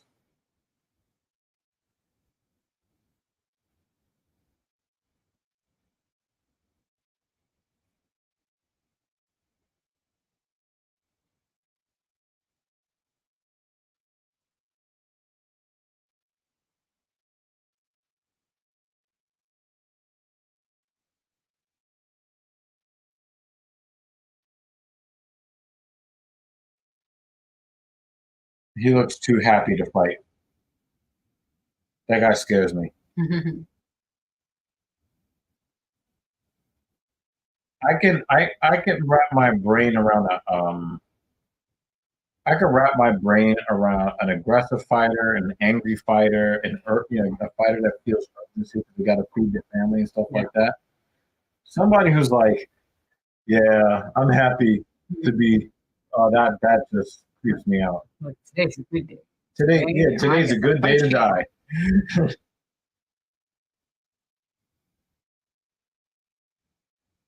Oh shit! He just made him do the splits.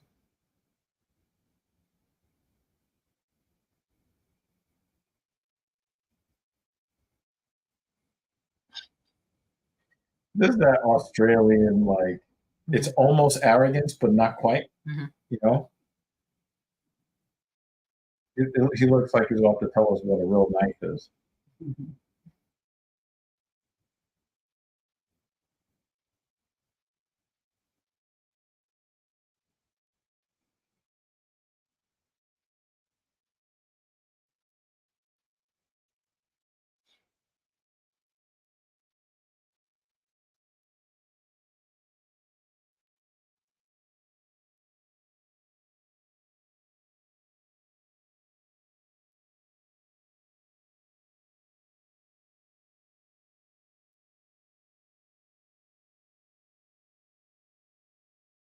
Didn't he have like a really debilitating knee injury that kept him out for a really long time? I think they said he was up for 3 years.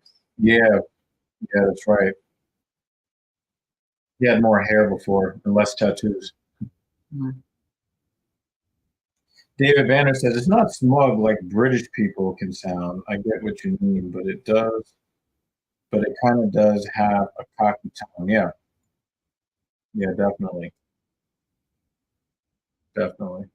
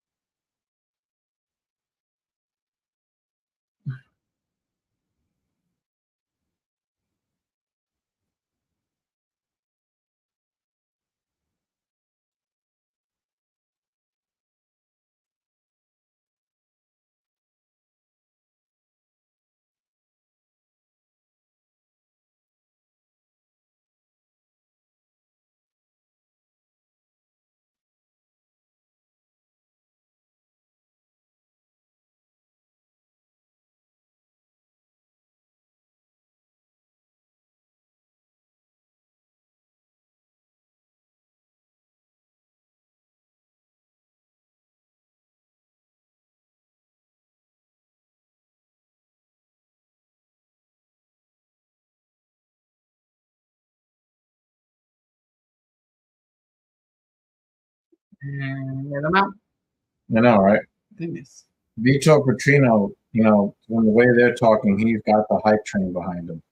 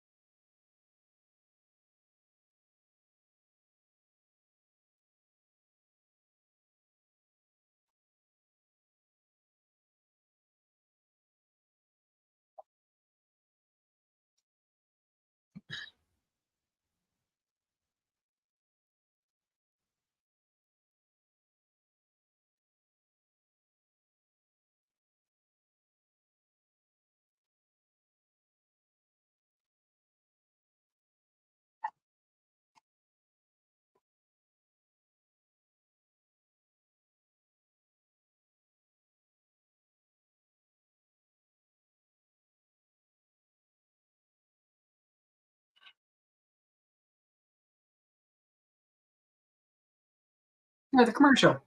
Wow, he's almost a 4-1 favorite. Goodness.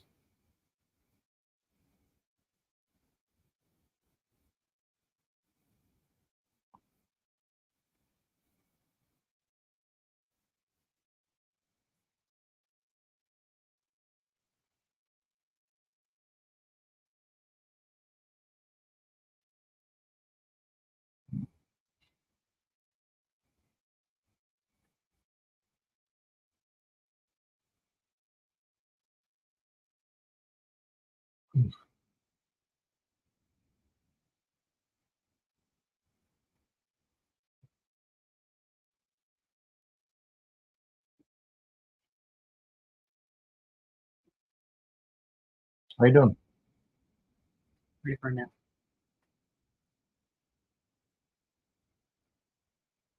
It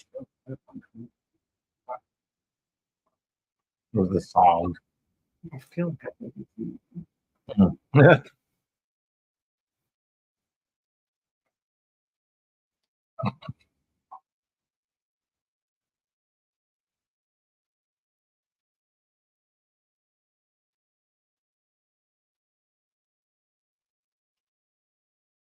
I don't know. I can see Tyson Pedro getting knocked out.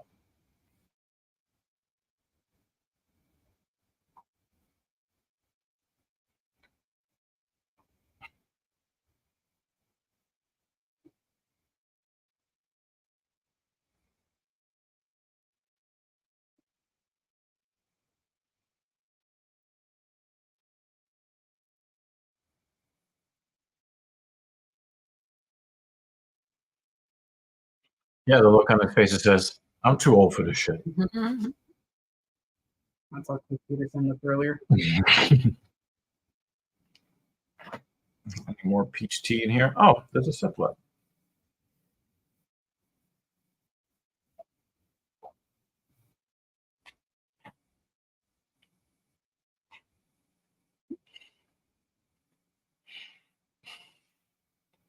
You know what this could do for Tyson Pedro's career if he just left hooks Petrino into the nether zone? Mhm.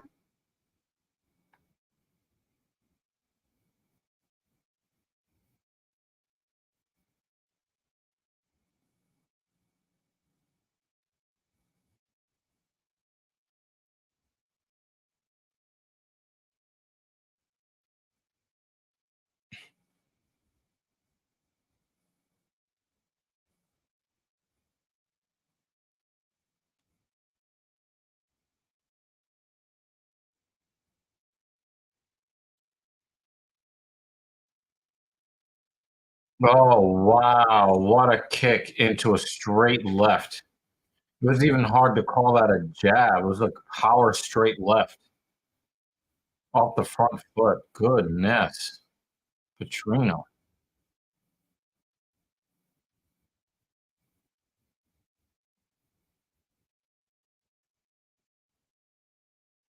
Looks like Petrino is trying to draw him into something. That's a heavy leg kick from Pedro.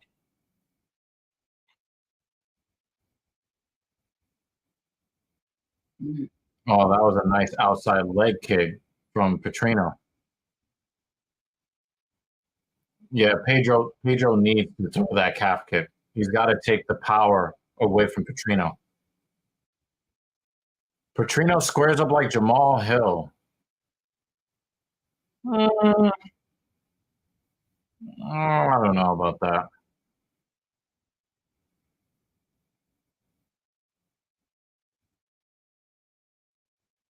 If you mean that he squares up like the typical black man in the UFC who doesn't check calf kicks, then yes, I agree.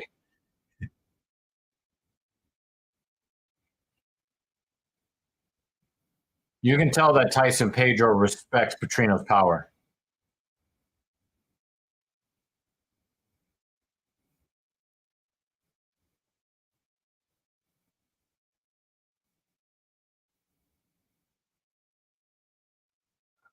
I think if the knockout is bad enough from Petrino, that might be the end of Tyson Pedro. But he can launch himself into contendership if he puts out Petrino's lights. So Tyson Pedro's career in the UFC pretty much is right here on this fight. The perception of him as a fighter can really go in drastically different directions depending on the outcome of this fight.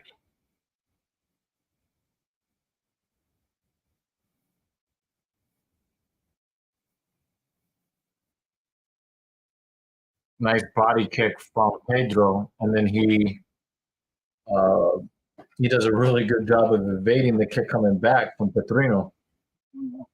Take his head off. Yeah, hell yeah.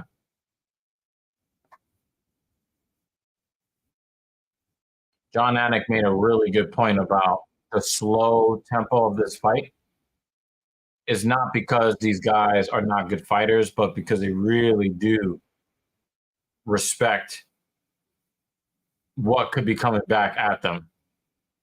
It's kind of like, when we talk about the really great wrestlers, when you got two really great wrestlers, it ends up being a stand-up fight. When you have guys with really, really big knockout power, either somebody gets knocked out in 10 seconds or it goes to decision because nobody wants to make the mistake,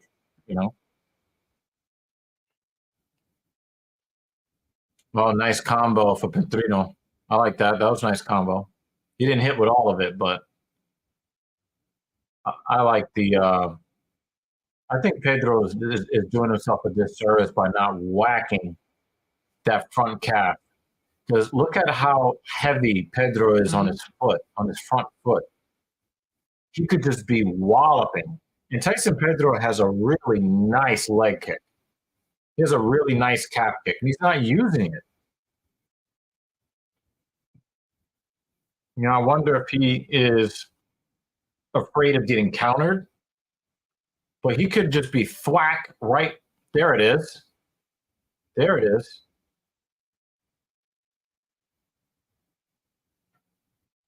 Petrino looks annoyed.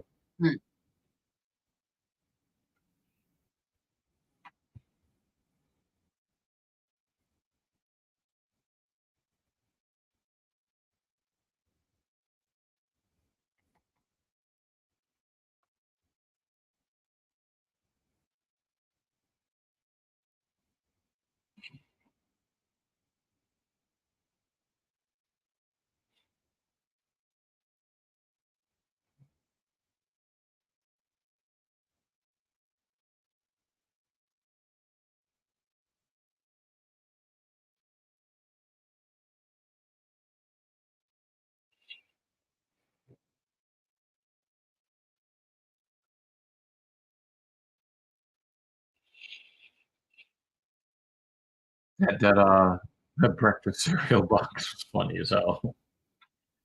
Prop to whoever made that prop. Banner has Petrino up one. I'll take that. I'll take that. Yeah.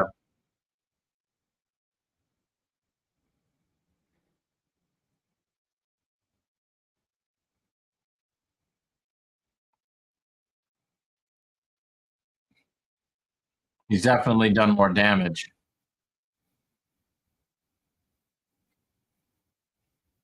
Nice leg kick from Petrino. Nice. Tyson Pedro's got that calf right there. Now he does the inside calf kick, then the outside.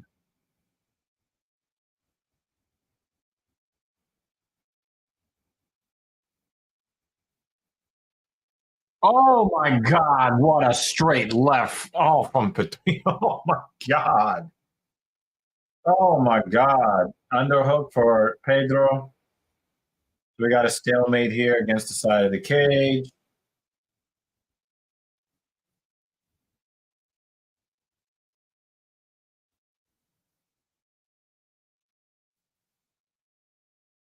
Pedro is in a lot of trouble. I think he knows it. I don't think everybody watching the fight right now knows it, but he knows it.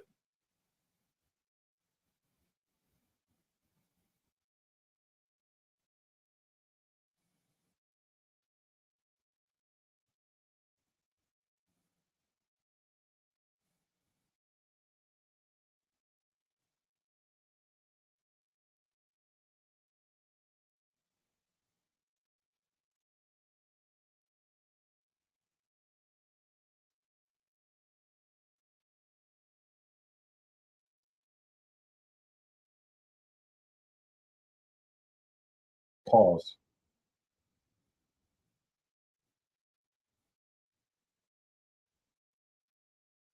Because they're Uh-oh. Uh-oh. No.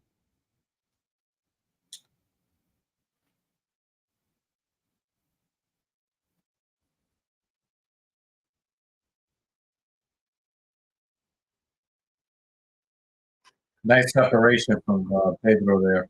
I thought he was in a little bit of trouble, but he needed that time against the side of the cage, not getting hit by the left hand of Petrino. You know what I mean? He needed that. Oh, nice little combo from Pedro.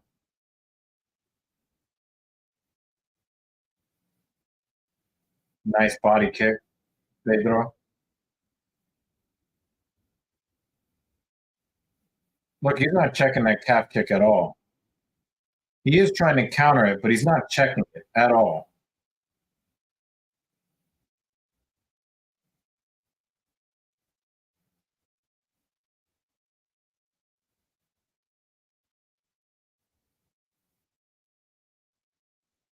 Oh, wow, good. That was really good striking defense from Pedro there. He just completely matrixed. I think that was like a right hand.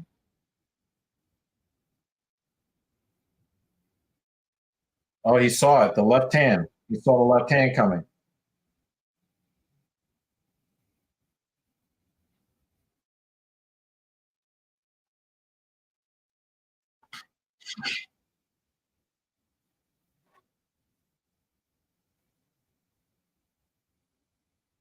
Wow, he really tried it.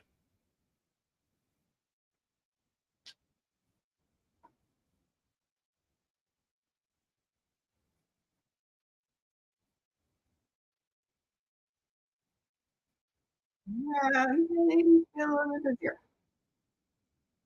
Defended high kick. But that tricep felt it though.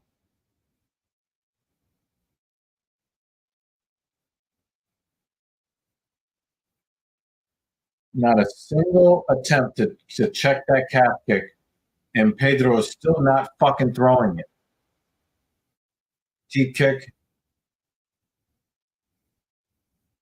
Inside calf kick. Mark is bored. It's like, hello. Do something right. Petrino is getting really annoyed. He's throwing that kick with intention now. I got Tyson Pedro winning this round.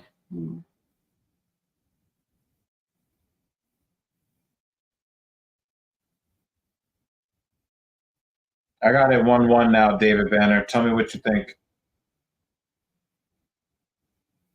I love this commercial so much.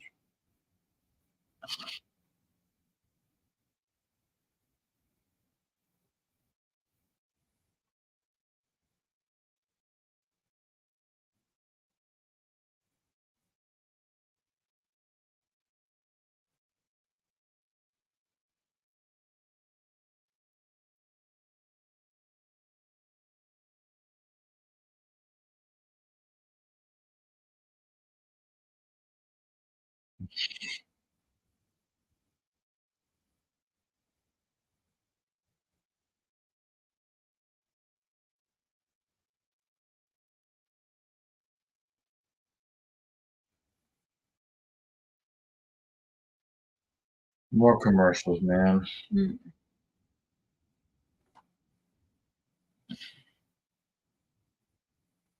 I got it 1-1 going into the third.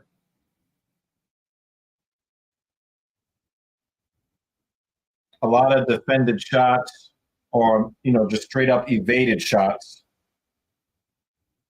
And Tyson Pedro hit Petrino more in the second. Now, Petrino looks like his coaches told him he lost the second round. Like he's all up in his face now. Oh, shit. He's like, what? Let me throw his right hand. You haven't seen the right hand from Petrino too much. He's been throwing that left.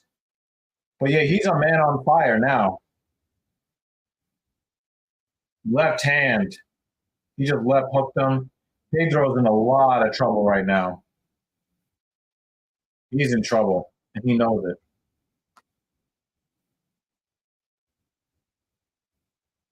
That defense is not the same anymore. That striking defense from Pedro is not the same.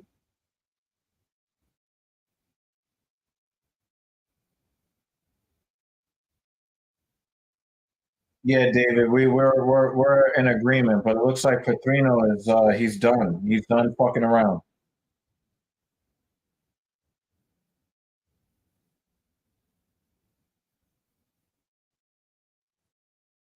Oh, he got the takedown.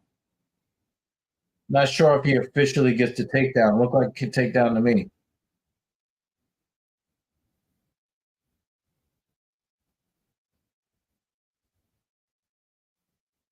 That's a takedown. Absolutely, that's a takedown. That's a takedown that scores points.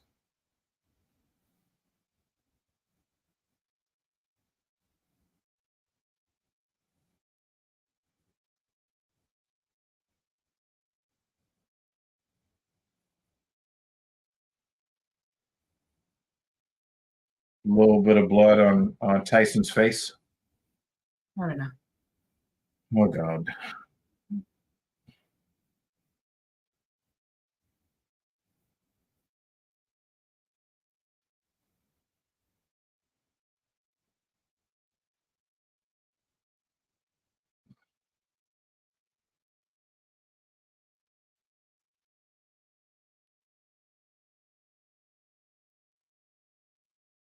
A knee to the backside will be very beneficial for Petrino in this dominant position.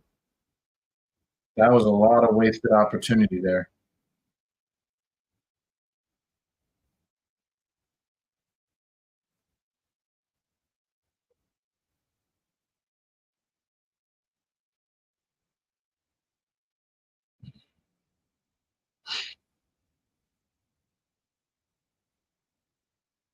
Pedro just tried something to get out of this position that did not feel good physically. Do you see that grimace on his face? He tried something and something didn't feel good. He tried to force it.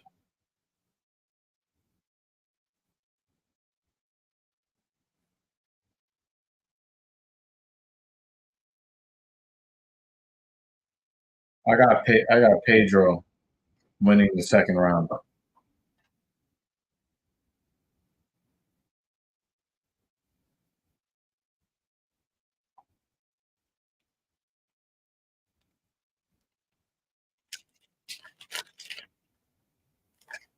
Yeah, this is a Petrino win. Not bad enough for Pedro to look like a bad fighter or anything like that. So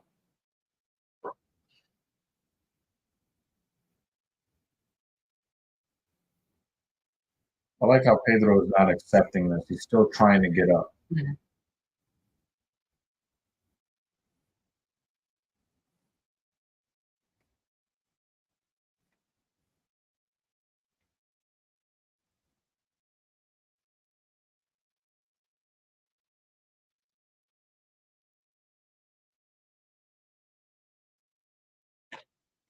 Well, somebody might still go to sleep here. He's trying to set up the head and arm here. No, he's not going to get it. Yep, we're oh, there it is, but it might be too late.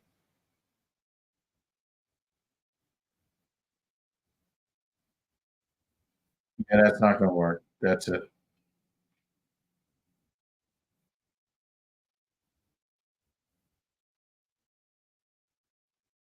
Yeah, I mean, I wouldn't say that it absolutely sucked. It definitely wasn't what was advertised by the hype. But Petrino really showed that he's got a lot of tools. But the thing is, he's got a lot of the explosive tools. What I want to see is better fight IQ from him. I want to see better transitions in the in between for him to get to where he wants to go in the cage. I think that his left jab is very powerful, is very good.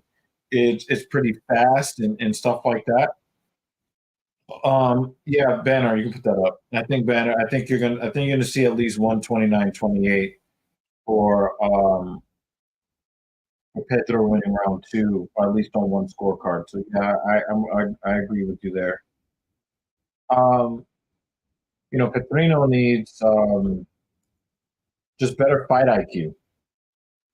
And the thing is, his whole hype is built on his whole hype is built on his power, and you can tell that he's got more than power. His kicks are really nice. His striking mechanics are really good. His wrestling is not half bad. It's just like, where are the entries, right? Where are the entries?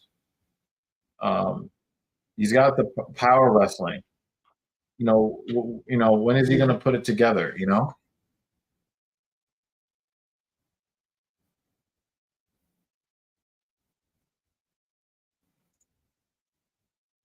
Yep. There you go.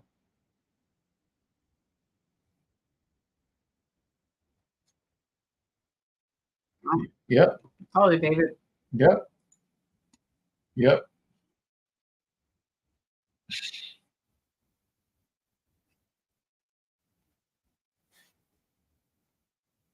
I would say yes, because he fought very defensively. He didn't want to get knocked out either.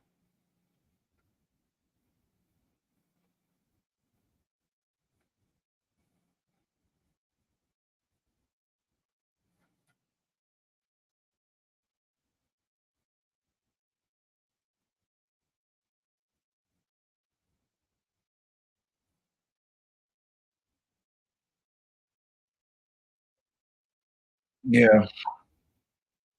He was very dominant in the third round. Obviously, just a 10-9, but a very, very strong 10-9. He showed the dominance he did not show in round two. There was some hints that he could be dominant in round one, but there wasn't really a whole lot going on there, Mm.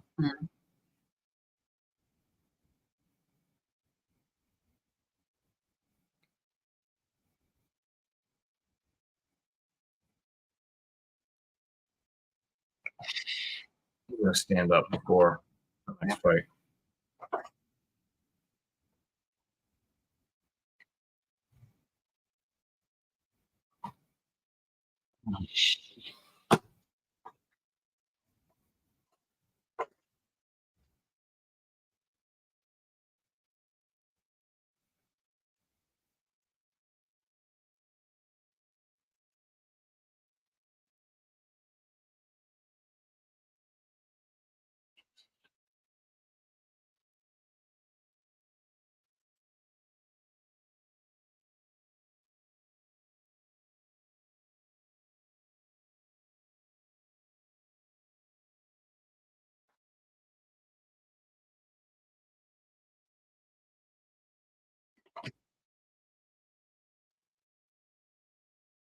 Yeah, I would like to see him beat up Anthony Smith.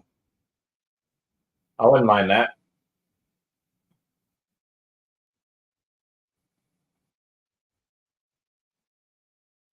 It's a wrap.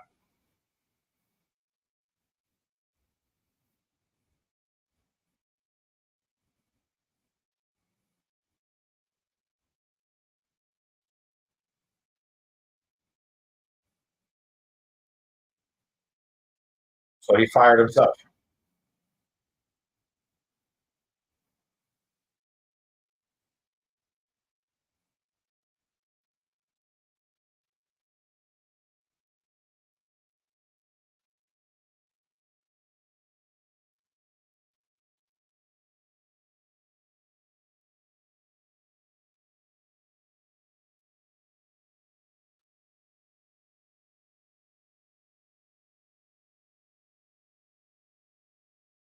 It's your retirement today, Ben. Who else retired? Pickett. Oh, that's right. You did say Yeah. that JB Pickett.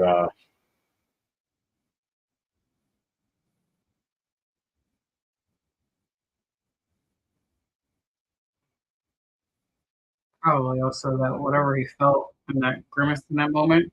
Yeah, it was like, I think I'm done. Yeah. I tried. Yeah. At least he came back and tried. Yeah. I mean, good for him, and I think it was nice that he was healthy enough to come back and try. Yeah. Yeah.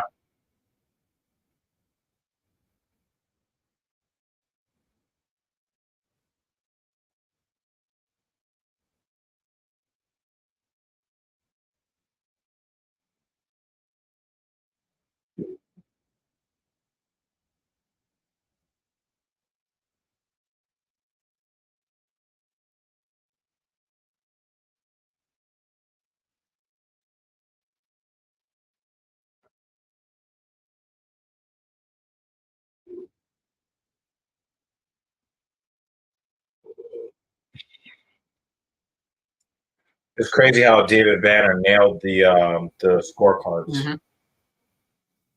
But he did say Pedro by knockout. Well, I mean, he knocked his career out. Yep. That's something.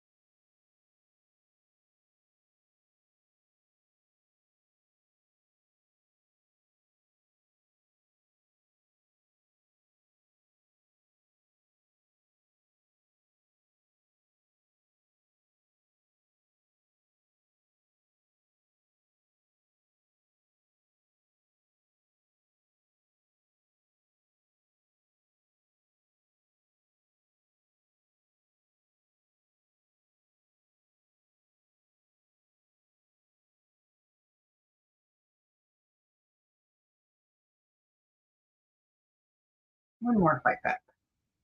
Why not?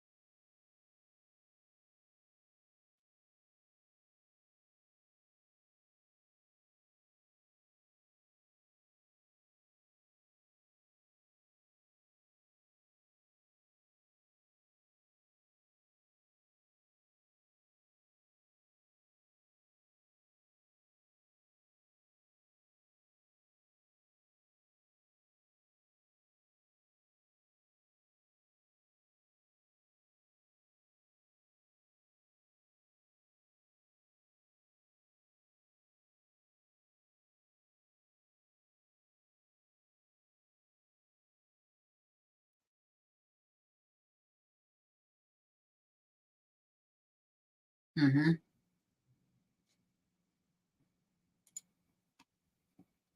It did, because my energy levels just like crashed after that. Goodness gracious.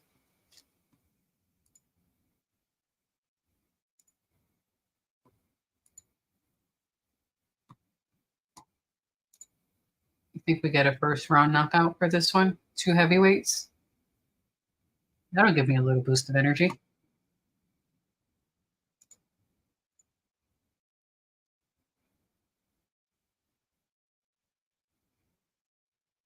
I hope so.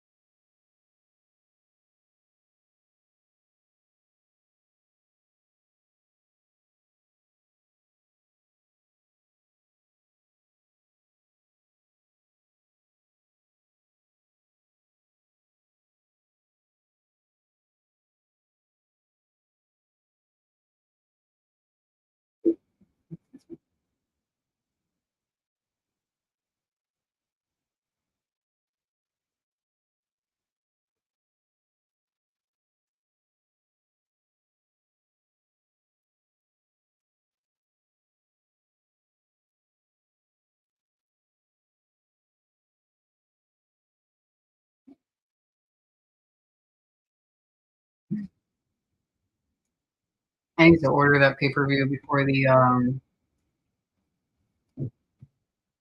the discount goes away. They have it on Monday to do that.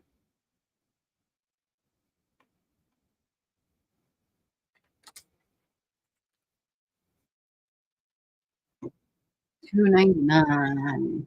Oh, I know why you're excited for that one.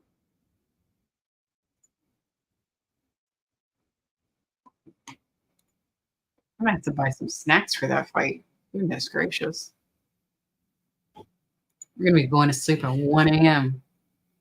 March 9th. Oh, and I think that's daylight savings too. So spring forward. Oh yeah, we lose an hour of sleep. I'm gonna be a zombie. What? Oh wow. Wow. I'm going to. Biggie boy.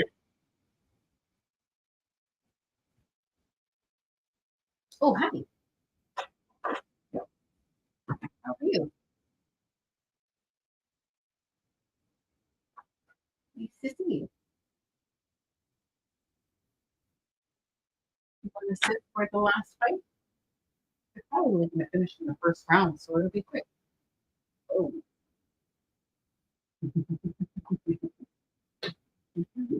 That was fun.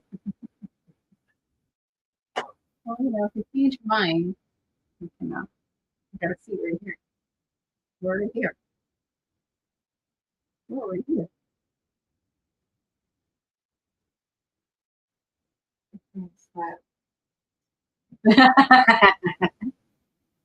It's Patreon only. Mm-hmm. Just saying.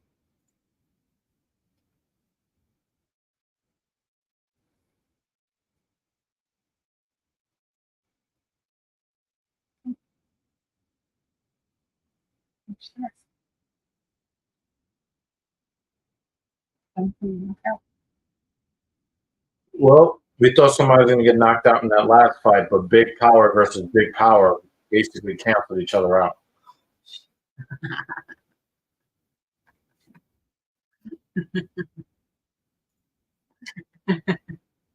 Oh man! Wow! Wow, David Banner! Wow! Wow! You did say that Dan was already waiting in hell. David is Not far behind. not far behind. He's on his way there.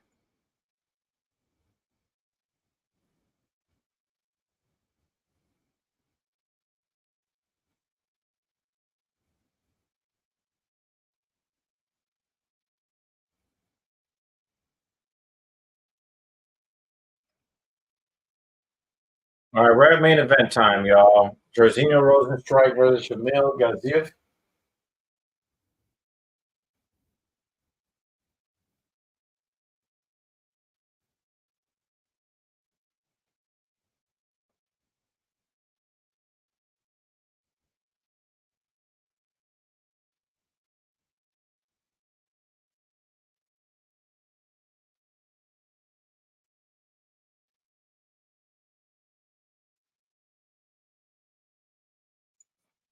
Wow. Sorry, JL. She didn't want to hear it. We're gonna mute for the next couple of minutes. Enjoy The longest couple of minutes. Longest couple of minutes. Maybe 3 minutes or 4 minutes. Maybe chops.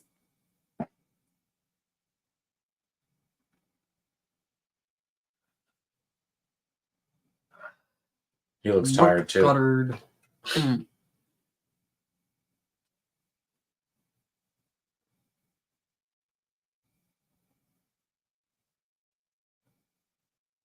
We've seen Rozenstruik get that last second KO against Ubering. Yeah, they did. That was one And of the we've highlight also reels. seen him get knocked out in the first 10 seconds of the fight before. I'm okay with someone getting knocked out in the first 10 seconds.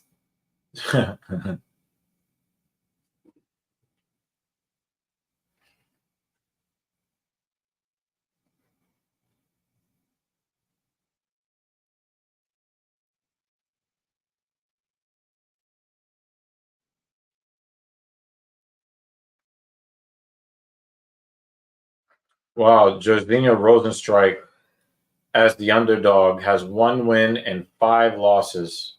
So pretty much all of his losses were predicted by Vegas.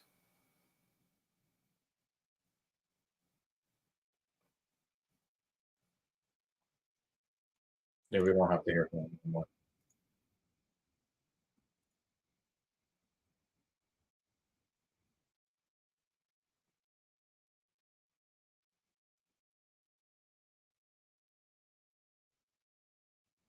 Anybody's wondering why I'm standing behind this chair?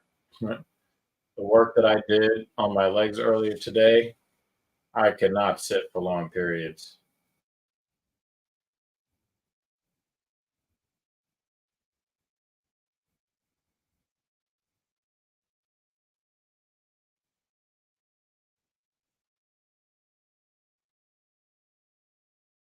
Yeah.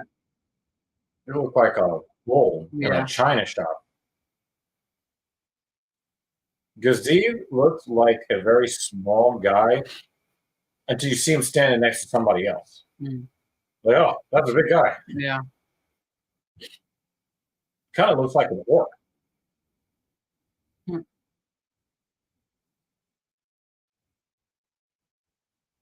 Just needs the white hand on his bald head.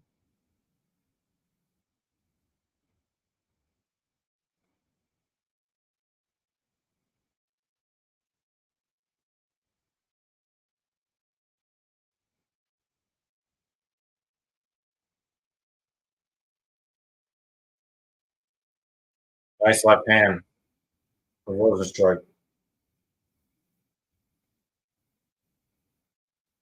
Two big ass gorillas running into each other.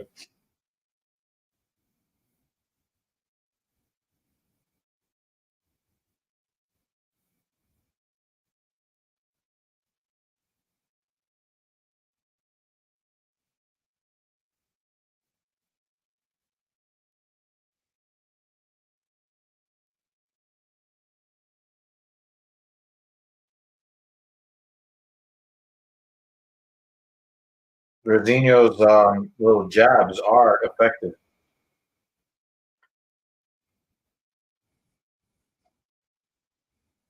Another popping jab.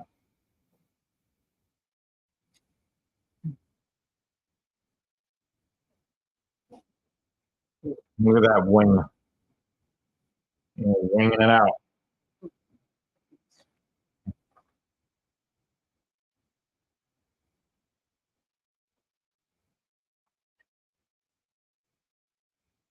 I don't like Rozenstruik backing up to the edge of the cage like this. That dude is going to put some mitts on him.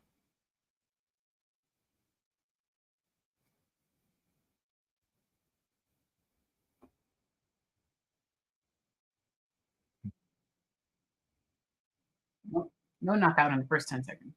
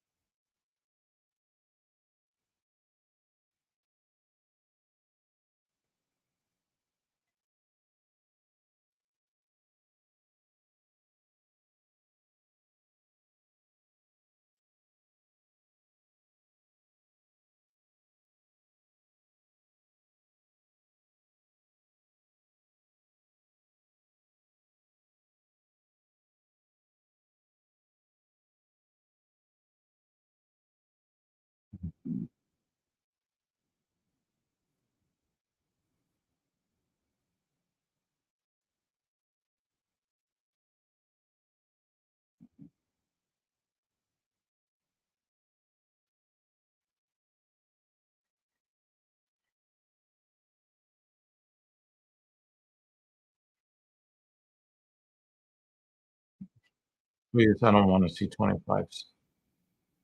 Oh, guess Yes, who's... yes. Wait, is he grabbing the cage? Yeah, his fingers are in the cage. Yep, he's grabbing the cage. Yep, they're caught.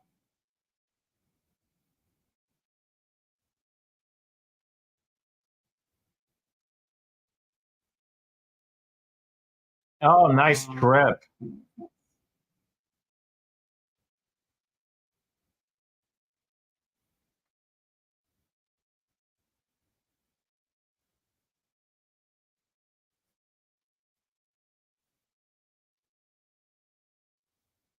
No, his first takedown in his UFC career. Gaziev. Mm-hmm. And we know Rozenstruik's not getting up. Once he's flat on his back, that's a wrap.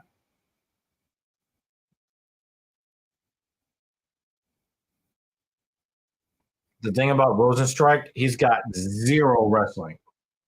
Zero.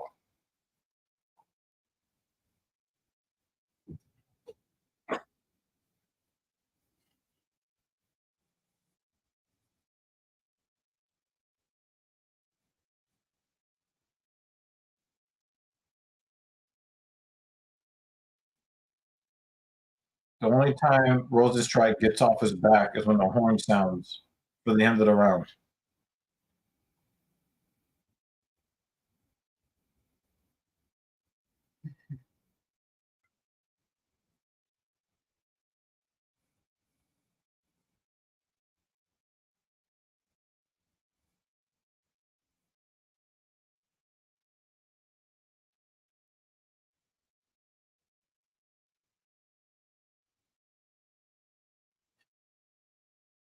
That looked too real for me.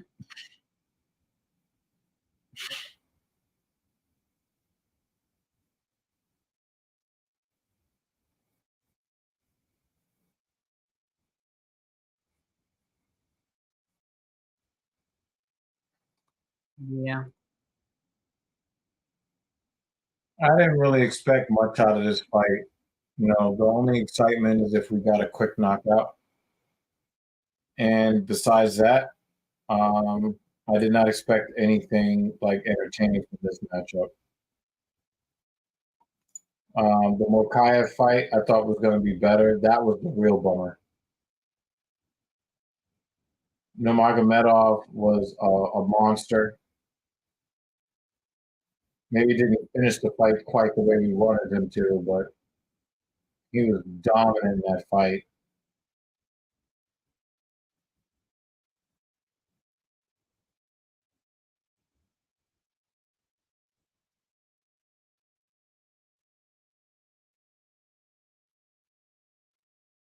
Jairzinho looks like King Kong.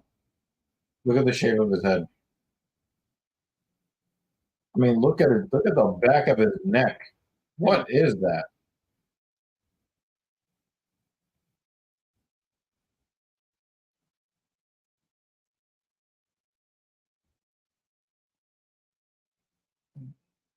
You know, Rozenstruik can win this simply by resetting him with that jab over and over and over and over again. Gaziev is looking for that big one-hitter quitter.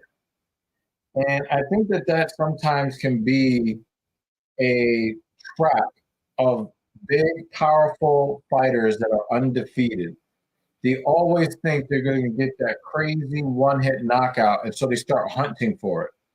And if they get a guy that is willing to play the jab and move game, then they're constantly resetting, looking for that big one-shot KO, and then it never comes, and the fight's over.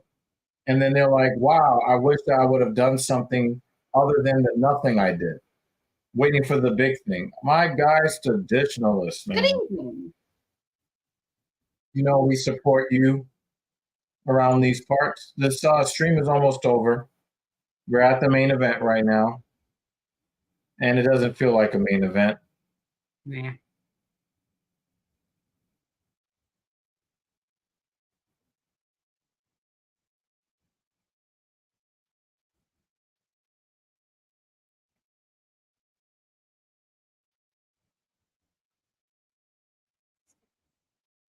Rozenstruik used to be the guy that didn't have a lot of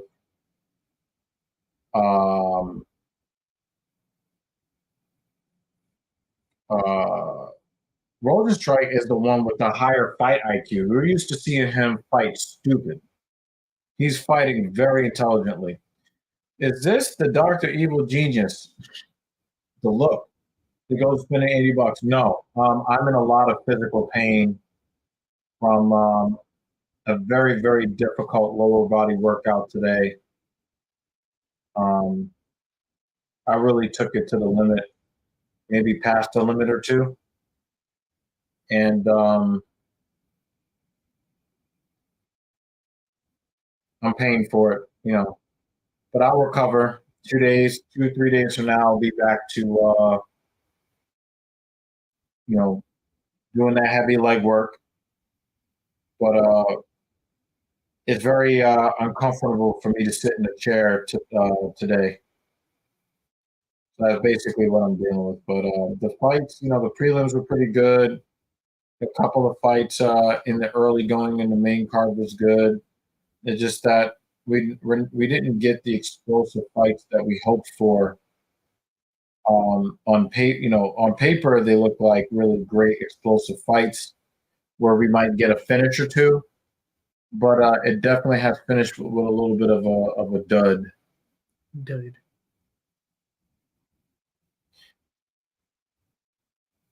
So.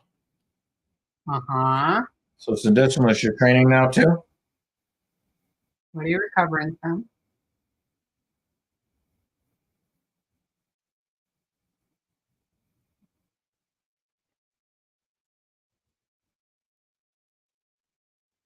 Oh, shit. Aw. Congrats. So you're not the one that had the painful lower body exercise that needs recovering from. Speaking of that. Wow.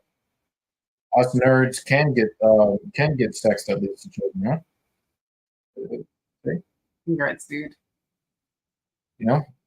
I hope that well, I know that you're gonna be a good dad. You're a very intelligent guy, very thoughtful person that thinks things through.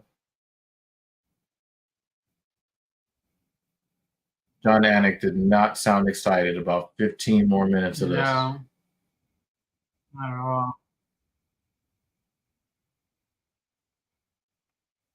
Somebody should send a message to Dan Jensen and say, "Hey, don't bother." Yeah. Where Russell Crowe is nowhere to be found. No. Only put on these fights if you needed help going to sleep. And here's the thing, right? When you get these big, powerful heavyweights, and they've already got 10 minutes underneath their belt, the chances that we get a finish of any kind goes down with every minute that they're in the cage. Cardio is just shot. And this is great cardio for men of that size. Mm-hmm. You know, Gaziev is done. He looks like me right now. Nervous system fried. Mm-hmm.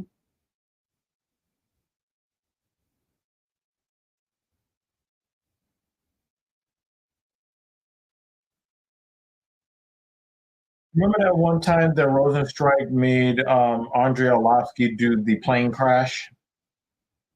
He just barely touched his face, and his face went right into the ground.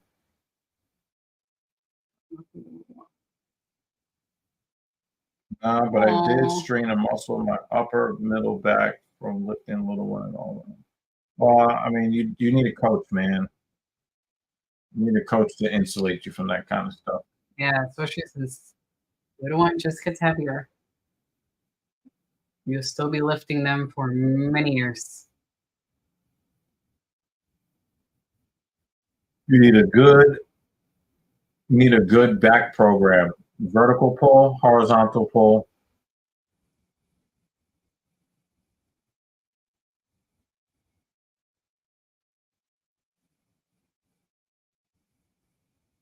Rozenstruik is acting like a fighter with no power. We know that he has world-stopping power. It's very weird to watch. But I ain't complaining. Not after the hard try. Oh, shit. Good on you, man, Stad. We'll probably never see you again because you're going to be taking care of that kid. But we really do appreciate you, man. Obviously, I'm going to be streaming a little bit more often on the DEG channel, especially when I'm going to and from the gym or whatever. So I will. Why are you playing with your mouthpiece, Gaziev? You're such an idiot. Are you really that gassed that you need to have your teeth all over the cage?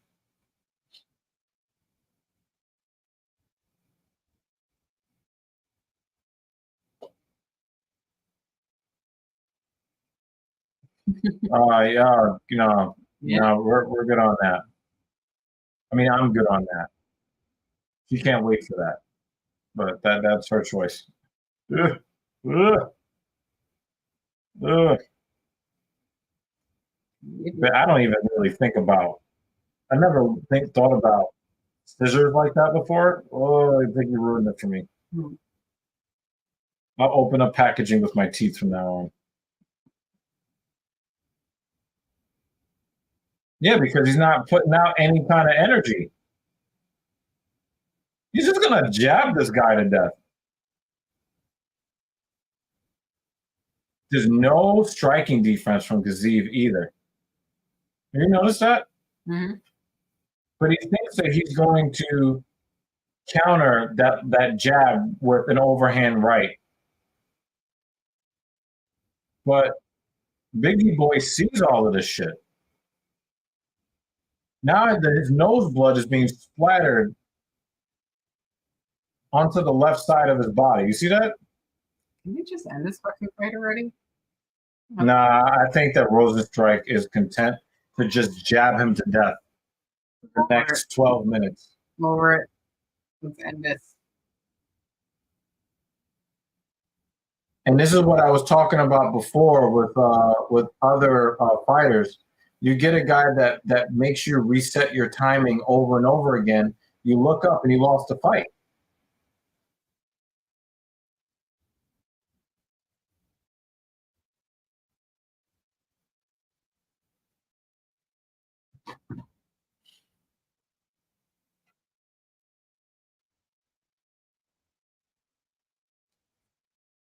Wow, look at that straight left. Now it's not even a jab anymore. He's just pot shotting him with that left.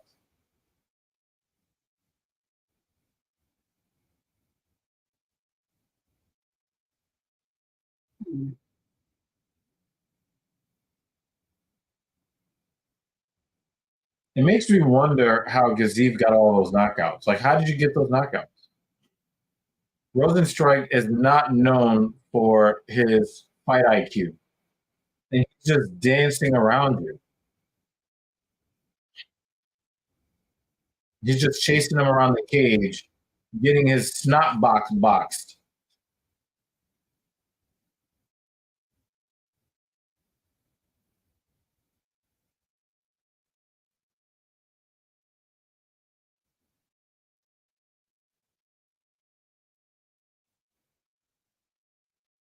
The only thing he's doing is just touching his nose with his knuckles. I really want to know what Gaziev's coaches are saying to him in the corner. It probably goes along the lines of something like, what the fuck are you doing out there? Yeah.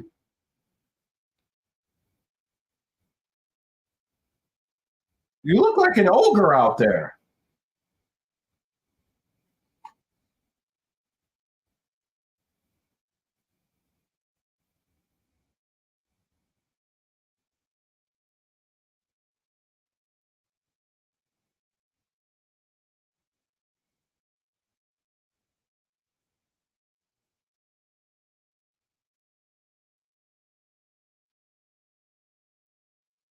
He can't get the takedown because he's just getting his fucking snot box rocked.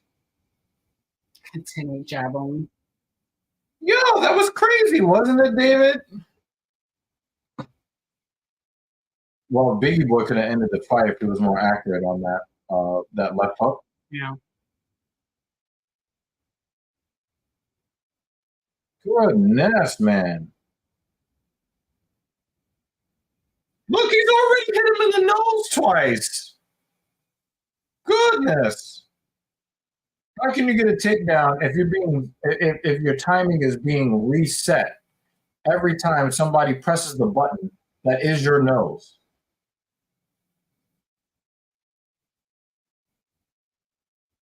Rozenstruik doesn't need to get a knockout here. He just needs to just keep pressing that win button, which is your nose. Look at him. Look at his nose already. Mm-hmm. Oh yeah, it's been bleeding. No, but they cleaned up his face nice, and he just got punched like 6 times in the nose again, and now his face is back to no, fuck your takedown. Oh yeah, he's got this takedown. He's got this takedown. No, he let it go. Wow. Wow, Gaziev let it go. That's crazy.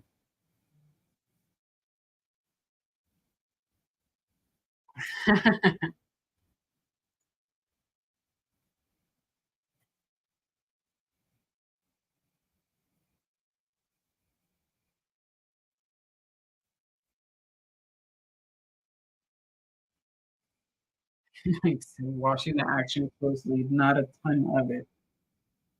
Oh boy.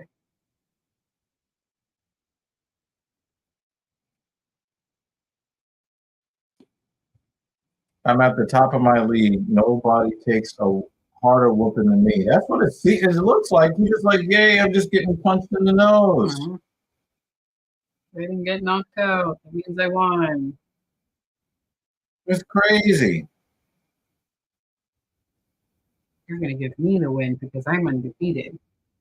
As long as you're undefeated and don't get knocked out, Yeah, win. where he's getting his snot box destroyed. He may never be able to breathe again.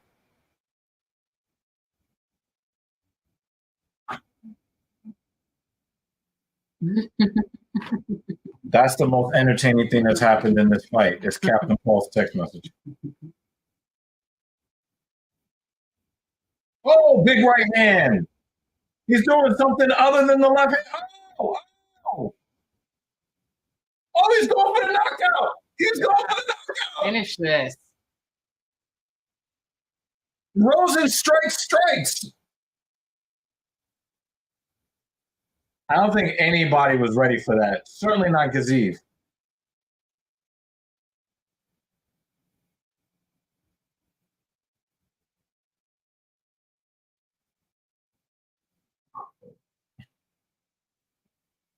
Everybody's watching. You need to get the takedown. Nose, nose, nose, nose, nose.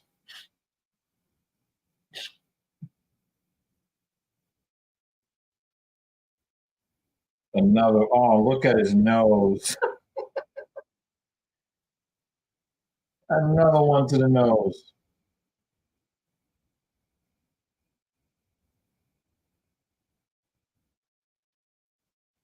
Yeah. It is kind of funny watching Gaziev get punched in his nose over and over and over and over again. It's just become more comedy than anything. Not a great fight, but it's now become entertaining in a macabre way. This main card. Oh, there you go. Oh, what a calf kick. Look at his face. Now, this has not been all that entertaining, but Dan Jensen would have liked to watch was This the guy should have been knocked out already. the mincemeat that is Gaziev's nose.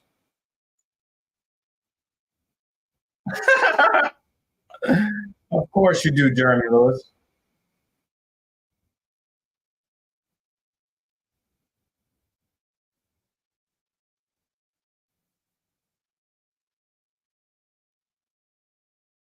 And close your fucking mouth. Yeah, he's been playing with that mouthpiece since the second round.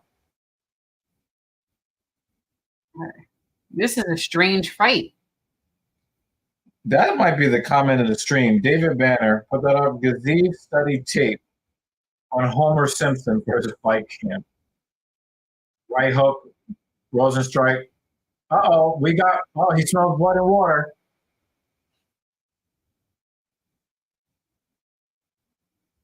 Can't believe we're going around. That might be a 10-8 round. Fuck. Traditionalist is such an ass. He's such an ass. Oh, man. And if anybody else wants to support the platform, definitely get your super chats in now. I will reread all the super chats at the end of the stream. We've got 5 minutes left in this fight. 5 minutes left in Shamil Gaziev's destruction of his nasal systems. Captain Paul says, I can't watch right now, but the fights are trash because Conor McGregor is coked up.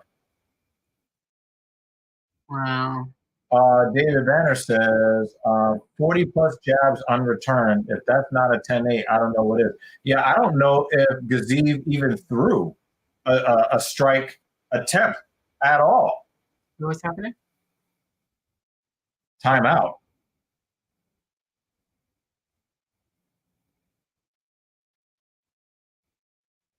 Guys, hit the like button.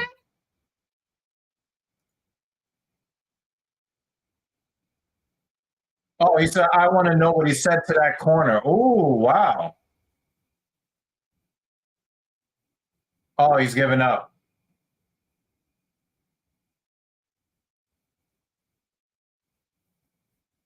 Yeah, because they're hitting him in his nose.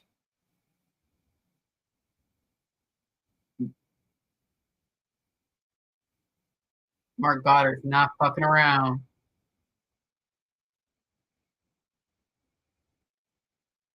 Well, he said he can't see out of his eye. He got punched in the nose so many times that he went blind in one eye. Oh, my God. Wow. Captain Paul, that's a good question.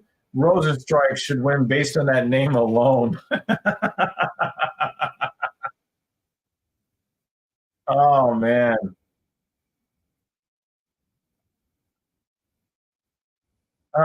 Well, this was not a pay-per-view. This was just a fight night edition list.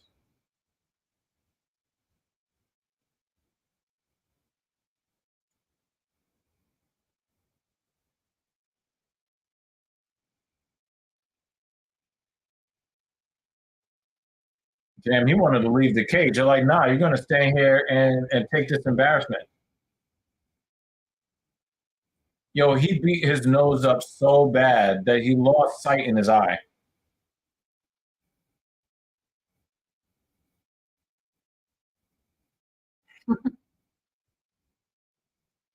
Rozenstruik is Dutch for rosebush. Well, he was thorny. He put a lot of thorns on the nose of Shamil Gaziev. And I don't understand how he ever knocked anybody out. If a jab is all that is necessary to stop him from doing anything, well, definitely a late stoppage for me, man. That fight went on way too long. Let's start doing some housekeeping again. Get your super chats in before we get the fuck out of here. Yeah. JL's picks were Umar, Duncan, and Gaziev. He was wrong on Gaziev. Did Ariel Helwani beat Joshua? I forgot. Oh yeah, I think Ariel won. Ariel Helwani won? Yeah. Okay. Gaziev and Umar, you were wrong, Dan Jensen. Thank you for the donation, Jay. Thank you. David Banner, Umar Mokayev, and a Russian headliner. This must have been one of those Saudi fight night cards Dana announced that they rejected. Yeah, I believe so. There weren't a big enough names on it.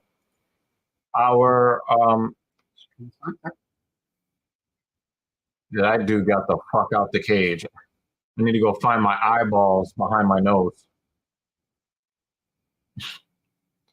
Our stream sponsor, Jeremy Lewis, out working and making moves for a bit today. But just a reminder, The Rock said it doesn't matter what you Cody crybabies think. He told Cody straight up, fuck your story. Love you guys. Hashtag TSP for life. Thank you so much for supporting the platform. David Banner's picks.